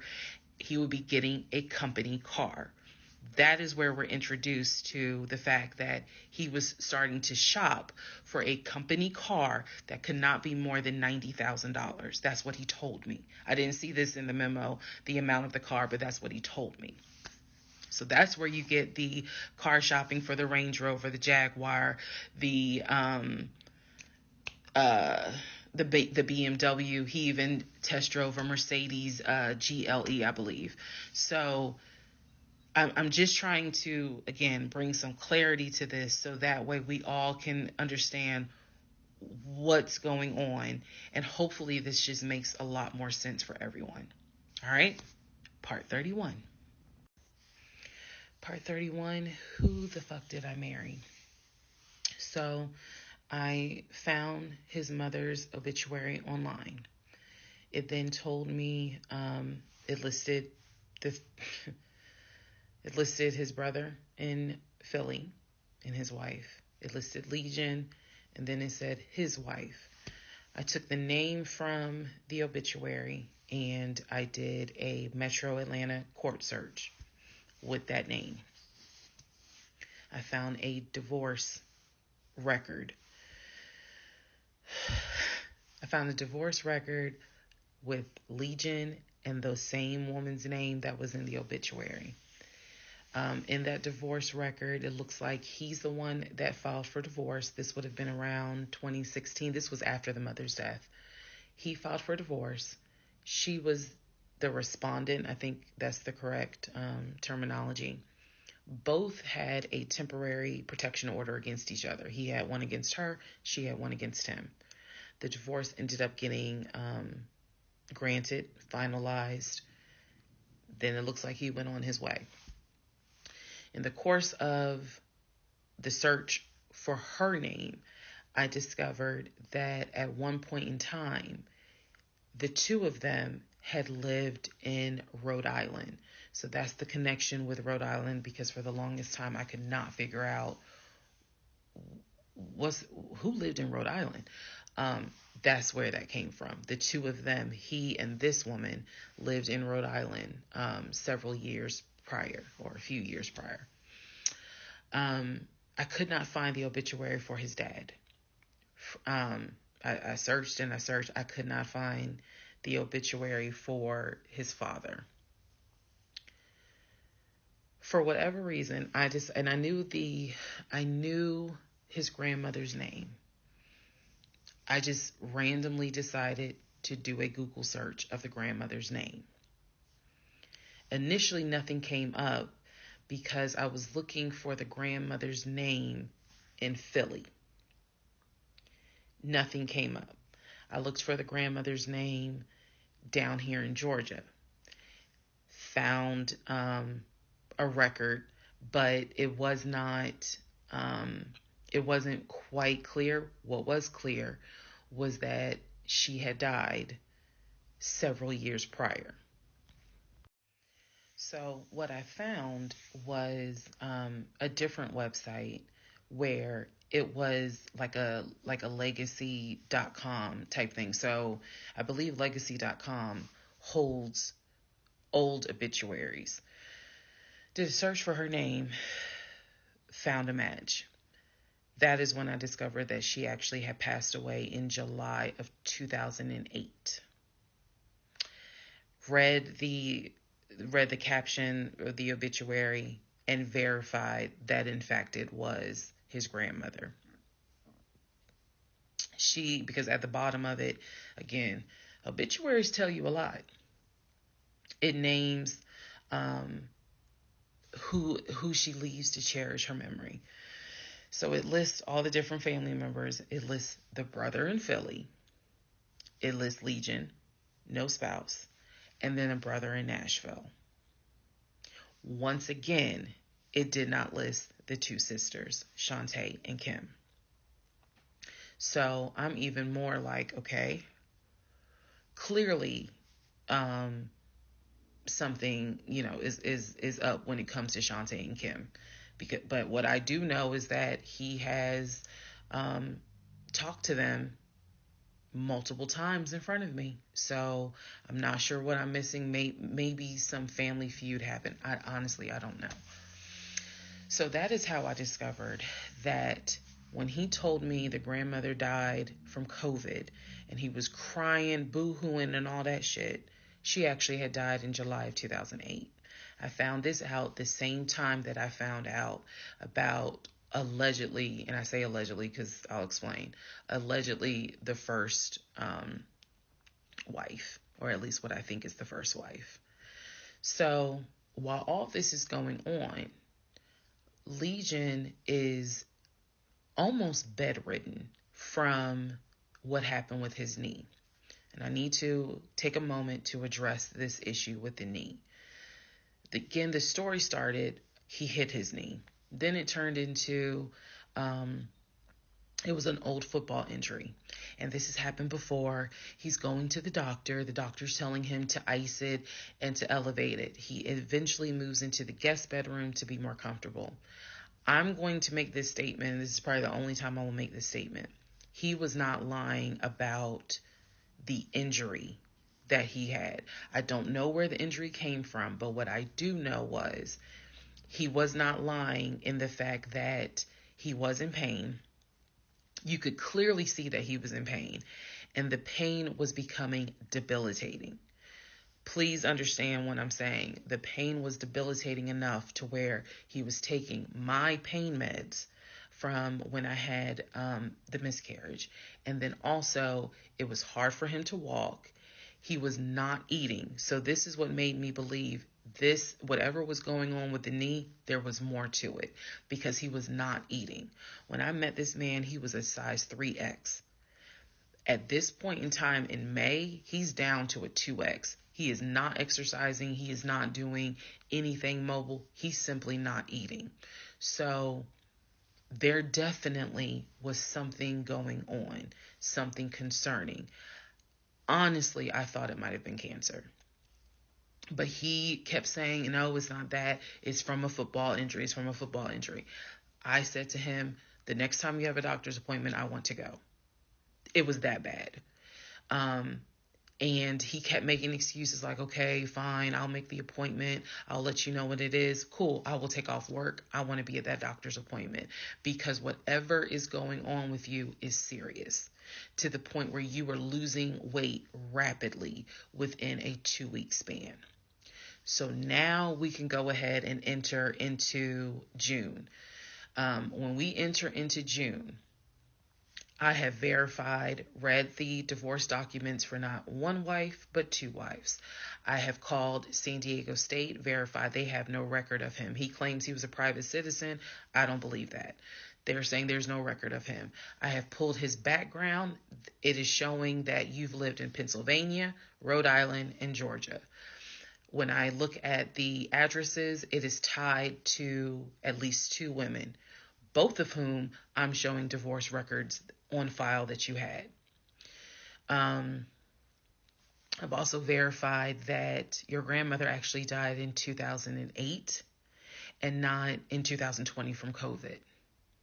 I know all of this as I'm going into June. His birthday is June 17th. So all I've been doing is just trying to figure out what is it I'm going to do.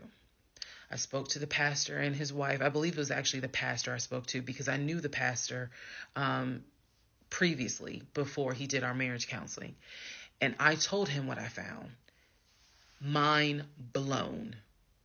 Mind blown. Had no idea. He knew something was up. He knew that Legion was not really trying to make this marriage work. He had no idea all this was going on. So he asked me, are you wanting to stay or do you want to end the marriage? I said, oh, absolutely, I'm ending it. Oh, hell yeah, I'm ending it.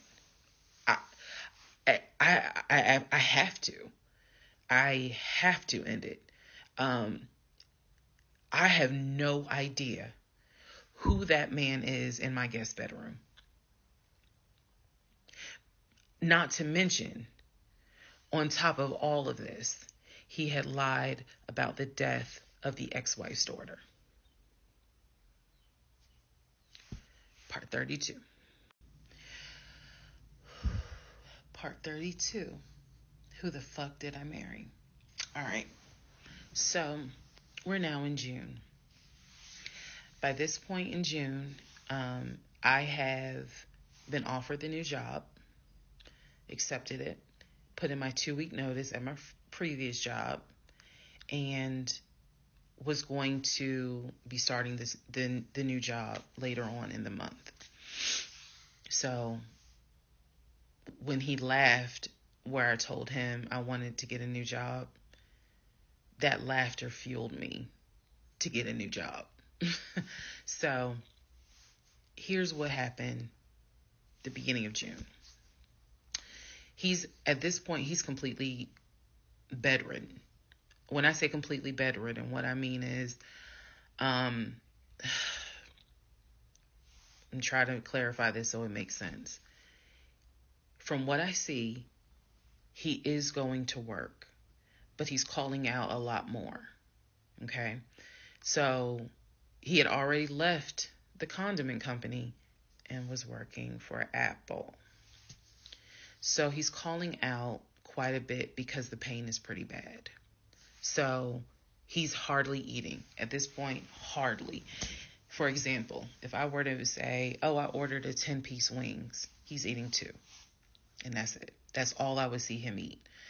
I was going to work and coming home. The house was in the exact same place that it was when I left.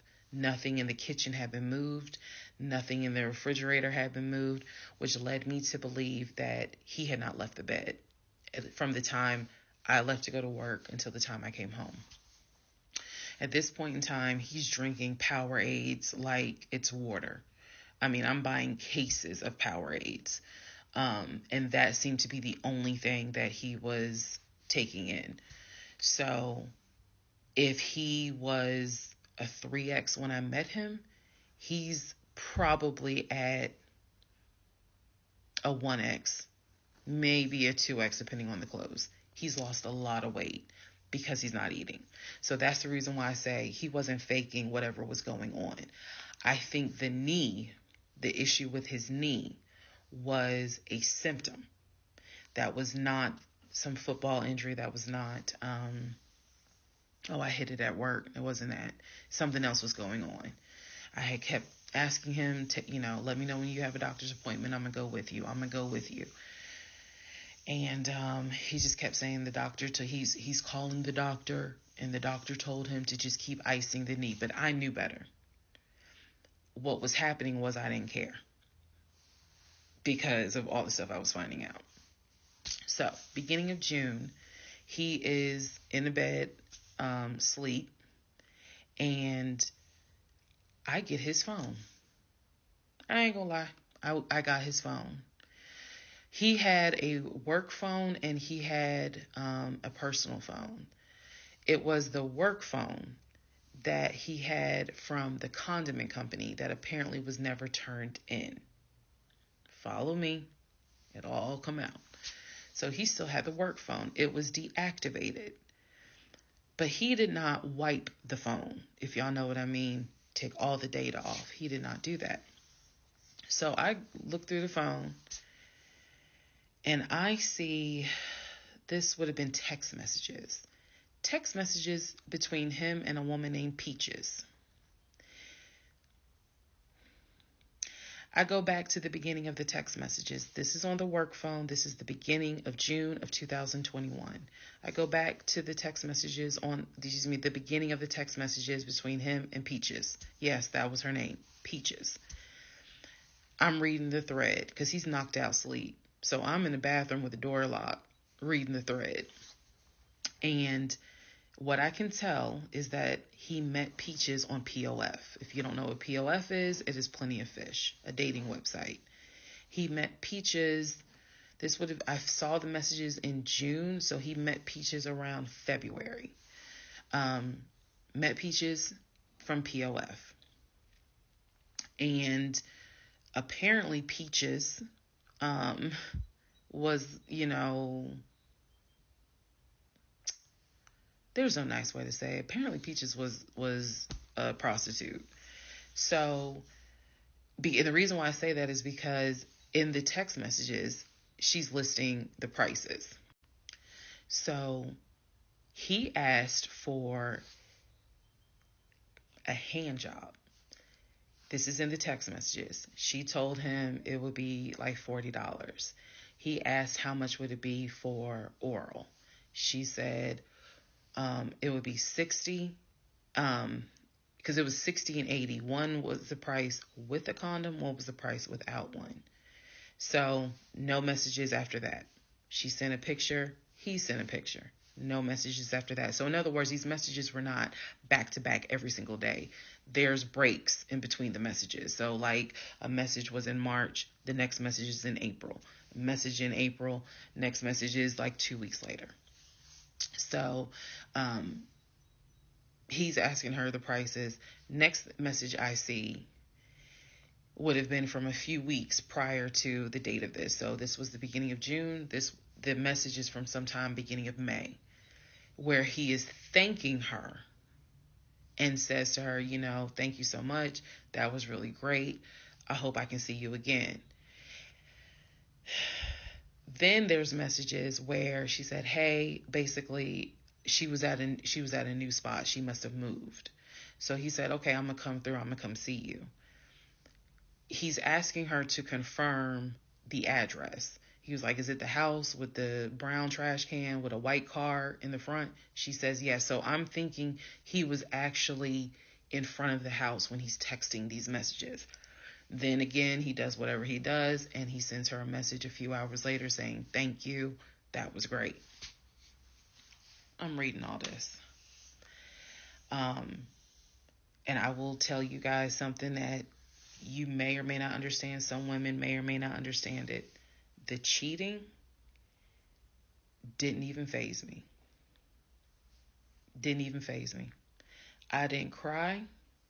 I didn't I did not feel like, what did I do wrong? I was relieved. The reason why I was relieved is because up until this point, I kind of struggled a little bit on whether or not, God, I know, Lord, you hate divorce, but I can't stay with a guy that lies. So when I saw the cheating stuff, I was like, oh shoot, thank you, Jesus. Okay. Cause I know my Father in heaven's going to forgive the fact that I'm a divorce him for infidelity. Go ahead. It's fine. Jesus will forgive me. So I was relieved, to be honest with you. Like, oh, okay, I got grounds now, bitch. That's how I felt. So saw the messages, forwarded the messages to my phone, or excuse me, I had to take my phone because the phone was deactivated. So I kind of had to do a little ghetto. Hold the phone up, take my phone, and take pictures of what I see on the phone, so that I would have proof on my phone. Then I put the phone back and continued on. Now, in the next part is the day that he gets kicked out. And I will tell y'all what happened. Part 33, who the fuck did I marry? June 17th, 2021. So, you guys have been on this ride. You now know exactly what information I did have. The morning of June 17th, which was his birthday, he was in the bed as usual. Powerade bottles all over the place because I wasn't in the mood to clean. And so I went in his room. He was awake. He was watching YouTube on his cell phone. He watched a lot of YouTube, watching these two guys that always were fixing Jeeps on YouTube. And if I saw them, I would know exactly who they are, but I can't remember their name. It's a popular show on YouTube. Anyway, so I go in there and I just calmly sit on the edge of the bed. And I was like, can we talk? And he was like, yeah, what's up? I said to him, Legion. Obviously, I called him his name. Legion. I said, I'm going to ask you something. I just want you to be honest with me. So he starts, I can already see in his eyes, he's about to get defensive. I was like, calm. Because this is the tone I had. Calm. I said, you never went to San Diego State, did you? He rolls his eyes and he's like, I said, calm down. Watch your tone.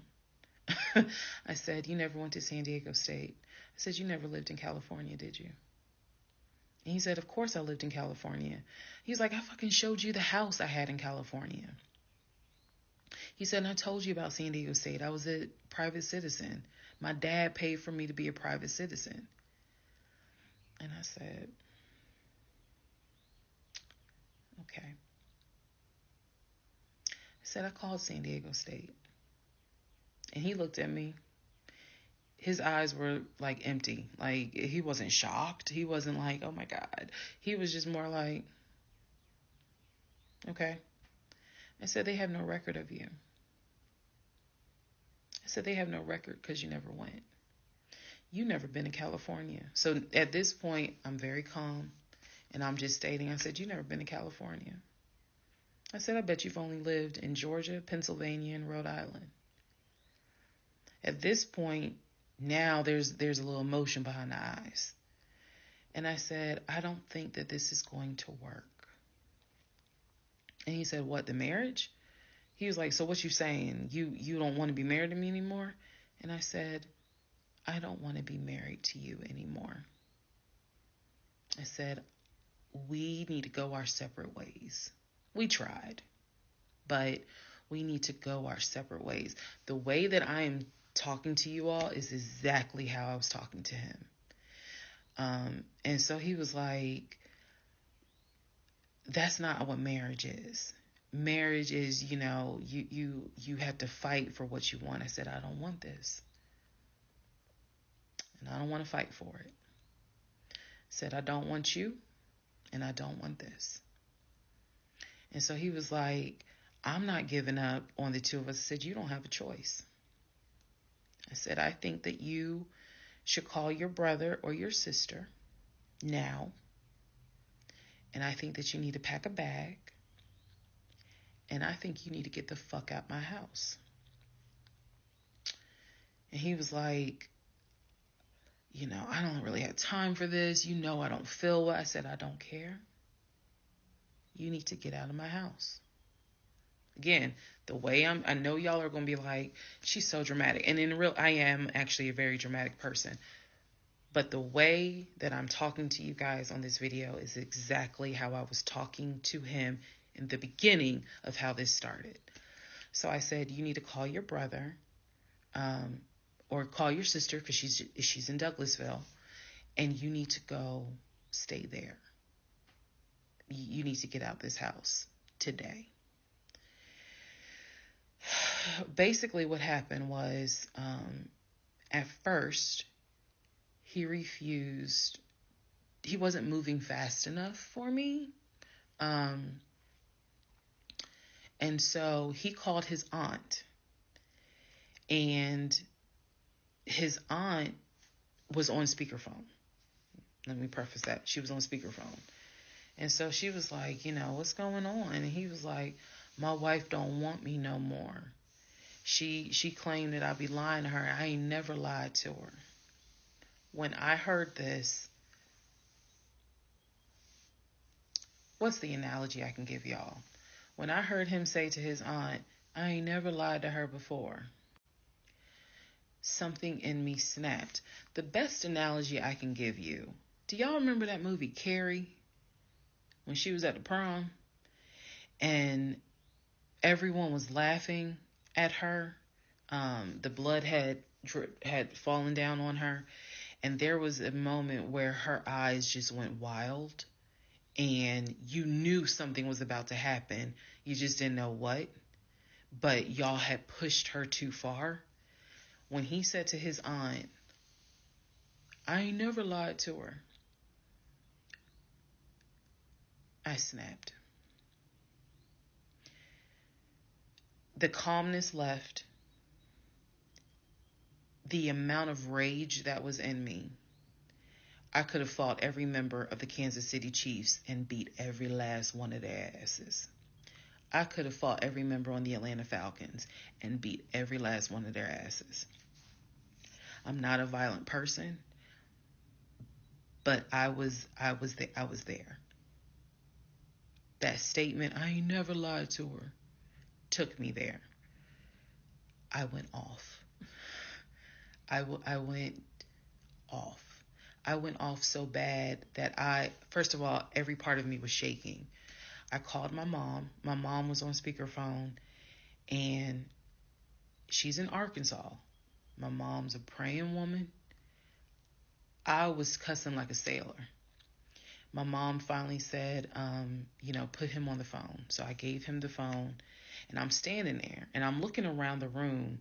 Is the scene that I remember is the Angela Bassett scene in Waiting to Exhale, when her eyes are darting around the room right before she grabs everything to put it in the car to set it on fire. I was more so looking at what weapons were in the room. The lamp, the TV, the dresser. I was looking more, while she was talking to him, my eyes were darting around the room, because if he did not get his ass up and get his shit and get up out of my house, it was going to be bad. If I have never in my life been on TikTok and said if had it not been for the blood, y'all, I know this is going to sound dramatic. I know this is going to sound like, girl, you so funny. You don't understand.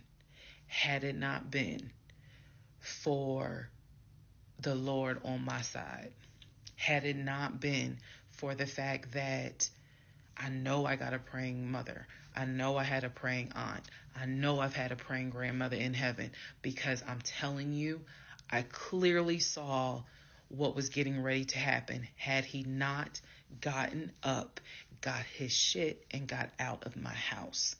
So I'm trying to calmly say this because I'm trying to calmly tell this story because the rage had taken over me. The pure, unadulterated rage that I felt when he said to his aunt, I ain't never lied to her, after I had discovered only 2% of the lies at that point. Just 2%. So it was enough for me to be like, you need to get your stuff and go. So my mother gets on the phone and she says to him, Legion, she called him by name. She said, I am not there to control my daughter. She said, in the name of Jesus, get your stuff and get out that house because I think she might kill you. Get out of the house. She's on my phone. His aunt is on his phone. His aunt said, nephew, come home. Home for her was Philly. She said, I'll send you money. Come home. Leave that house right now, she said, because I think that woman is about to kill you. Let's go. Let's just go to part 34. Let's all just take a deep breath. Part 34. Who the fuck did I marry? So the aunt told him, I'll send you money. Come home. I'm yelling in the background, by the way. I'm not standing there calmly. I'm yelling. I said, oh, he got money. Yeah, you got money. You got money in that offshore account, right? You got money in that Chase account. You got money to drive. So do what you got to do. I told him, and I'm not going to repeat some of the stuff I said because my mom might see this TikTok. But I did tell him, I was like, if you don't get out of this house, actually what I said was, you have two options. You either going to leave this house voluntarily or you're going to leave this house involuntarily. And he tried to get a little nuck if you buck. He tried. And that's when because he was still on the bed, still laying in the bed. And he was just like, you ain't going to do shit. Like, don't talk to me like you done lost your fucking mind. Da, da, da. And I calmly got close to him. I got like this close. And I literally said, I will beat you like the bitch you are. I dare you to try me. I said, I will literally beat you like the male bitch you are. And so when I said that, his eyes were like, I said, I'm not even playing. Because at this point, I'm rocking like back and forth. Y'all, again, I'm not some hardened type chick. I'm not. I want the soft lifestyle. But I have been pushed to the point. So I'm rocking, I'm walking back, I'm pacing. So finally, his aunt was able to get through to him. I had called my aunt, my mother, my aunt. I had called the pastor. I had called all these people because I did know that I was in a very dangerous place. Not because I'm scared of him. At this point, I was scared of me.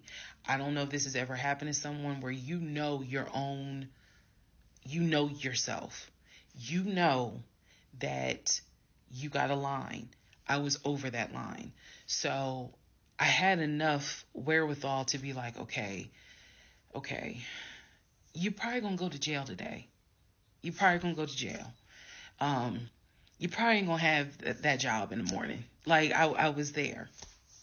And again, this is not to sound bragging at all. This was a woman who I could not believe that even with the attempt of me trying to give him one last opportunity to tell me the truth, he still lied in my face. I was at my edge. So I yanked the covers back and I told him, I was like, get up, get the fuck out of my house. Again, I'm saying it calmly on here. It was nothing calm in the house when this happened. So I'm throwing stuff up against the wall. I remember I looked at the lamp. He looked at me looking at the lamp. And I think something in him realized, okay, yeah, I'm in pain, but if I don't get up, she's going to do something with that lamp. So he does get up. He is still on the phone with the aunt because the aunt was pretty much like, keep me on the phone. She did not want him to hang up. He throws some stuff together. Again, keep in mind, he has all his stuff in the house. So he basically packed like 2 bags worth of clothes. And he's limping around, and I'm standing in the hallway watching him like a probation officer. So he's limping around, and I'm looking at the condition of the bedroom. This is when I noticed Legion had been semi-bedridden. Remember, I told y'all that because the knee and other stuff. I look at these bottles of Powerade because he had been drinking Powerade so much at this point. He was not getting up to go to the bathroom. He was drinking the Powerade and then using the empty bottles to pee in. So there was about 6 bottles around the bed. And I was like, what is this? Because again, I hadn't really been going in that room. I was busy being CIA, FBI, and Homeland Security for the past 2 weeks. So I was like, what is this? He was like, I'm going to throw it out. He grabbed a trash bag, put the bottles in there. And I said, what are in those bottles? I said, tell me. And I think I started like twitching. Like, tell me. That is not piss in those bottles. He was like, I couldn't make it to the bathroom. I was in too much pain. So at this point, I'm even more like, yeah, get the fuck out. Get out. Get out of my house. So I helped him. While he was packing his bags, I went downstairs. I took the house key off of his keys. I went back upstairs. He had his 2 bags. I grabbed the 2 bags. Yes, I did. I grabbed the 2 bags. I had opened up the garage. I had already popped the trunk for his car and threw the bags in the car. I did that because I was like, you getting out this house. You getting out of this house today. You can't come back. You can't come back ever. So it took him about 2 hours from the time of I will beat you like the bitch you are for him to actually leave the house. Again, I'm calm telling y'all this story. It was not calm in the house. So he eventually puts on some sweatpants. Now I can really see how much weight he has lost. But he puts on some sweatpants. He puts on a shirt. He's limping down. And he's like, you really gonna kick me out on my birthday? I just looked at him.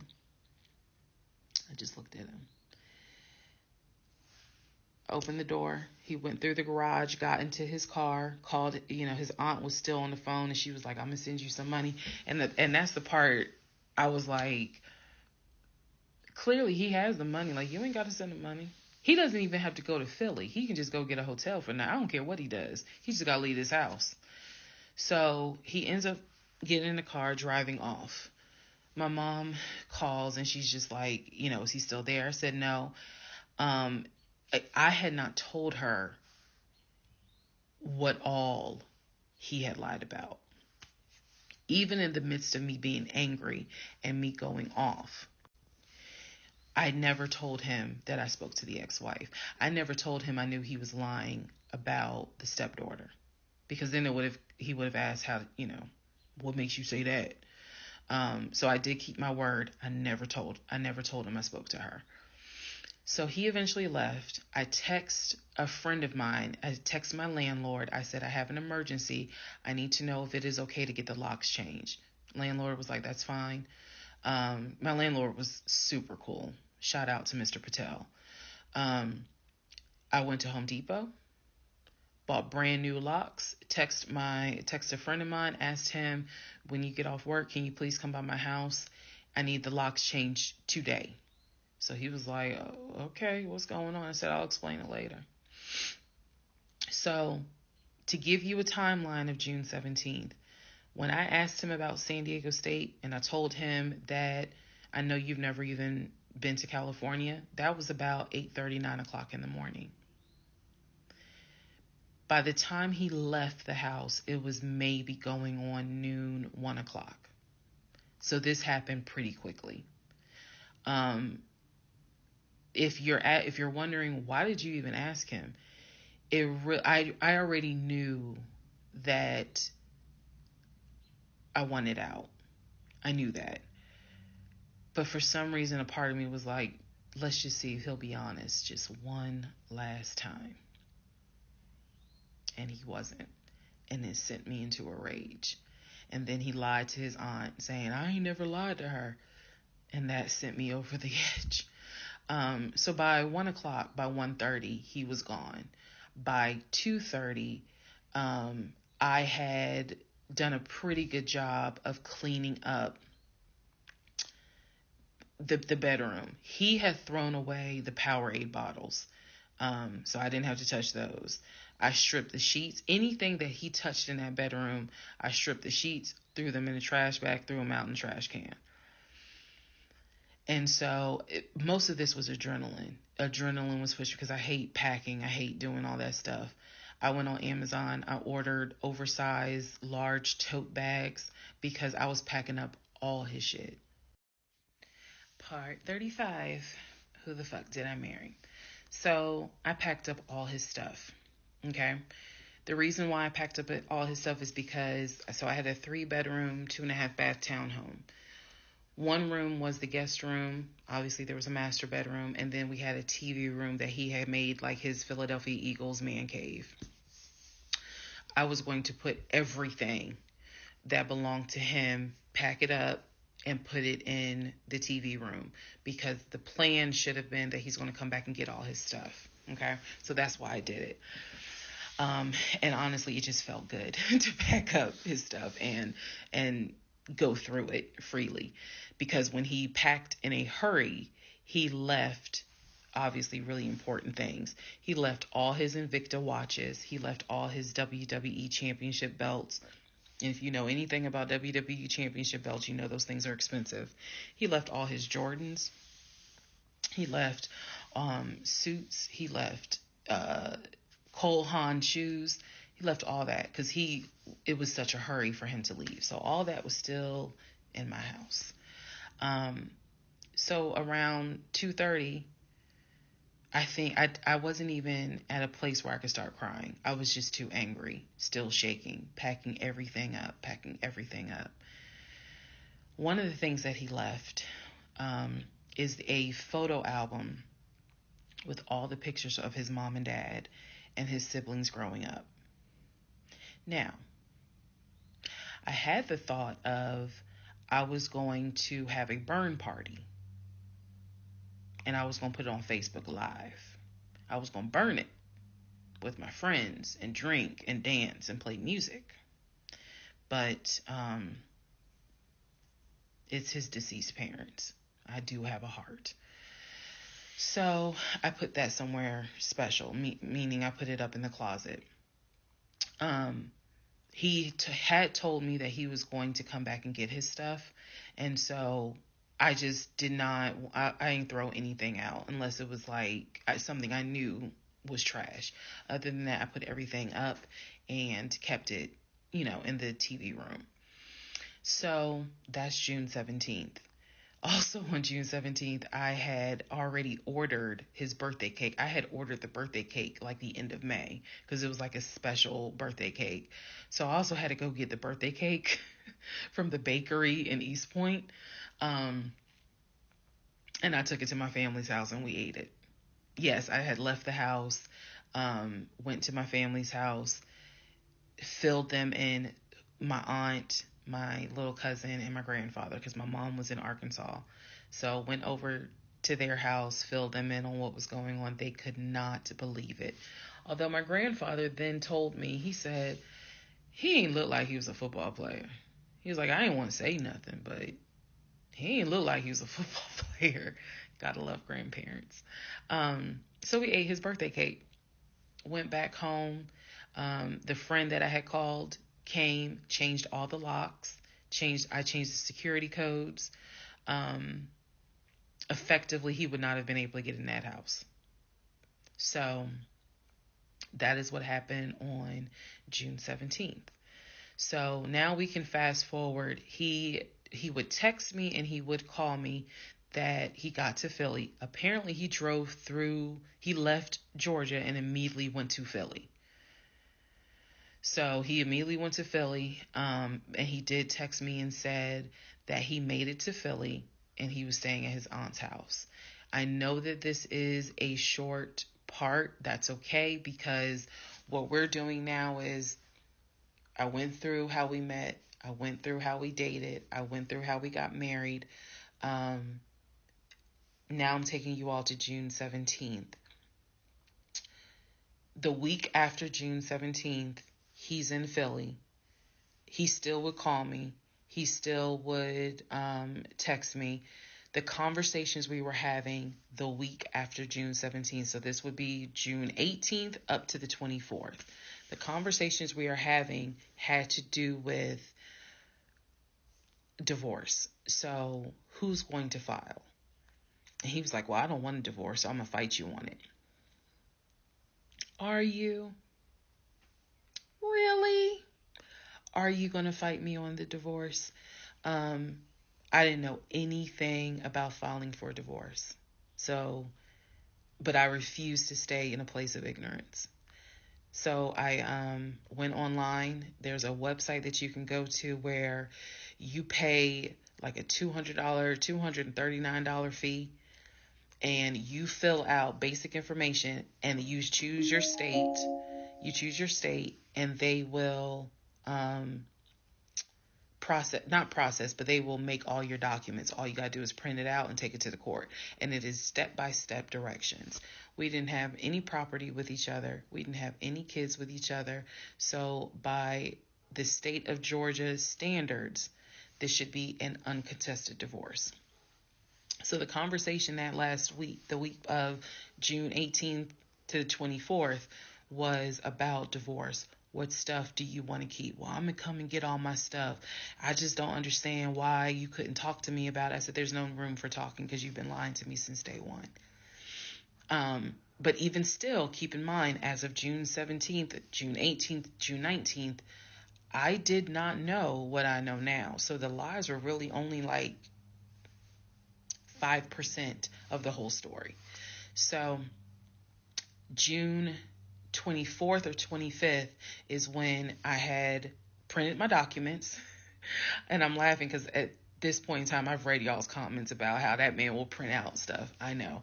But I used the website, typed all my stuff in, got my documents, and then I went. I took a day off from the job because I was getting ready to transition into the new job. So I left work early, went to the courthouse, and filed for divorce. I filed. I paid. And then I already had the documents where he would have needed to sign so that it could then be entered into for a divorce settlement agreement. So going into part 36 or 35, I know there's so many parts. Going into the next part is where I can tell you guys what happened with him, because he drove to Philly and he was in Philly for about a week, maybe 3 to 4 days. Then I get a message on Facebook Messenger from a woman claiming to be his cousin. Lord Jesus. So the cousin tells me, actually I can tell y'all. So the cousin tells me that he's there. He's telling the family that I kicked him out. He's telling the family that I kicked him out after he walked in on me having an affair. That I stole his money and I then kicked him out.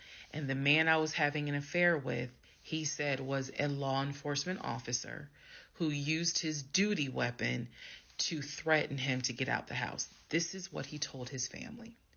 And the cousin was reaching out to me. She found me through a search on Facebook and was reaching out to me because she's like, we know he lies.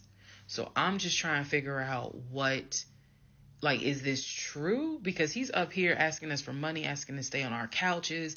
Like, what's going on? Then she explained to me, we didn't even know he got married. So this is the first time we're hearing about you. What do you mean you didn't know he got married? He talks to his brother every day. She said, who told you that? I said, I've heard him talk to his brother every day. All his brothers. She said, all his brothers? How many brothers do you think he has? I said, he has 4 brothers. I named them. She said, he has 2 brothers.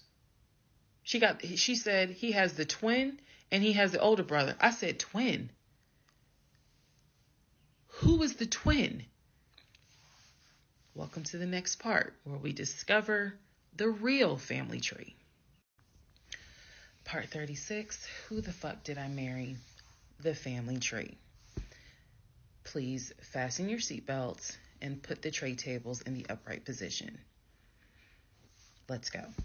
All right. The cousin, I'm not going to name her. The cousin had reached out to me on Facebook, asked me to please give her a call. So this conversation was on the phone. Yes, I was actually speaking to her. She informs me again about the whole he's up there. He's telling everyone that he walked in on me cheating on him. It was with a law enforcement officer, and that the law enforcement officer used his duty weapon to threaten him to get him out of the house. The reason why I'm particularly mentioning the fact that he said it was law enforcement is because he was trying to get a family member, like one of his cousins, to call the agency of the law enforcement officer and file a complaint, which in hopes would then start an internal affairs investigation. Yeah. So, female cousin's on the phone with me. She's telling me everything that he is telling them. She's like, look, we know he a liar. We don't fuck with him. He's been a liar since a kid, but he's also family. She said, we didn't know at all who you are. So I thought that was interesting because I was like, you didn't know who I was, but his brother knew who I was. And so, again, that's when I said to her that I was like, I've talked, he's talked to his brother every day. So why wouldn't the brother tell y'all that he had gotten married? And so she said, what brother? And so I told her the brother's name. And she said, he told you that? I said, he was having the phone calls in front of me. So at this point, what the cousin said was, she was like, okay, I'm going to confirm that with him. She was like, he lives up the street, so I'm going to just confirm that with him. She was like, because I'm pretty sure that they have been beefing for a while. I was like, I can only tell you what I saw, what I heard. That's all I can say. So then when she asked me about, well, how many brothers do you think he has? And I said, he has 4 brothers. Again, I listed all of them. This woman was like, he has 2 brothers. She said he has the twin, and he has the older brother, the one that he was on the phone with every morning, blah, blah, blah, blah, blah. I said, twin? Who's the twin? So this is where she explained to me. She said the parents, mom and dad, had the older brother. The older brother is about 5 or 6 years older than Legion. Legion and the younger brother, who lives in Nashville, they are twins. So when he kept saying the younger brother, my younger brother by 2 years, it's his older brother by 20 minutes. They are twins. I have seen a picture of this brother. Yes, they do very much look alike, but I didn't know they were twins. It doesn't even matter. I didn't know they were twins. But definitely they had the same mom and dad. So she was like, no, that he's older than Legion by 20 minutes. They're twins. She said, so the parents had 3 boys.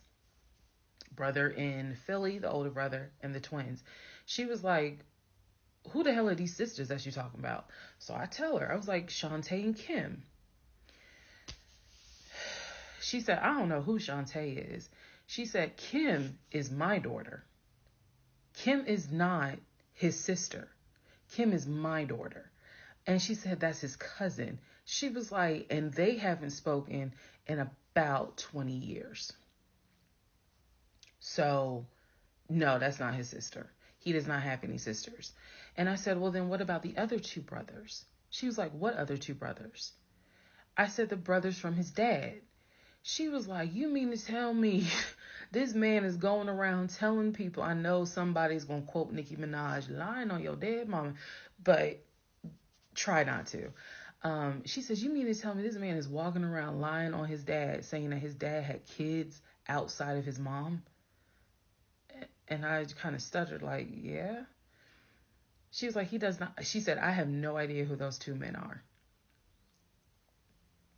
She said, those are not his brothers. But if y'all remember, I've met those two. And he introduced them as, man, this is my brother John. This is my brother Matt, type thing.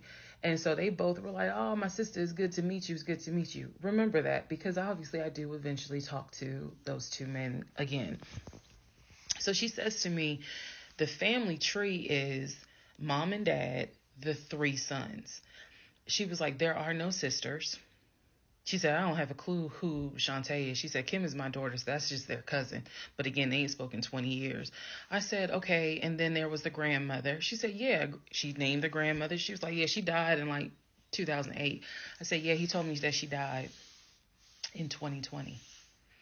And that, all of you were coming down for the memorial service. And she's just like, she died in 2008. I said, then there was the uncle who also died from COVID. She was like, which uncle is that? I told her the name. She said, he's been dead since 2010.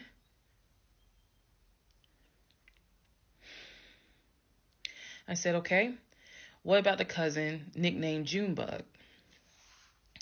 Everybody got a cut. If you're not African American, we all know a Junebug somewhere. And she just was like, oh yeah, cousin Junebug. She was like, man, that's crazy what happened to him. And I was like, what do you mean what happened to him? Because I know he has talked to his cousin Junebug on the phone a few months prior. He was like, and so she said to me, she said, yeah, he had passed away in 2016. So this is now 3 people that she's naming that I recall him having either a story about or a phone call with, and she's telling me that they are all passed away. So this is when the conversation kind of changes, and she's like, you know what? She said, let me speak to the older brother, because he probably wants to talk to you. She was like, you probably should talk to him, and a lot of your questions will get answered. She was like, this dude's been lying ever since he was a kid. She was like, she said, literally, we don't fuck with him. I remember her saying that verbatim. She was so adamant. She was like, and when he showed up here out the blue, talking about how his wife cheated on him with a law enforcement officer, and how the guy took his gun out and threatened him to leave the house. She was like, we knew something was up. She was like, that's why I had to find out who you were and reach out to you and find out the truth. I said, there was no other guy. There was no law enforcement officer. And she was like, yeah, because he was telling us where the dude worked and how we should go ahead and help him file a complaint so that this dude could lose his job. I said, there is no other person. I said, I kicked him out. That was me, all by myself. No gun, just my fist. And so she said, he's telling us that he had gotten married, and then she was like, apparently y'all had a baby. So she was like, so you got a kid with him? So I had explained to her. I said, no. I said I had a miscarriage back in June of 2020, and I had to have surgery in July. So she was just like, girl. So she started really being encouraging and was saying, you dodged a bullet, honey. She was like, I don't wish this. She's like, I know he my family, but I don't wish him on no woman. So we've had each other's numbers. She was like, if you need anything, please feel free to call me. She was like, I've had my own issues with him. I've had my own issues in life. But she was like, get your divorce and be done with him. Then she said, I'm going to put you in contact with the older brother.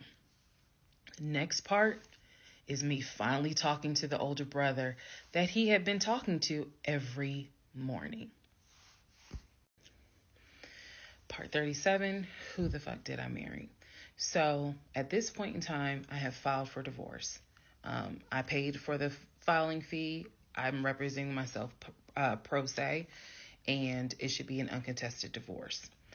During this time, Legion had driven to Philly, lied to his family, and said I had cheated on him, that he caught me, and that the guy I cheated on him with was a law enforcement officer who used his gun to threaten him to get out the house.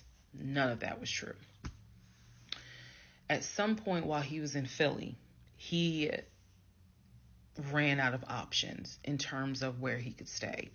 Family members did not want him to stay with them. Apparently, a lot of bridges were burned, according to the female cousin I had talked to on the phone. So he left Philly and went to Augusta. Yes, what you were hearing is correct. He drove from Georgia to Philly, stayed in Philly for about 3-4 days, left Philly, drove back to Georgia, went to Augusta. Keep in mind, if you have lost your notes at this point, he was raised in Philly and did high school in Augusta before he went to California. So he has family in Augusta. So at this point, he's on his way to Augusta to stay with a new set of people. The reason why this is important is because what I have is a divorce settlement agreement. That divorce settlement agreement has to be signed by the two of us, where we are basically telling the court, look, this is what he's keeping, this is what I'm keeping. I need his signature. Let me repeat that.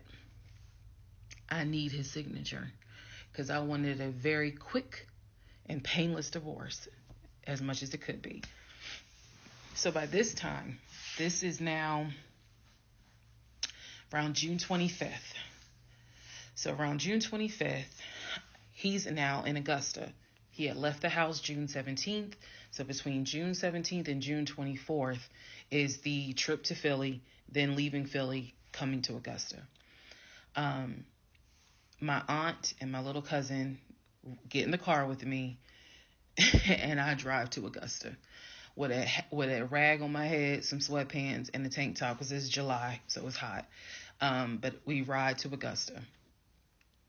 I had spoken to him. I had said, I just need you to sign this piece of paper. And he was like, I'll get to it when I get to it. No. We're going to get to it as quickly as possible. So if that means I got to drive to Augusta tomorrow morning at 7 o'clock, I'm going to do that because I need that signature. I ain't telling this. This was my attitude. Sure enough, went ahead, drove down there. I met him at the UPS store in Augusta. It's in the same Kroger shopping center. They had a notary there because I needed the papers to be notarized. So he pulls up. It's only been a week since I last saw him. It has been months since my aunt saw him. Okay? She had no idea of the condition that he was in. Again, I'm telling y'all, when I met him, when he met my family, he was like a size 3X. In just a short span of time for a week, he easily could have been in an extra large, maybe even a large, but was wearing 3X clothes. So he has told me this whole time, he didn't know I had spoken to his family. Okay, probably need to put that in there. He did not know I had spoken to his cousin. So he was telling me that he had a place to stay. He was staying with some family members, and everything was cool. He told me he was going back to Augusta because he had a job. That's what he told me. The family member, the cousin, told me, oh no, it's not that he had a job. We kicked his ass out because he's still lying. And we don't want anything to do with him. So when I saw him get out the car, I immediately knew, you probably have not washed in 3 days. I'm not overreacting. His nails had not been cut, so his nails were a bit long. He smelled like the Chattahoochee dump on a hot summer Georgia day. He stunk so bad. And for a moment, I did not recognize the man that I was legally married to. I did not recognize him. He almost looked, what's the word? Emaciated. If I may be mispronouncing it, but the way someone looks when they've lost so much weight and it's almost like your skin and bones. He looked homeless. He smelled homeless. And my heart just kind of broke. It kind of did. I'll be honest, it kind of broke. It did not break enough for me to not get that signature though. So when he walked into the UPS store, you clearly could see that some of the people were like, let me get away from him. Me, I just was like, okay, so I just need you to sign right here, and I just need you to sign right there. Okay, and then a woman named Lauren came over and notarized the papers, and then we were done because he signed the divorce agreement. He didn't even read it. Reason why I'm pointing that out is because he didn't read the part where what's left in the house now belongs to me. Where he took technically what he was going to take. Everything else in that home belongs to me. Remember, I told y'all he had left all his Invicta watches. He had left all his WWE championship belts, his Jordans, a lot of his clothes, his Cole Haans. He had left all that stuff. He never even read the divorce agreement. So he signed it. I signed it. Lauren notarized it. We leave the store, and I said, "Have you eaten?" And he was like, "Yeah, I ate. It's just, my knee." So again, he's talking about the knee, but if you saw him, you would know there's way more to it than the knee. So I said to him, "Look, since you met me here, let me give you some money so you can get you some chicken nuggets." Yeah, that's what I said. You can get you some chicken nuggets. So I believe I gave him like $5 or $6. Go get you some chicken. I think I Zelled it to him, actually. Just go get you some food. Then because where he parked was not far. It was like, okay, I'm parked here. He's parked in front of me in the other row. So there's that aisle that you can drive down. So I walked him to the car. And I saw the condition of the inside of the car. And that's when I knew he's been living in his car. He's been living in his car. So clearly, I no longer had a question of, so where's this offshore account? Where's the U.S. bank savings account? Where's the checking account? Didn't have that question anymore. Because if you had money, you wouldn't be living in your car.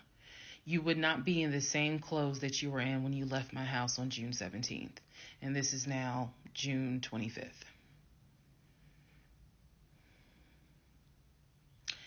So he was like, "I'm going to be all right. I'm about to start a new job. I'm going to be cool. I got a family member I can stay with. Everything's going to be okay."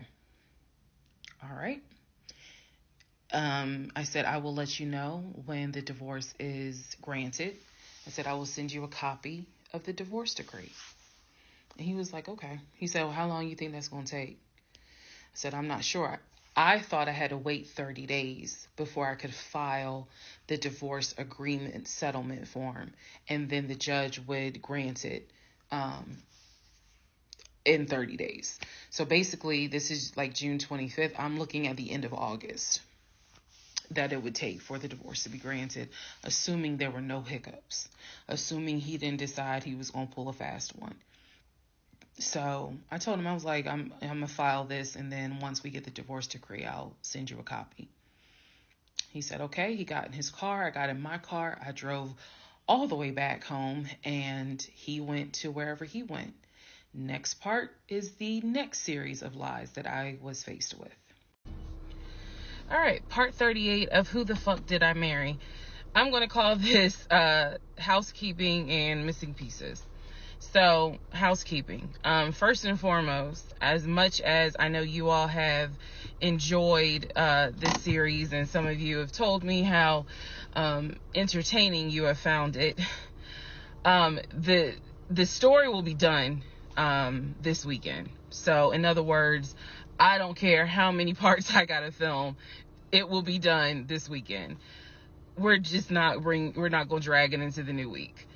So I just want to let everyone know that. So please be sure to tell your sisters, your mamas, your aunties, your cousins, your best friends, hey y'all, go ahead and watch all the parts, because she's saying she's wrapping it up this weekend. But I'll leave the playlist up, so don't worry. Also, let's see. I'm sorry for the people who were like, I keep talking really slow. I didn't know that I was, and they're like, you're just long-winded. I'm very detailed. So that's probably what you're feeling, is that I'm detailed and I'm trying to get everything out, again, in a responsible manner. So, you all have asked me if I will do a live. Yes, I will. I don't have any issue doing a live.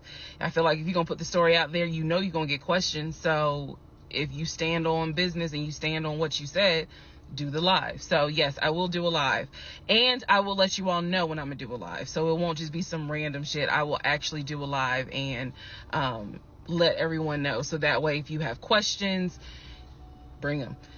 The issue with doing a live is that I need moderators. So because I just anticipate a lot of people have questions and I'm just one person, and I don't want to be accused of she's ignoring my question, which means there's holes in her story. Y'all, we all know how TikTok is. So, but I will absolutely do a live. That's the housekeeping. Missing pieces. So when I said before that it's important to me that I'm responsible in how I tell this story, meaning I'm clear and I go in detail, I realized that I left out some missing parts. And it was brought to my attention by a number of you. Thank you, because I'm all for accountability. I did not go into how my ex-husband, Legion, left the condiment company and then went to Apple. I also did not go into detail on when my mom came to visit. Both of those were in the month of April. I was going to go into detail a little bit more on the Apple situation because, as you probably have figured out, of course something came out later on. But nevertheless, in terms of April of 2021, my mom came for a visit. She lived in Arkansas. She came to visit us. She came to visit us after we had that whole sexting on Facebook incident, and just after we had started marital counseling. There were no fireworks during her visit. Nothing was weird. I did talk about how, my family has always been there. And if you spoke with my mom, she would tell you she didn't see anything out of the ordinary. But there was something in her spirit that just didn't sit right. She didn't talk to me about it at the time. She did not raise her concerns. She simply, when she came to visit, we welcomed her with open arms. Legion was excited to meet her. She was excited to meet him. We took my mom out to eat. It was a typical, very quiet, non-active visit. I didn't know what my mother thought until later on. So she didn't share with me during the visit, something don't seem right. She and I sat in the guest room talking. I never told her anything that was going on. Number one, because again, it goes back to that mindset of what happens in my marriage needs to stay in my marriage. And I talk about how I didn't think looking back, it was not a good idea that I told my aunt what had happened. My aunt is not the type that's going to tell my mother. That in other words, if you confide in her, she keeps it between you and her. So my mom never knew that there were any issues. And so there was nothing for her to be on mama bear mode. Had she known, this would have been a very different trip, but she didn't know. So she did come to visit. Everything went fine. He and I put on a united front. Oh, we're so happy. We're so, in love. And yes, behind the scenes was a whole different story. He talked to her about how he was looking to buy a house, and how he told her how work was going, how his job, how his job was going, bragging as usual, which I did tell my mom, look, he's going to talk about himself and money a lot. So, just change the subject. If he brings up a house, change the subject. That was my instructions to her, because I was like, I don't even want to get into the whole house situation. So, other than that, uneventful. Now, once my mom left, this is still in April, everything was fine with him at the condiment company, as far as I knew. Everything was fine. What ended up happening is he randomly came home one day and starts complaining about changes that are going on at the company. When he started complaining about those changes, it was things like, keep in mind, he is not VP of the company. He was VP of, I keep getting it wrong, but I think it was VP of production is what the memo says. So he was not the second in command for the company. He was upset that he was being blamed for production stats, that the production was down. He was upset that his plant manager apparently had resigned. He was upset that some of the policy changes that were coming into play that would affect his plant. These are the things that he was coming home and complaining about. Literally, he would complain. He started complaining Monday. By Friday, he said, you know what, if they continue doing this, then I just need to find another job. He was like, I think I'm going to call my homeboy that I work with at Apple, and I'm going to see, what they have available. Yes, there were red flags going up. Of course there were.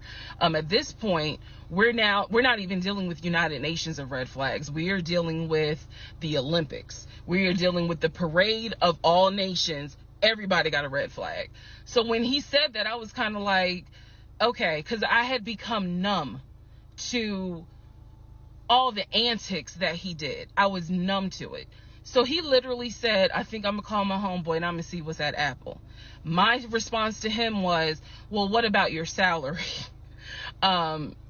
Would you take a pay cut? And he was like, no, I'm not going to take a pay cut. Like, I wouldn't leave unless it's going to be the same amount or more money. Y'all, the next week, last week of April, I'm at work, minding my own business. He calls me and tells me, I've decided to resign. You what? I've decided to resign. Don't worry. Don't get all crazy. I had talked to my homeboy. There is a position at Apple, and I'm on my way there now to go and meet him so that I can get some information on the position. We're married, y'all. We're married. So what I said to him was, well, will you get all this in writing? His words to me were, of course I'm going to get it in writing. I'm not stupid. You know what? I don't even want to talk to you no more. Click. That's the end of April. So that is how I was introduced to this Apple job. Again, if you stick with this series, you will find out exactly what happened. But that's how I was introduced to the Apple job. It literally was in a span of within 2 weeks. And he resigned from the condiment company and immediately said, I'm going to move over to Apple. Just wanted to clarify that. So, we will continue on. Part 39, who the fuck did I marry? Everything you're going to hear, probably in this part and the next part, all of this happens in the month of July, 2021. Divorce has been filed. It was filed the end of June. I got his signature on the divorce settlement agreement. I thought that I had to wait 30 days before I could actually file that with the court. And so this is kind of in the limbo period because I'm still within those 30 days. So he left a book bag at the house. Book bag that had all kind of paperwork in there. Inside the book bag, this is the paperwork that I found. Number 1, I found a packet from the condiment company where it showed his 401k contributions. It also stated in there that he had been terminated. So he was terminated from the condiment company according to the paperwork in the packet that I saw in the book bag that he left at my house. Also in the book bag were paycheck stubs from a previous job where he worked at a cemetery. The same cemetery that he took me to show me where his grandmother and grandfather were buried.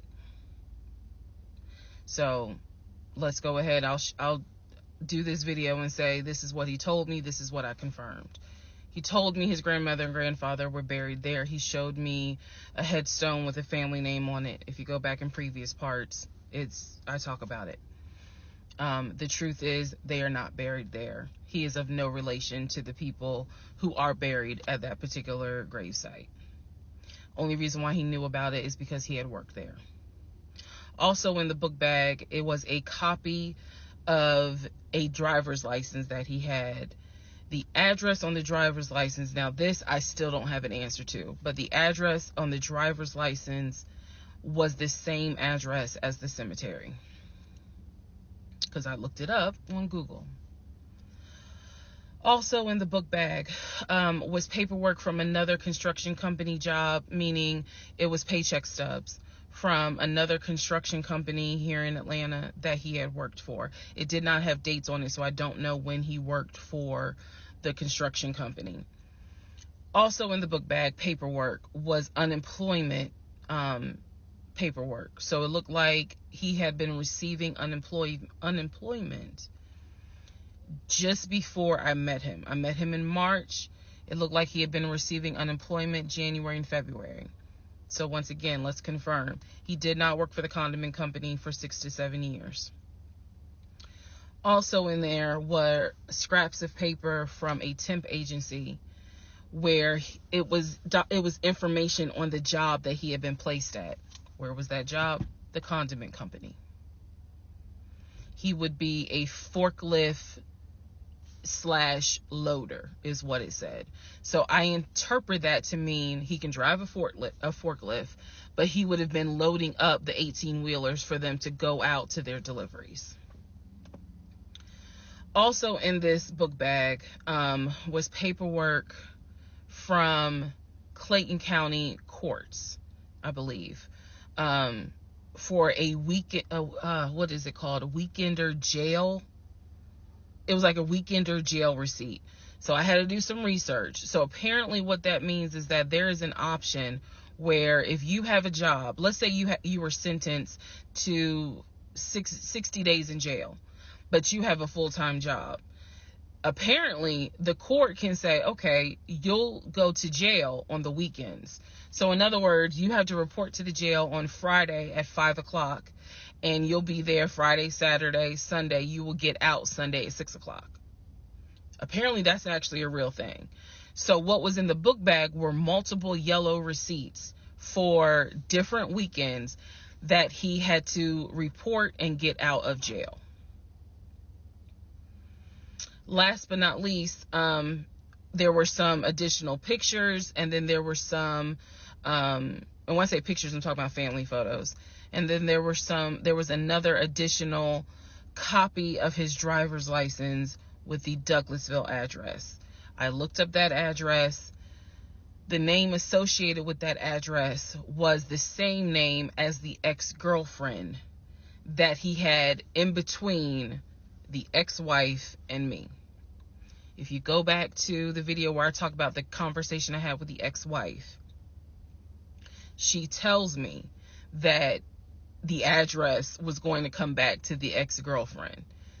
I'm simply saying that is correct. So what she told me is true. So because of everything that I found, I decided to go down a new rabbit hole. Again, just recapping what I said in previous videos. Ex-husband was always a stickler about law enforcement. His dad was a retired police officer. I'm just telling y'all the story. His dad was a retired police officer. Mom was a retired teacher. After his dad retired, they moved to Augusta, started a church. He took me to that church in Augusta, the same day that he took me to meet his aunt who lived in Augusta. So these are now things that he actually took me to, just like he took me to the cemetery. So that's what I found in the book bag. The Weekender jail receipts. I went ahead and went online to find out exactly why did he have to go to jail for the weekend. And I'm going to end this part here. The next part has to do with his criminal history. Part 40, who the fuck did I marry? So we're now at the point of July 2021. We're at the point where I've spoken to the female cousin, and she gave me the phone number for the older brother. For the purposes of this video, we're going to call him Chris. Chris was very nice. I called him. He was gracious. He was willing to answer whatever questions I had. And what he said to me was, he said, my brother has always been a liar. He's always been a liar. He said, but ask me what questions you have, and I'll confirm what's real and what's not. First question I had was, when was the last time you spoke to him? Without missing a beat, Chris says, 2015, just after our mother's funeral. I explained to him about the phone calls, the fact that Legion would be on the phone for 35 minutes, laughing, talking to Chris, relaying messages from Chris to me, and relaying messages from me to Chris. Without missing a beat, Chris says he was never talking to me. And he said, now I am going to say this. Maybe he was on the phone, but he was not on the phone with me. He said, because he knows that if I ever see him, I'm going to whoop his ass. And I'm laughing because obviously Legion loves to say I'm going to whoop somebody's ass. So for the people who are confused, like, wait, what does this mean about the phone calls? What this means is, every single time that my ex-husband was on the phone, holding his phone like this, talking, laughing, cracking jokes. Hey, my wife said that, we can go later on this evening and all this other stuff. Every time they were doing things like that, every time he was having a phone call or conversation that he claims to be with Chris, no one is on the phone. No one's on the phone. That is what that means. So I'm on the phone with Chris. My mind is spinning. It is blowing up like a volcano. I mean, I'm going crazy. I'm going crazy because what this means is that for the past 4 or 5 months, every morning that he is having a phone call with his brother Chris, I am now understanding in real time that phone call was completely fake. So Chris tells me maybe he was talking to somebody else, but it wasn't me. He said the only family member that Legion actually talks to is the twin. And that's only because, for some reason, I guess it's their twins, he helps him out when he needs it. Legion only calls the twin when he needs money. And the twin, according to Chris, now this is the part that might blow some minds. The twin brother, the one that is older by 20 minutes, is VP of his company, is married, drives a luxury car, and lives in like a 4 or 5 bedroom house in Nashville. So Chris is saying to me, he was like, it sounds like he took the identity of the twin and was trying to act like that's his life. And it's not. He was like, that nigga ain't never had no money, ain't never kept a job a long period of time. And he was like, and you're telling me that he claims he was VP of a company? And so he was like, did you ever see anything? Did you ever meet people like Chris? I respect the fact that he was asking me the same questions y'all are asking me. Did you ever meet any family members? And I told him I said, I met your aunt. Well, what aunt is that? I told him her name. He said, that ain't our damn aunt. I don't know if y'all have ever dealt with people from Philly. So he was just loud. He was like, that ain't our aunt. He said, that is our mother's best friend. And I don't trust that hoe. I'm sorry. It's the way he said it that it makes me laugh. Anyway, he's like, I don't trust her. I don't trust her at all. She is not our aunt. She was our mother's best friend when our mother was living in Augusta. She's not our aunt. So then I explained to him about the other brothers. The brothers, remember, there were 2 half brothers from his dad.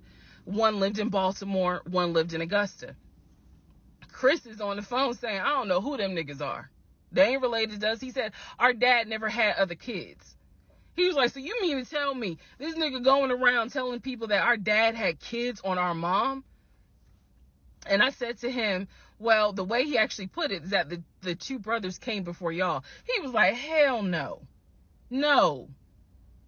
So then I explained to him about the sisters. He was like, who the hell is Shantae? And I was like, Shantae, again, I'm just telling you what I was told. Shantae is a sister that lives in Douglasville, married with 2 kids. He was like, no, we don't have a sister. Told him about Kim. He was like, Kim's not our sister, she's a cousin. And he said to me, and I know she ain't talked to him in forever in 2 days. He said, so everyone, the only people who are his family members is Chris and the twin. He's like, we got some cousins up here. I told him about Junebug. I told him about the uncle. I told him about the grandmother. And he's just sitting back like, oh my God. He said, he was like, I realize that every relationship my brother gets in, he gets worse. And it sounds like he is actually worse than what he was in the last relationship. And I thought he was talking about the ex-wife that I had spoken to. No, he had no idea there was another wife. Because again, he hasn't spoken to him since 2015. So he was like, the best thing I can say to you is this. He said, thank God you ain't have kids with him. He said, get your divorce and forget you ever met this man. And he was like, and I know how that sounds because he's my brother. He said, but if I didn't have to claim him, I wouldn't.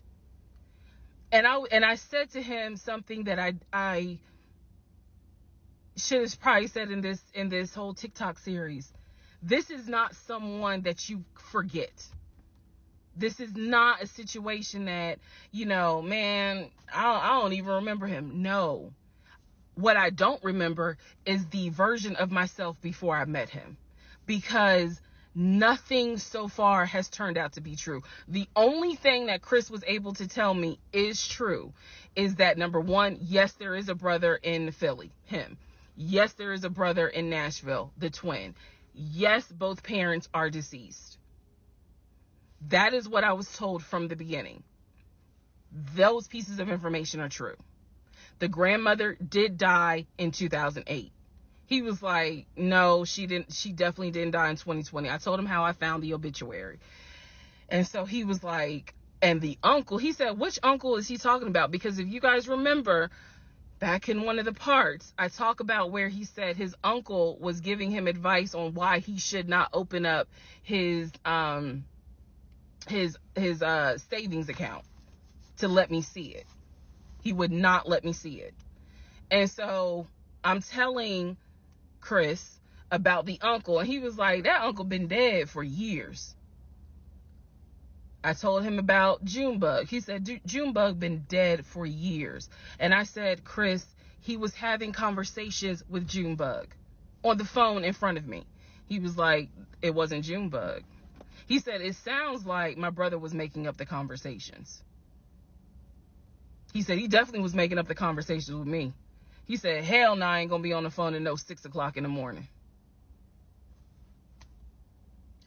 So the conversation with Chris solidified that this is the actual family tree. And no, there were never any conversations with his brother every morning when I was getting ready to go to work. They had never talked. On to the next part. Part 41, Who the fuck did I marry? So this is a continuation of my conversation with Chris, which will then lead into some other stuff. So Chris has confirmed that he has not spoken to Legion since 2015. So now we know that the phone calls that Legion was having every morning on the phone with Chris when we were, getting ready to go to work, the phone calls were fake. I demonstrated in the last video how I think how he was doing those phone calls. Because he would relay messages from me to whoever was on the phone. So Chris and I also then talked about their parents. So if you remember in the beginning, I told you from the get-go, this man was, very respectful of law enforcement because his dad was a retired Philadelphia police officer. The mom was a retired teacher. And so he had the utmost respect for law enforcement. That's what he used to always say. Because, again, there's a lot that he lied about. So I'm trying to only highlight the big things because, truthfully, it got to a point where when he would say that as a VP in his company, he had a meeting with the local sheriff. Child, we know that's a lie. So I don't even need to go into detail about that because, again, why? So I told Chris what Legion said about their dad being a retired police officer. And I was explaining how he said the mom was a retired teacher. So Chris listened. Again, very gracious, very nice guy. He listened and he was like, so are you ready for me to tell you what's true and what's not? And at this point, I was already convinced I was going to be drinking heavily that night after this phone call. So I was like, go ahead. All right. So here's what Legion said. Legion said, my dad was a retired police officer with Philadelphia PD. When he retired, he and my mom moved to Augusta. I was there for high school. And they started a church. He took me to that church in Augusta and showed me where the church that they started. The truth. Dad, according to Chris, their dad was nowhere near the church. That man ain't go to church on Easter. He ain't go to church on Christmas. He was like, my dad he ain't stepped foot in the church since the day he got married. That was the last time he went to church. He didn't have nothing to do with church. He said that their father was the furthest thing from a pastor. And he was like, I love my dad, but that man drank, smoked, and he was not a pastor. The mom was not a retired teacher. She did substitute teach at one point, but she was not a retired teacher. The dad was a truck driver. And not only was the dad a truck driver, at one point, he was a correctional officer. And so I said to Chris, I was like, I said I had no idea, of course. I had no idea. So now we know the truth. The dad was never in law enforcement. And I'm not knocking correctional officers. I want to make very clear, because I know that sometimes people that work in law enforcement feel like, look, when I'm out there patrolling, that is not the same as being a correction officer, and correction officers may feel the same. So I just want to give the distinction between the two. So the dad at one point was a correction officer. However, his primary career was a truck driver. And so the dad would do long hauls.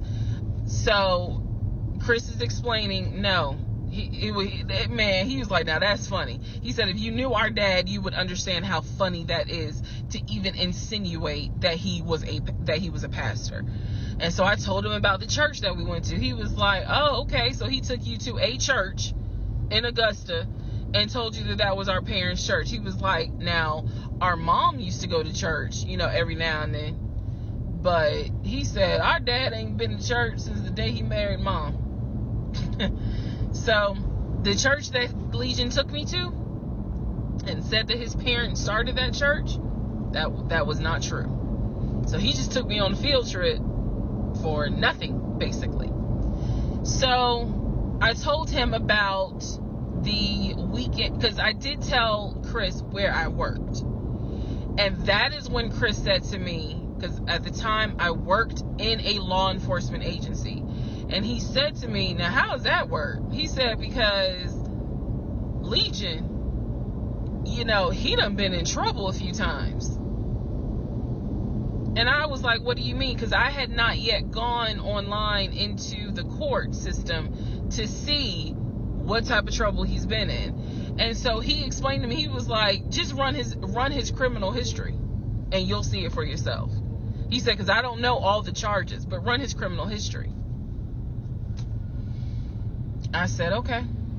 He gave me some homework. I'll run his criminal history. So again, he cleared up a lot of stuff in regards to the family dynamics. He did explain to me that yes, he does have a daughter. He and his ex-wife are divorced. And I said, well, Legion would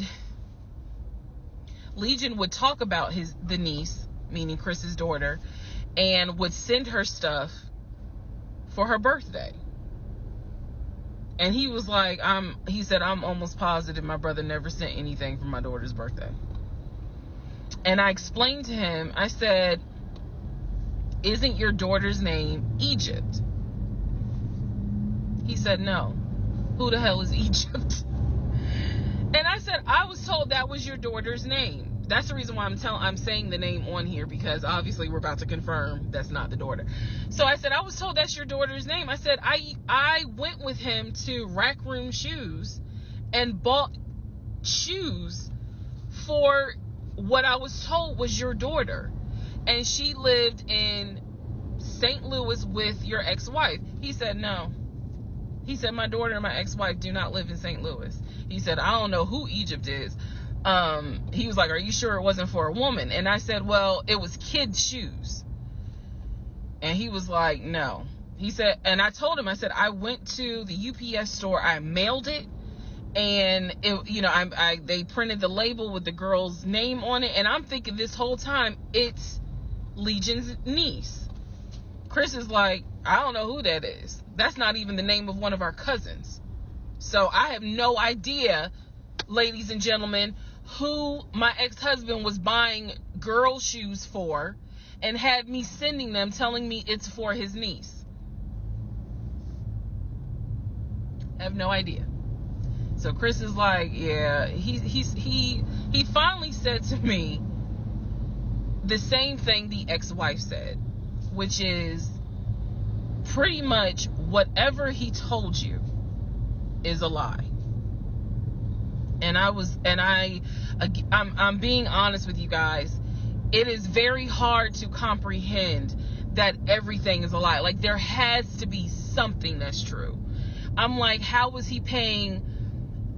If he wasn't working at the condiment company, or he got fired from the condiment company, how was he still paying the bills? Keep in mind, we never joined our accounts. He wanted to, but we never did, because he wouldn't show me the offshore, the savings account, which of course never existed. So I'm just trying to figure out, like, I know that I saw his checking account, I know that I saw his savings account, and he had money in there. Something had to be true. Something had to be true. And Chris was like, no. He said, it sounds like everything my brother said, everything that he told you was made up. He said, those phone calls were definitely made up. He said, I don't know who Egypt is. That's not any family member of ours. I don't know who Shantae is. We don't have a sister. He said, we don't have half brothers. He was like, I'm telling you who the family members are. He said, I am so sorry that my brother put you through this. So now let's go into the next part. Part 42. Who the fuck did I marry? So I finished going through the book bag. Still July of 2021. I finished going through the book bag. There were some other folders with papers in there. He had left the work phone.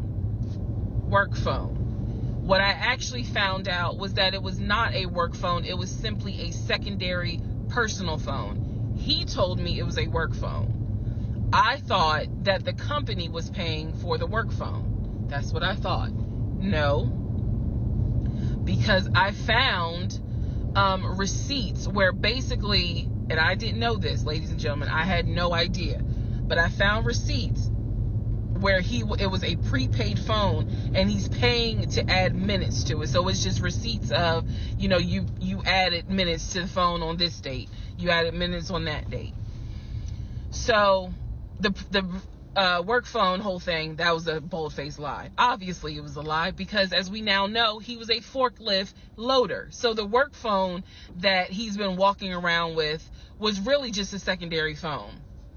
He had left the phone. He took his personal phone, meaning the main phone, I should say, but the work phone he left. So I'm going through the work phone, just trying to find some sort of answer. Now what is really burning in my mind is how is it that he had all this money in the accounts, but again, the last time I saw him, he's living in his car. Like, the math is not mathing. I go into not just the photos of the work phone, I go into the deleted folder. So, ladies and gentlemen, if you're going to go through somebody's phone, which I will never do again, but if you're going to go through the phone, don't just go through the text messages and the pictures. Go into the deleted folder, because sometimes you find a gold mine. In this case, I went into the deleted folder of the pictures in the work phone. I keep saying work phones because, again, this is just a secondary phone. It is deactivated. There's no minutes on it. So I go into the deleted pictures, and what I see is what looks like a screenshot of his checking account, the one that I saw with the available balance. Then there's another photo of the screenshot of the savings that he showed me. Now, one of two things it could be. Either one, it's not real and it was pulled offline, or two, he took a screenshot of his own account and saved the photos. So this is when I got introduced to reverse Google image search. I did a reverse Google image search. Sure enough, as you probably have figured out, some of you, because I read it in the comments, what he showed me when he turned his phone around, showing me his available checking account balance, was nothing more than a screenshot that he had found on Google. When he showed me his savings, turned the phone around, because remember, I demonstrated for y'all how he was, and then, turned it around and showed it to me as if he was signing in. When he did that, he was simply showing me a screenshot that he had taken from Google Images. Because when I did a reverse Google image search with those two photos, the checking and the savings, it came right up. It was nothing more than just Google Images. In my phone, I didn't even need this, because again, I already knew that he was not a VP regional manager, but still, for shits and giggles, I did a reverse image search of the charcoal BMW. Remember, I told y'all he had sent me pictures of the company car. Nothing more than a screenshot he had taken off of Google Images. The house that he showed me that he had in San Diego, Google Images. So, what we can now confirm is anything he showed me when he's turning his phone around is nothing more than an image from Google Images at this point. The checking account, the savings account, Google Images. The house, Google Images. The company car, that charcoal gray BMW 5 Series, Google Images. So at this point, I realized, okay, nothing is real. And I wasn't so much in a rage, to be honest with you. I wasn't in a rage then and there, as much as it was, I really truly had a moment where I said to myself, oh my God, what the fuck have I let in my life?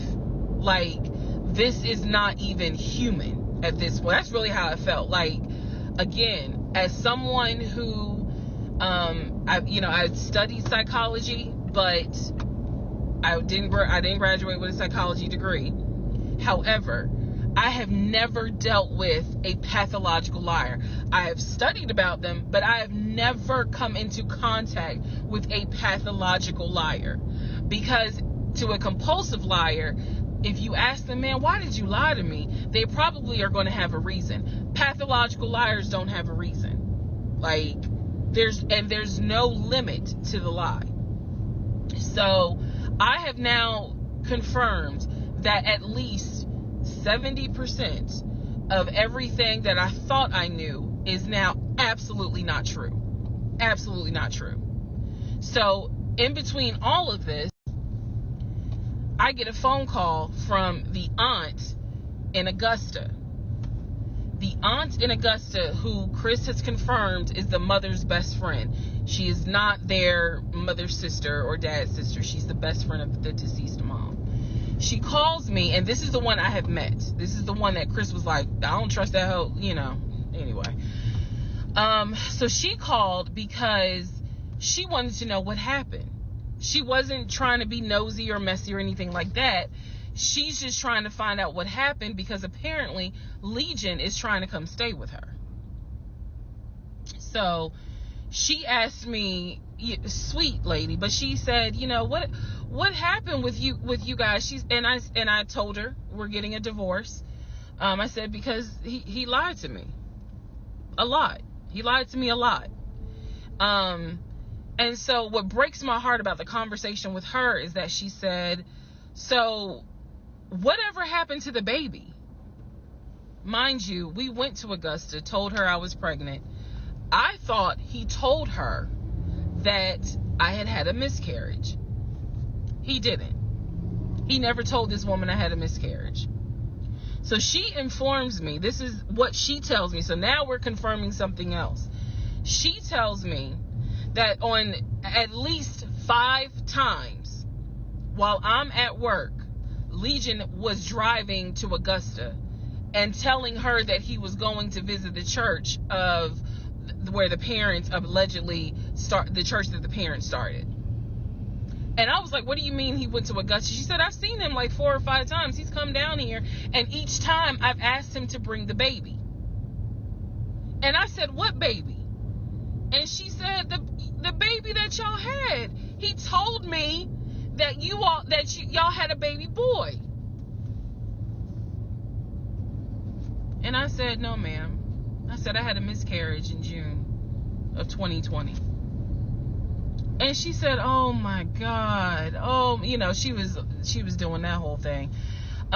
She said this whole time he told me that y'all had a son in January. And I have been asking him for pictures. I have been asking him to bring both of you down here so I could meet him. And he always had an excuse as to why he wouldn't bring the baby. And the last time he was in Augusta, he said that he was leaving you and he was taking the baby with him and that you were at work. I am not making this up. That is what that woman told me. And I just was like, no, ma'am, none of that is true. There is no baby. I said I had no idea he was going to Augusta. Next part. Part 43, who the fuck did I marry? So after the conversation with the aunt, again, she's telling me that Legion has been keeping up this lie that we had a son. I let her know, no ma'am, there was no baby. We did not have a baby. And I said, I thought that he told you. And she said, he's told a few people that you all had a baby. And she said, because I know some people were trying to send a gift to celebrate the birth. I didn't know anything about that. Didn't know anything about that. So she said, he's trying to come stay with me. She said, but I don't think I want him to, again, she's an older lady. She's like, I don't think I want him to come here because I don't really want to get involved with his divorce again. And I said, what do you mean again? I said, are you talking about the previous wife? And I said the previous ex-wife's name. She said, I don't know who that is. I'm talking about LaTanya, that one, the first one. And I said, well, what happened? Do y'all remember I said in my previous video that I read their divorce records. He had filed for divorce and they had a temporary protection order against each other. I said that.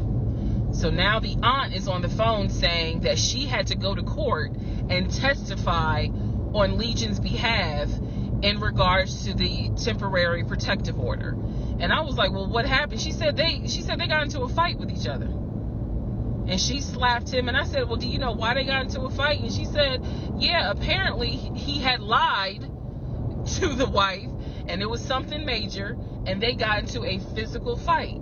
And she said that woman almost beat his behind. And so he asked the court for a temporary protective order. So now I'm just getting the backstory on how that TPO was even came into play. So I told her, I said, Miss Christy, we'll call her. I said, you don't have to worry about that. I said, we're not, he's already signed the paperwork. We're not fighting. I don't have it in me. I don't. So I said, I'm not going to tell you not to have certain people in your home, but I am going to tell you that I'm just barely kind of discovering exactly what the lies are in regards to Legion. So if you feel comfortable having him in your home, then do it. I said, but I am going forward with this divorce, and once the divorce is final, I will have nothing to do with him. And I said, and I'm so sorry, that he lied to you and kind of pulled at your heartstrings in regards to a baby. I said, there is no baby. So she said, so y'all are really getting a divorce? I said, and I didn't want to cuss to the older ladies, but I said, yes, ma'am, we are. And so we get off the phone. Also during this time, Legion would call me every now and then. Legion had no idea. I've spoken to his ex-wife. I've spoken to his brother. I've spoken to his female cousin. He had no idea. I have now, if we want to go through real quick and talk about what we can confirm. We can confirm that there is no sister. We already knew there was no baby. There was no VP job. Again, he was a temp, and apparently he was making decent money. So what I believe, and this is just what I think off of putting pieces together, I think that he made enough money to pay the household bills, because it wasn't as if the household bills were so expensive. He made enough money to live on his own. But instead of him living on his own, he's living with me. So we can also confirm that when he told me that he was paying his car off and he called the dealership and paid his car off, we can confirm that that's a lie. That story will come up later on. So pretty much at this point, the only thing I know to be true, his name, his date of birth, the secondary social security number that was on my background check, and that he has 2 brothers and the parents are deceased. At this point in time of July 2021, that's all that I was able to confirm that to be true. So later on, Legion calls me. He calls me because he wants some money. He just needs a little bit of money to hold him over till payday. And so we're on the phone. The call, again, I was recording all my calls at the time. We're on the phone, and I finally kind of confronted him, number one, about having a twin. That's when he tells me, I don't know why I lied, but I don't really talk about him. Number two, I asked him why did he get fired from the condiment company. His story is that he got fired because he had helped a truck driver and he was not supposed to. I know it's a lie. Y'all don't even have to tell me. I know it's a lie. Number 3, I asked him, why did you tell your aunt that we had a baby? He claims he never told her that, and that she's old and she didn't know what she was talking about. So then I asked him if he was ever in trouble where he's been arrested. And he said, yeah, I've been arrested as a juvenile, but my father had my record expunged. I said, were you ever arrested as an adult? He said, nah, I ain't never been arrested as an adult. I said, so you never went to weekend jail? He said, no, I don't even know what that is.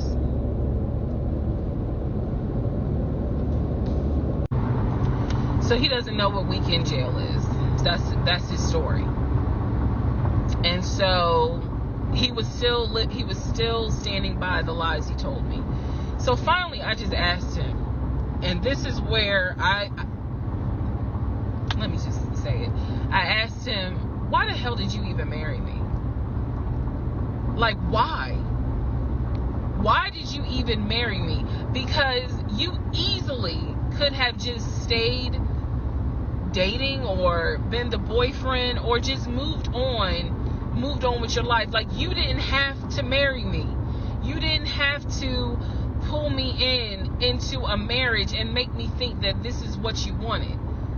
This is what he said to me on that phone call. He said, I had to marry you. And I was like, no, you didn't. He said, yes, I did. He said, I knew full well from day one that there was no way you were going to stay my girlfriend for longer than a year. He said, I knew it. He said, I knew in order to keep you, I was going to have to marry you.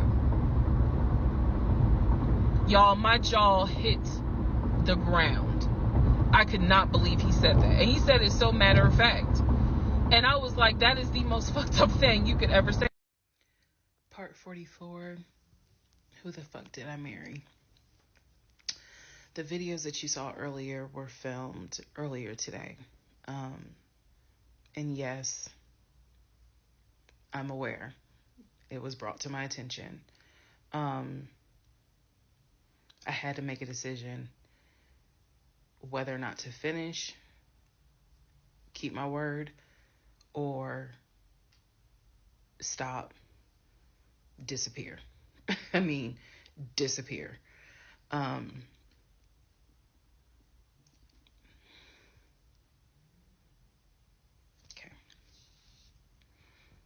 Let's finish. So, first of all, let me say this. It is not easy telling this story. It's entertaining. I know it's gone viral. But it is not easy telling this story. I made a decision to tell this story. I made a decision to share my story, what I went through, in hopes that it helps just one person. But I would be remiss if I didn't tell you all, it is not easy telling this story, to relive it, to face certain things out loud that I had to face internally. Just want to say that. So I will push forward to finish, but today got to me. The toll of this got to me today. So I know that you all are like, we're waiting on the next part. We're waiting on the next part. I appreciate that, and I get it. Because if I was in those shoes, I would be waiting too and be like, where is it? So I understand that. But the toll was real today. All right. So with that being said, we are still in July of 2021. I talked to the brother, Chris. I talked to the aunt. I talked to all these people. And now was the time where I had saw the receipts for the weekend jail type thing. So I went ahead and did a search for his criminal history. I ran his criminal history. I did that on my own at home with my money. So this was not, I think someone had asked if I did anything with my job. No, I did not. I know better. So I ran a criminal history, or I paid for a criminal background report. For him to say that he appreciates law enforcement so much, it was obviously a lie, because the criminal history showed that he had been arrested for criminal trespassing. He had been arrested for like suspended license, suspended registration. But the big thing was impersonating an officer. If you don't know anything about impersonating an officer, it is a felony. Period, point blank. As sure as Peachtree runs from Bankhead to Buckhead, it is a felony. So, seeing that, seeing what court it was in, I did another open records request for the incident report. I wanted to know exactly what the circumstances were, especially given the fact that I worked in law enforcement at the time. What were the circumstances as to how he was arrested for impersonating an officer? So I did an open records request. I got the incident report, and I'm tired of saying my jaw hit the floor. But on this one, my jaw hit the fucking floor. I respect law enforcement. Again, I was working in an agency with a lot of great men and women. Basically, what the incident report, and I'm paraphrasing it because I don't have it sitting in front of me. Basically, what the incident report shows is that he pretended to be an officer using a badge. I later found out it was the badge that his dad had as a former correction officer. Same last name. So he was pretending to be a police officer at an apartment complex on the south side of Atlanta, and proceeded to tell people that he was an investigator and he was looking for drugs. He also proceeded to try to pat down someone, and then also proceeded to try to go into a woman's apartment and do a search. This is in the incident report. So naturally, the woman who he was trying to get into her apartment to do a search happened to either work with or worked at a local police department. So she just simply called her coworkers or called her homeboys or whatever. And so he was subsequently arrested and subsequently was charged and found guilty. That is what I found in his criminal record report. It is fair to note, had I known that he had a criminal history, we never would have even finished date number 1. Some things I'm just not going to get involved with if I know from the rip. So what does this mean? Again, we've been going over what's the lie, what can you confirm? I can confirm that there was no way that this man ever had a passport to take me to London. When he claimed that he was voting in the election, there's no way that he did, because he tried to tell me that he was still a registered voter in California and that he did it online. I knew it was a lie, but again, at this point in July, I'm able to confirm that, yeah, you never had a passport. You never voted. The small things that mean something to me, he never did it. He wasn't eligible to. So now I know that not only have you, yes, been arrested. Now, what happened as a juvenile, I don't care. But you have been arrested. You have done some sort of time. And now it explains why you knew your way around the county so well. If you go back to the previous videos, I had mentioned that I was wondering, how do you know your way around here? And the story was his sister used to live in this county, and he would come visit when he would fly in from California, when he would go see his parents in Augusta. That was the story. So that explains the criminal history. And I'm also going to take you guys back and remind you when I had to go in for my polygraph, and how the polygrapher had asked me, do you know anyone that is a convicted felon that you have relationships with, blah, blah, blah. And remember, I said to him, my husband and I are estranged. I honestly don't know. Fast forward to July, where I find out that yes, in fact, on top of everything, I was married to a convicted felon. Had no idea. No idea whatsoever. And it's nothing but the grace of God that I was honest with the polygrapher and telling him, look, I don't know what's in this man's background. To say that I have no idea who I married is an understatement. It is a complete understatement. It's fair to say, well, you only knew him for like 2.5 weeks before you quarantined with him. That's fair. And I can understand that, and I take responsibility for that. But in the big scheme of things, I had no idea the creature that I was sleeping next to every night. No idea. All right, part 45, who the fuck did I marry? So we are now end of July, August time frame. During this time, Legion basically disappeared. Remember, I'm still waiting on the final divorce decree to come up. I'm actually waiting for the 30 days to be up so I can file the divorce settlement form. So I'm waiting on those 30 days to be up. I'm playing nice with him. I'm being cordial. I have uncovered all kinds of stuff. But just in case he was going to act a fool, I was trying to be cordial. So I had spoken to him on like a Monday, and I was trying to get a hold of him for something, but I'm the one that initiated a phone call in the coming days. Never heard from him. Never heard from him at all. His phone was dead. It was going straight to voicemail, and I genuinely was worried. A few days turned into a week. By the time I hadn't heard from him in a week, because I knew he was not living anywhere but his car. I knew that. So this is what happened, y'all. I first reached out on Facebook. Remember, even though he has told me that he had all these siblings, we know he didn't have all these siblings. But remember, I told y'all I had met the brother in Augusta, and I had met the brother in Baltimore.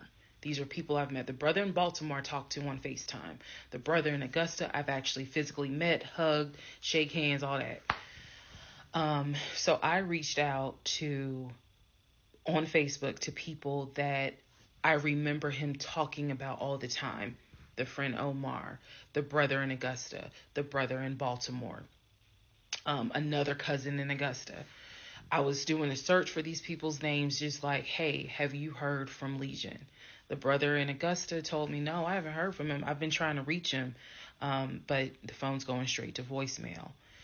I knew he was living in his car. So my brain was doing everything it could not to go on the deep end. I reached out on Facebook to the brother in Baltimore. And I said, hey, gave him my name. And I said, have you heard from Legion? Now, mind you, the brother in Baltimore and him have talked on speakerphone. I guess it's important that I make that distinction. They have talked on speakerphone. So I know that they have talked at least in 2020. So I said to him, again, according to Legion, they talk all the time. But I have heard them on the phone in 2020. So I said, have you talked to him? The brother from Baltimore informs me, no, I ain't talked to him. He owes me money. So I ain't got nothing to say to him. And I said, wait a second, like, he was telling me that y'all are brothers. He was like, man, he's like a brother. But I don't fuck with it. I don't fuck with him because he owes me money. So they had not spoken. This is now July 2021. They had not spoken in well over 6 months. So all the phone calls, this is what it means, guys. All the phone calls that he had with the brother in Baltimore in 2021 were not real. Then I reached out to the Omar guy, and I remember the story was that he and him known each other's years since California, worked together at the condiment company. I reached out to Omar and said, have you heard from Legion by any chance? Explained who I was. He responds with, and I'll never forget it, he responds with, no, I have not heard from him. I have absolutely no contact with him whatsoever. We are not friends, and I would appreciate if you do not reach out to me again about him. The stories I was told was that this dude is supposedly his best friend. Shocking moment. So they had not spoken in years. They're not cool. He does not fool with him. Okay. Went on to the next person, a female cousin I had met. She said, no, I have not heard from him. Why would I hear from him? We don't really talk. Like, I think she was genuinely weirded out by the fact that I'm reaching out to her out of the blue, asking, hey, by any chance, have you talked to my soon-to-be ex-husband? So what I discovered because he ended up being gone for 2 weeks. What I discovered in those 2 weeks, let me be very clear with the statement I'm getting ready to make. I reached out to every person I know who apparently has had some form of relationship with him. Either he said that they were friends, they talked on the phone, he said they hung out. The brother in Baltimore, I was told, had been to the house while I was at work. Brother in Baltimore said, no, that never happened. I've never been to your house. All these people knew that Legion was a liar. And I think that they all felt bad, with the exception of the Omar guy, felt bad that I was kind of just discovering what they've known for years. In those 2 weeks, I found out every single person I reached out to, not a single one of them gave a shit if that man was dead or alive. All of them had the attitude, some even said it, no, I haven't heard from him. I don't care to hear from him. It was as if, for me, it was such a sad moment because I discovered this man has no friends. Fuck whatever he has said. I am now able to prove it. He has no friends. There is nobody who is concerned that they have not heard or seen him in over 2 weeks. Some people months. One guy years. None of them were concerned. So basically what I'm saying is that I discovered he had burned bridges with everyone. Burned bridges with family, burned bridges with so-called friends, burned bridges with fake brothers, fake sisters, fake aunties, uncles, everything. He had burned bridges with everyone. And for me, that was more telling than anything else. Yes, I knew he was a liar. Yes, I knew he had made stuff up. I was genuinely surprised to discover nobody gave a shit about this man. No one. I had never met every single family member, but the fact that he was living in his car, the fact that he wasn't bathing and was just had disappeared was shocking to me. So, where was he for those 2 weeks? Glad you asked. He had checked himself into a behavioral hospital in Augusta. Why? Not to get help. No. This is July in Georgia. It's hot as hell. It's sweaty. It's damp. It's humid. It's everything. He checked himself into a hospital so he could stop sleeping in his car for 2 weeks. When he checked himself in, they took his phone, and that's why no one was able to get a hold of him. And by no one, I mean me. He checked himself into a hospital so that he could have a bed for a couple of weeks. That's the type of human being that I was dealing with. Part 46, who the fuck did I marry?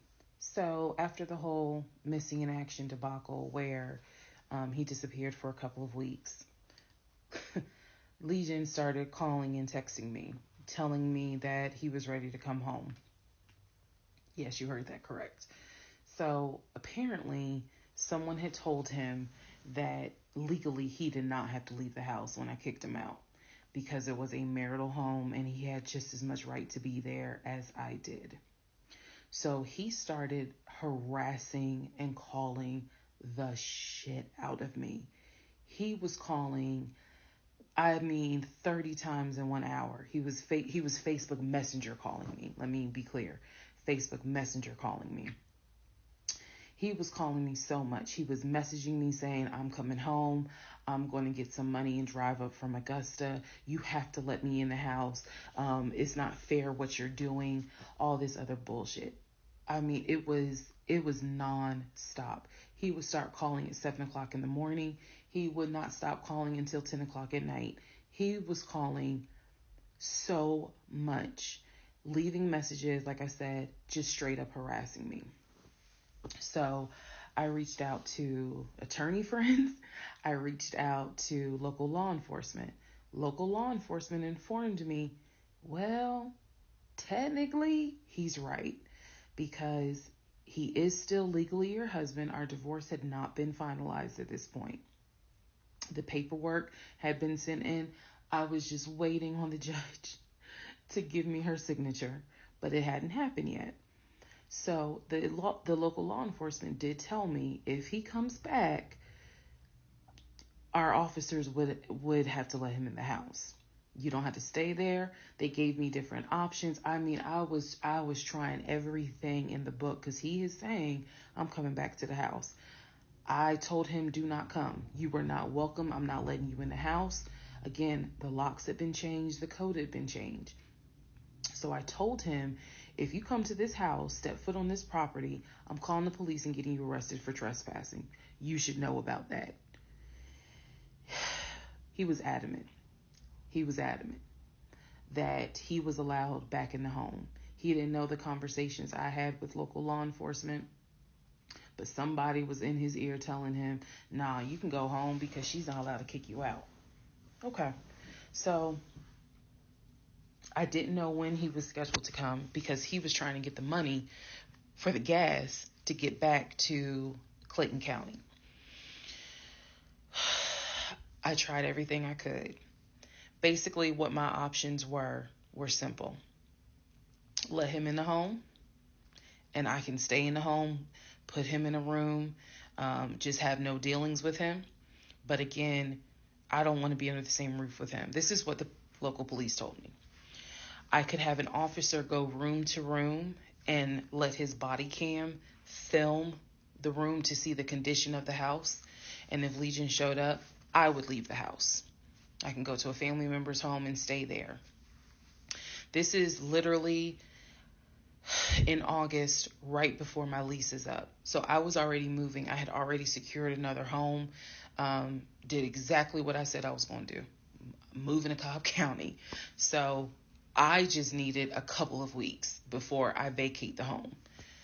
So the other option was, again, have the officer film the home with the body camera. That way it shows what the condition of the home is at the time that he moved in.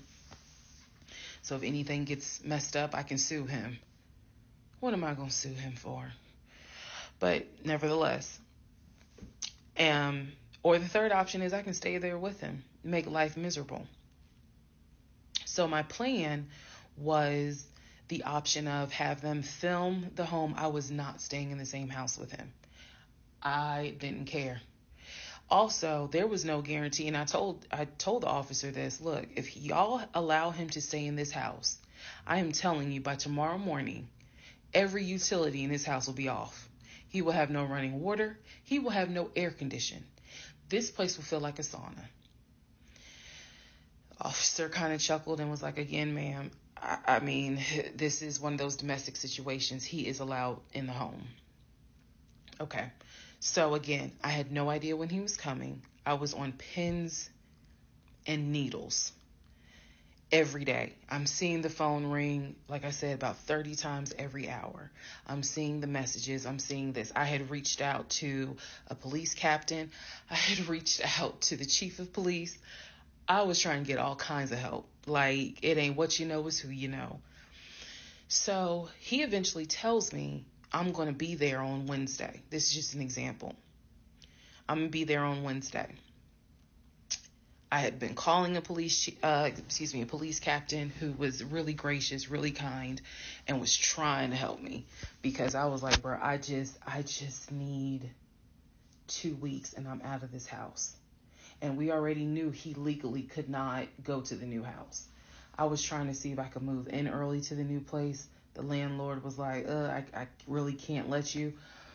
So I felt like I was running out of options. He's saying he's coming. He's saying he's coming. He's adamant he's coming. I guess somebody felt sorry and gave him some gas money so he could drive from Augusta up to Clayton County. So the day before all this goes down, the police captain called me, and he informs me that they ran his name through GCIC, which is a database that law enforcement agencies use. Turns out he has a warrant for his arrest. So the police captain says this changes everything. If he shows up to the house, don't do anything, call us. I will have officers to your home, and they will simply arrest him. So I know that this is a short part, but I'm going to dedicate the next part to what happened when he showed up to my house. Part 47, who the fuck did I marry? So here's what happened. This was mid-August. Went to work as usual. It actually happened on a Friday. I had to look at the dates. It happened on a Friday. Went to work. Still, he was calling me, texting me, messaging me that he was on his way.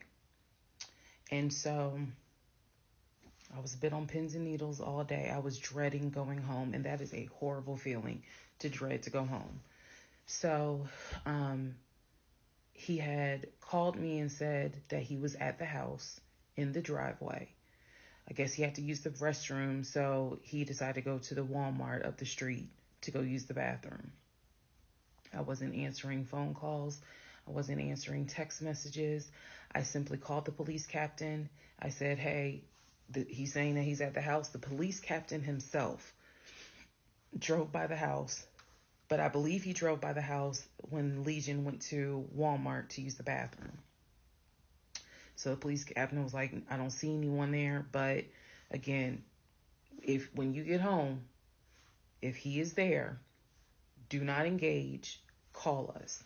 Okay? No problem. Because I got you on speed dial.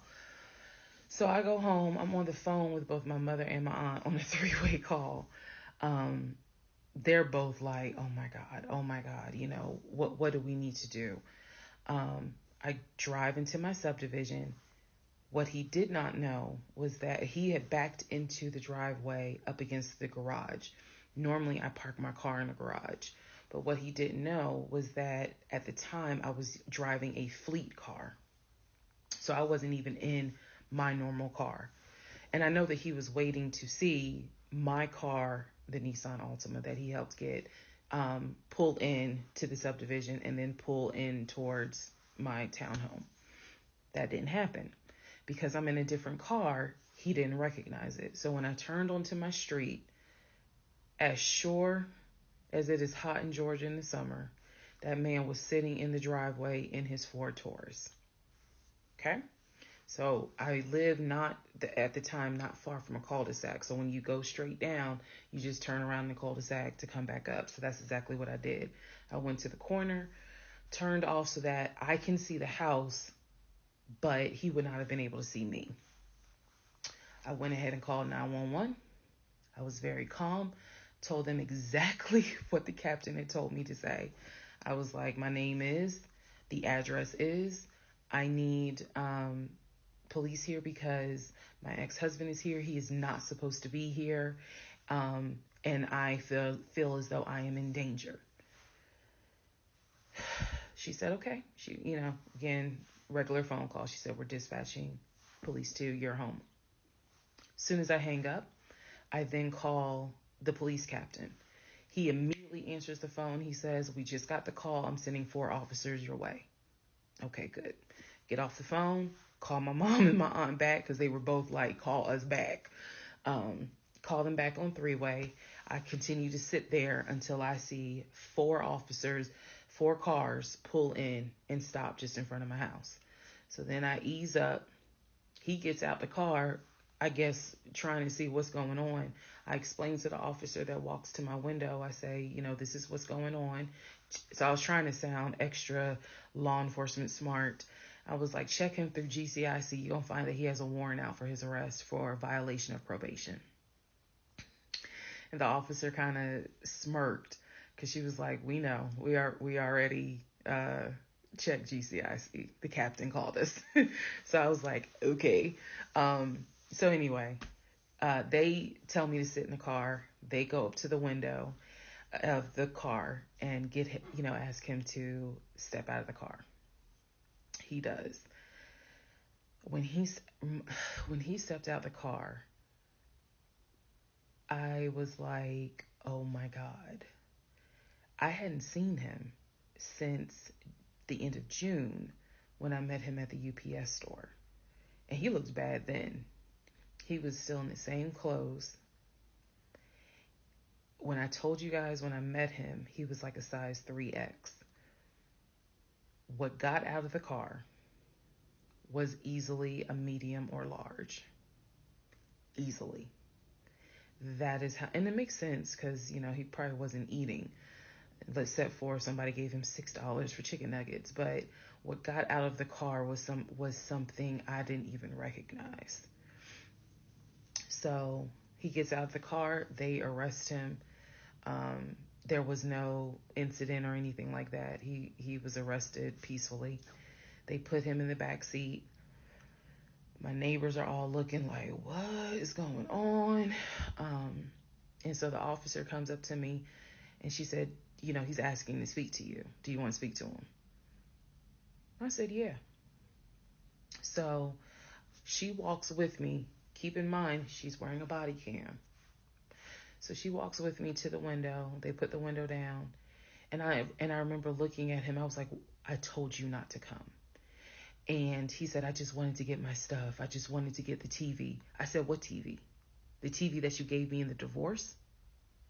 And he was like, yeah, that TV. And I said, it's mine. You gave it to me. I have the fucking text messages proving that you gave me the TV. And I'm trying not to scream because the neighbors are all watching. And he was like, I know. I just needed my stuff. I'm sorry. I'll never bother you again. I'm sorry. And so I look at the officer and I was like, you have me out here with 4 fucking police cars. You have embarrassed me to no end. You have made a fool of me. And you got the audacity to now be like, I'm sorry. I'm like, fuck, you're sorry. So the officer was kind of like, okay. I said, I never want to see you again. He was like, you won't. I'm sorry. I'm so sorry. So I walk off. The officer is like going through the stuff that was in his wallet. They took it out and put it on the roof of the car. So the stuff that was in his pants, like his wallet, his keys, they put it on the roof of the car when they had him get out the car. And so she's just like, I said, did you catch all that on body cam? And she said, yeah. I said, he gave me the TV. And she said, yeah. She's like, we're going to take him in and we'll have somebody look at him, because in her words, she said he's definitely having a mental episode right now in the back seat. And I just shrugged and I was just like, my God, I just said, I just want to be done with him. I just want to be done. And so she was like, I understand. I totally get it. So his car is in my driveway. The keys and everything are They took it with them because I guess since it was on him, they took it with them for processing at the jail. I think that's how that works, because I didn't see the wallet or the keys afterwards. So at this point, 4 officers leave. I go into the house. Everything's peaceful and calm. A few minutes later, I go outside to check the mail. What's in the mail but a letter from the court? I open it up. I go into the house because, again, it's hot. I had my wig on. My head is all sweaty and stuff. I'm just angry and just angry. That raised my blood pressure. So I go in the house. I sit on the steps inside the house, and I open up the mail from the judge, and it's my final divorce decree. And I'm smiling right now, but y'all, when I got that divorce decree sitting on the stairs, I broke down into ugly Oprah tears. I broke down. It was as if a year worth of weight came off of me. I broke down, and I mean, I wailed. I broke down. I broke down so bad. Next part. All right, part 48. Who the fuck did I marry? So after I finished breaking down, wiped my tears, and his car is still in the driveway. I couldn't park in the driveway, so I called the car company. I had called the car company once before, when he went missing for those 2 weeks, to ask them if they maybe had a tracker on the car and could track it. And the nice gentleman informed me that the tracker had not been giving a signal off for about 5 months. So he wouldn't really give me details on the car, but obviously the car payment was not being made on that car. It had not been made on that car for quite some time. So he and I split in June, but apparently the car payment wasn't made long before June. Can't speak to that, but he still had the car. So, called the car company. I told them, I understand that y'all are looking for this Ford Taurus. And the lady said, yes, or you can make a payment. I said, no, y'all can come get it. Here's the address. When do y'all want to get it? And she said, well, I can have a driver come get it tomorrow morning. I said, no problem. That car will be ready for you to get it tomorrow morning. And so the car was repossessed out of my driveway the next morning, Saturday. The driver was there about 7 o'clock in the morning. He had the master key for the car, cranked it up, drove it, put it on the tow truck, and left. Here's what that now means. When Legion left my house in June, he left with 2 bags of clothes. Everything else was in my house. At the end of July, or towards the end of July, everything that he had left in my house had been donated to the domestic violence shelter, which means that the only thing that Legion had were the clothes that he had taken with him in the car. When he got arrested in my driveway, all of his clothes were still in the car. And when the car got repossessed Saturday morning, all of the clothes were in there. Which means that when he went to jail, whenever he got out, he only got out with keys to a car he no longer had, a wallet with probably no money in it, and the clothes that were on his back. Everything else was gone. Now we can fast forward to what happened around August 29th. So I was scheduled to move August 31st. Remember, I'm moving up to Cobb County. We had been checking the court documents. He had a court date scheduled for around August 29th or August 30th. I don't remember the exact date. The court time was supposed to be around 9 o'clock in the morning. My mom was watching the court filings online. And according to her, because I missed it, they showed him on the screen because this was still during Zoom. They showed him on the screen, and then he was ushered out of out of the court into like a back area, and an attorney spoke on his behalf. Between the time that he had been arrested and the time of the court date, I had never in my life slept so good. Truthfully, never slept so good. I was officially divorced. I had no ties to him.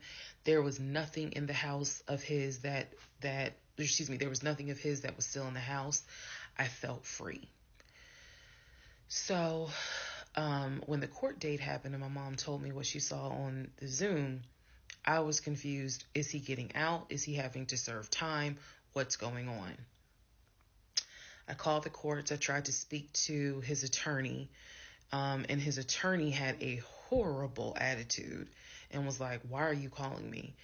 And I informed him, I said, "Look, I'm a bit afraid of this man.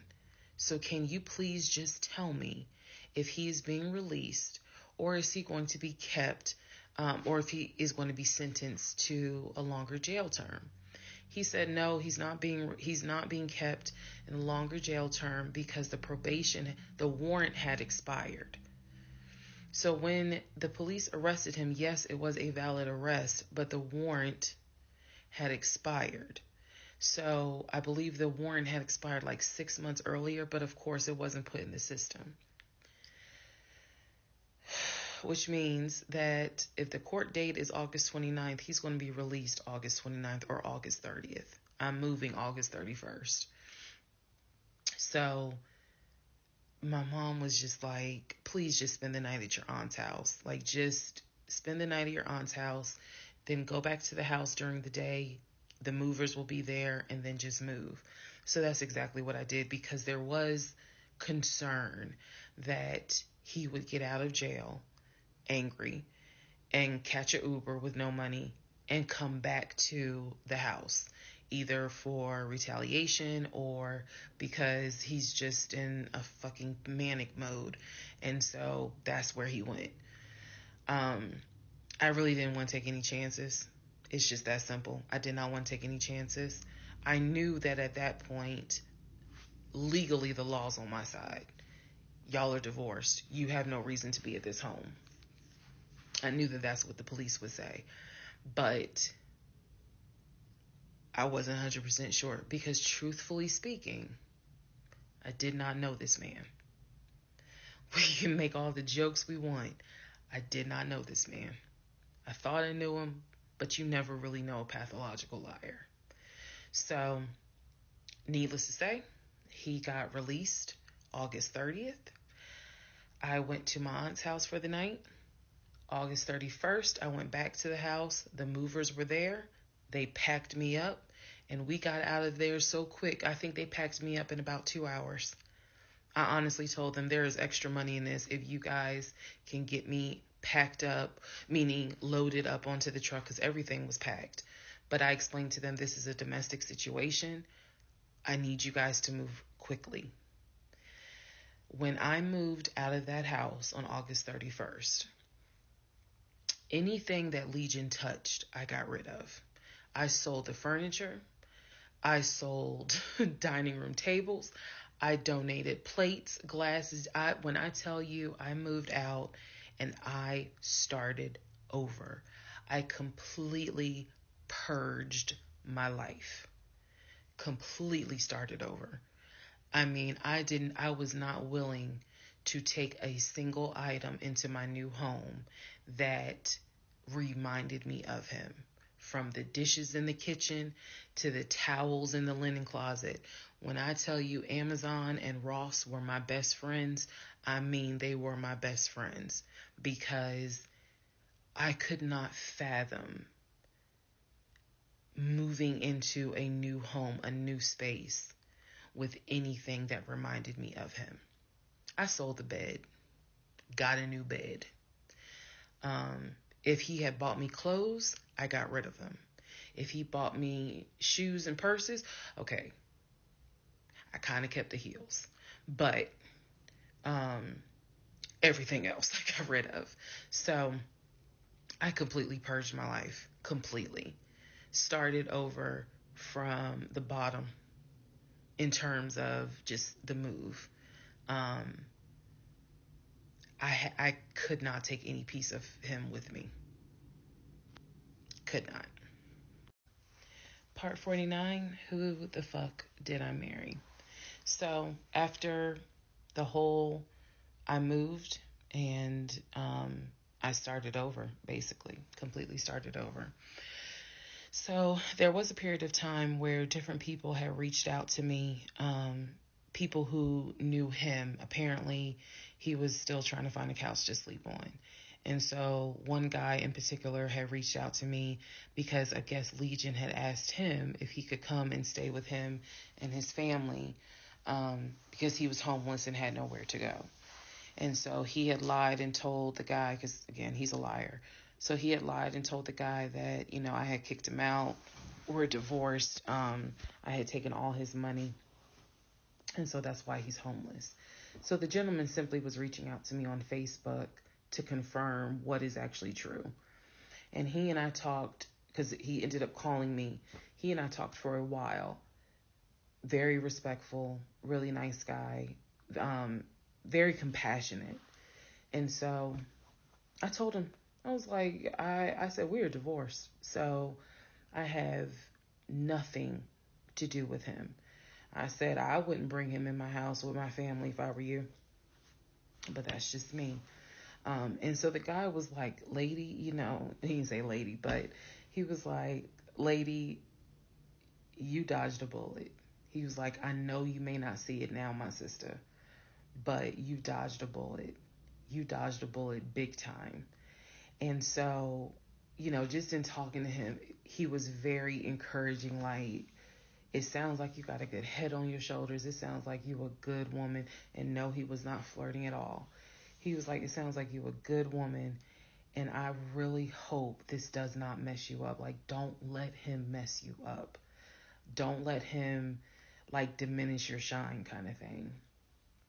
And I appreciate that. I did. Because at that time, again, had moved into my new place. 2021 was the worst year I ever had. I'm not saying that so that 2024 can be like, hold my beer. But 2021 was a dark year. Started out married, end of the year divorced, end of the year with COVID and divorced. And that period of time, that August, September time, I felt like I was just walking around like a numb woman. I didn't know if I was coming or going. I didn't know what to do, because I felt like I had just been through hell. And it was a period of time where I had to sit down and I had to really, really deal with some stuff that I just simply was not ready to deal with. Things that I had to come to grips with that I really wasn't ready to come to grips with. So fast forward all this time, get to December of 2021. Yes, this is where the story does end. Get to December of 2021. I am out sick with COVID. I'm not at work. I get a phone call from my coworker telling me that Legion has called our job looking for me and was trying to get information on how to reach me. Yes, I had already changed my number. Again, I had already moved, but he knew where I worked. So apparently he had called trying to find me, and the person that answered the phone was like, we're not going to give you that information. So he said, well, can you ask her to give me a call? I'm just trying to get a hold of her so I can get my stuff. The stuff he's talking about are those tote bags from July. So he was calling. And it was a problem. He was trying to reach out to me on Facebook. He was trying to reach out to family members on Facebook, trying to get me to call him so that he could make arrangements to come get his stuff. The devil is a lie.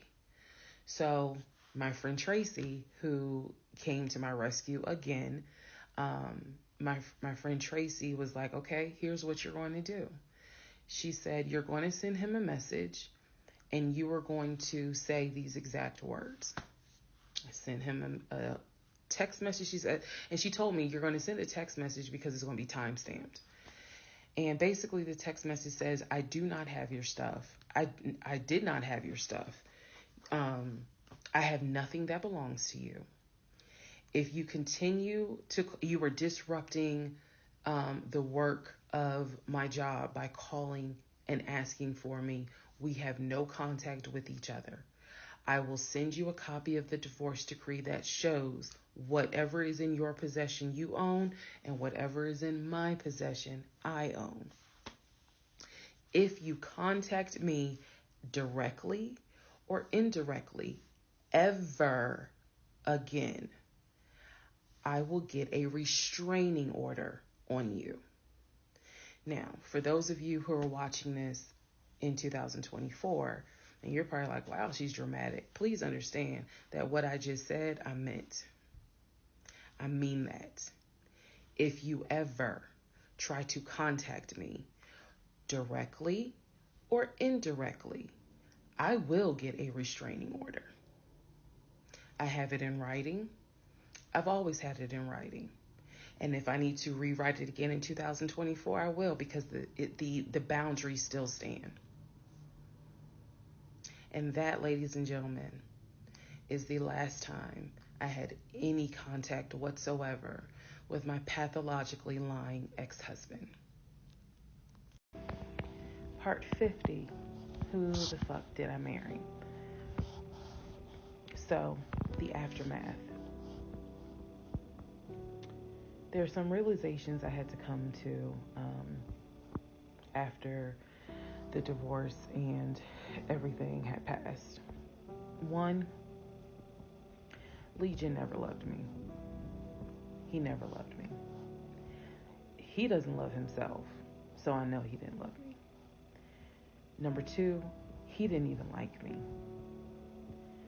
He watched me get excited about things that he knew I was not going to get.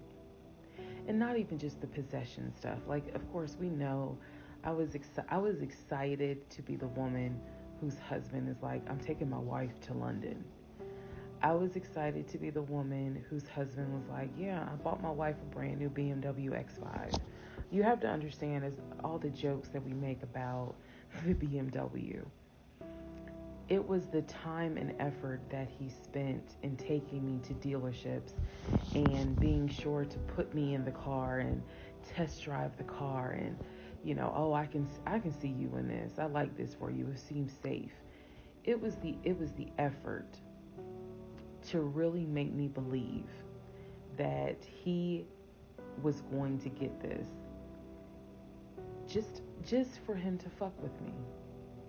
The effort in taking me to all these homes to see my face light up as a woman who grew up on welfare, to be able to walk into these 4 and 5 bedroom homes knowing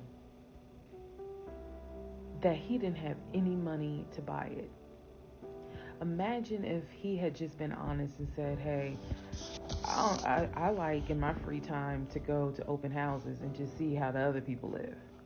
Imagine if he had just said that versus wasting not only my time, but the wasting the time of the realtors who did nothing wrong. There's a level of cruelty to my ex-husband that I had never experienced before. And God knows, I pray I never experience it again. That's the word that comes to mind when I think of him. He is cruel. And it wasn't just me, he did it to the ex-wife. So, do I trust? No. I trust the people who were in my life before him. If we were friends or if we were in a relationship or whatever and I knew you before him, I trust you explicitly. But if you're somebody I just met, I don't trust you. I don't. There's no point in me getting on here and saying and making it seem like, oh, I'm so strong, I'm so brave. I struggle big time. Because on one hand, I want to like someone. On the other hand, I'm immediately thinking, what if it's a repeat? And I'm going to be honest with y'all, I can't go through that again. I can't. Every single thing in our relationship was a lie. It took me a while to realize every single day this man lied to me. Every single day he lied to me. Every conversation he had was a lie. I will never know how much he lied to me. I'll never know. I've made my peace with it. I will never know how deep it really truly goes. I only know what I experienced, and I only know what God allowed me to see. But I'm willing to bet that there's a lot I still don't know.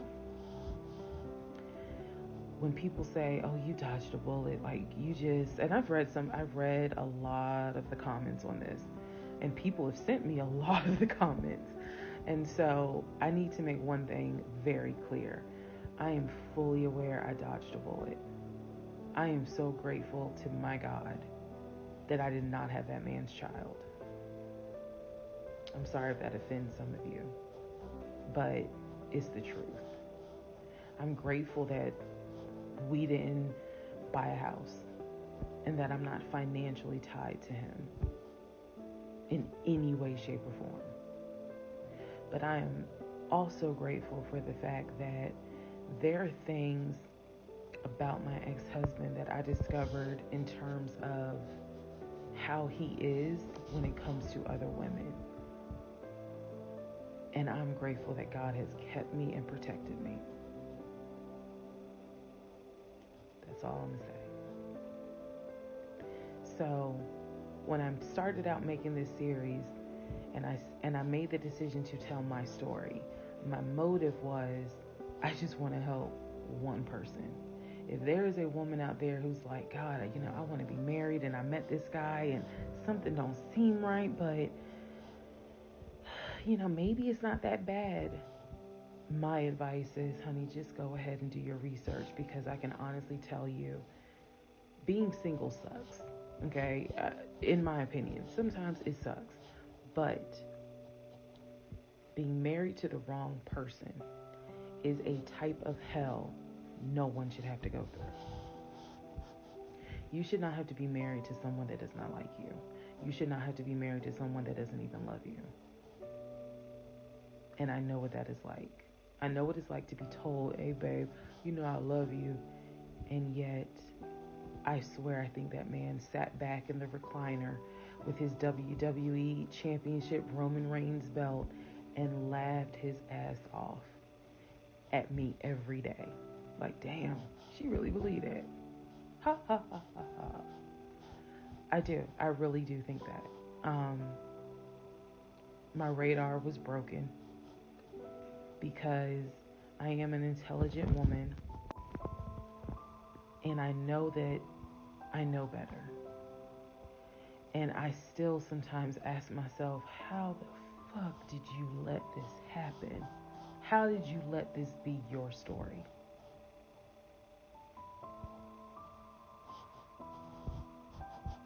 All because at the time I wanted it to be my turn. And I hoped it was my turn.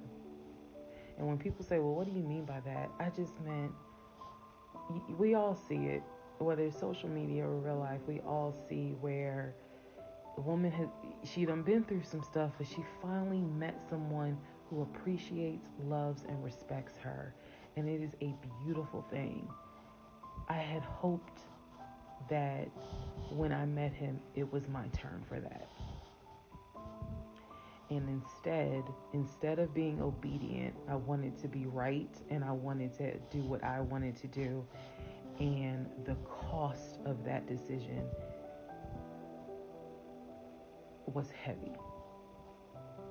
The toll of reliving this whole scenario was heavy. It was. I'm almost surprised at how hard it was to actually finish this playlist. Not because I couldn't remember stuff. I probably remember way more details than what I actually put out. But it's just the fact that it's like I'm reminding myself, how did you let this happen? So, therapy is real. Therapy helps. Stella Rosa Black helps too. And yes, I will one day get to London. I will get my dark blue BMW X5 with a cognac interior. I believe I will get those things. Just got to get them a different route. So, thank you all for being on the playlist of Who the Fuck Did I Marry? I promise I will go live, and I will let you all know when I go live so that we can have a wine night full of question and answers. Thank you for watching.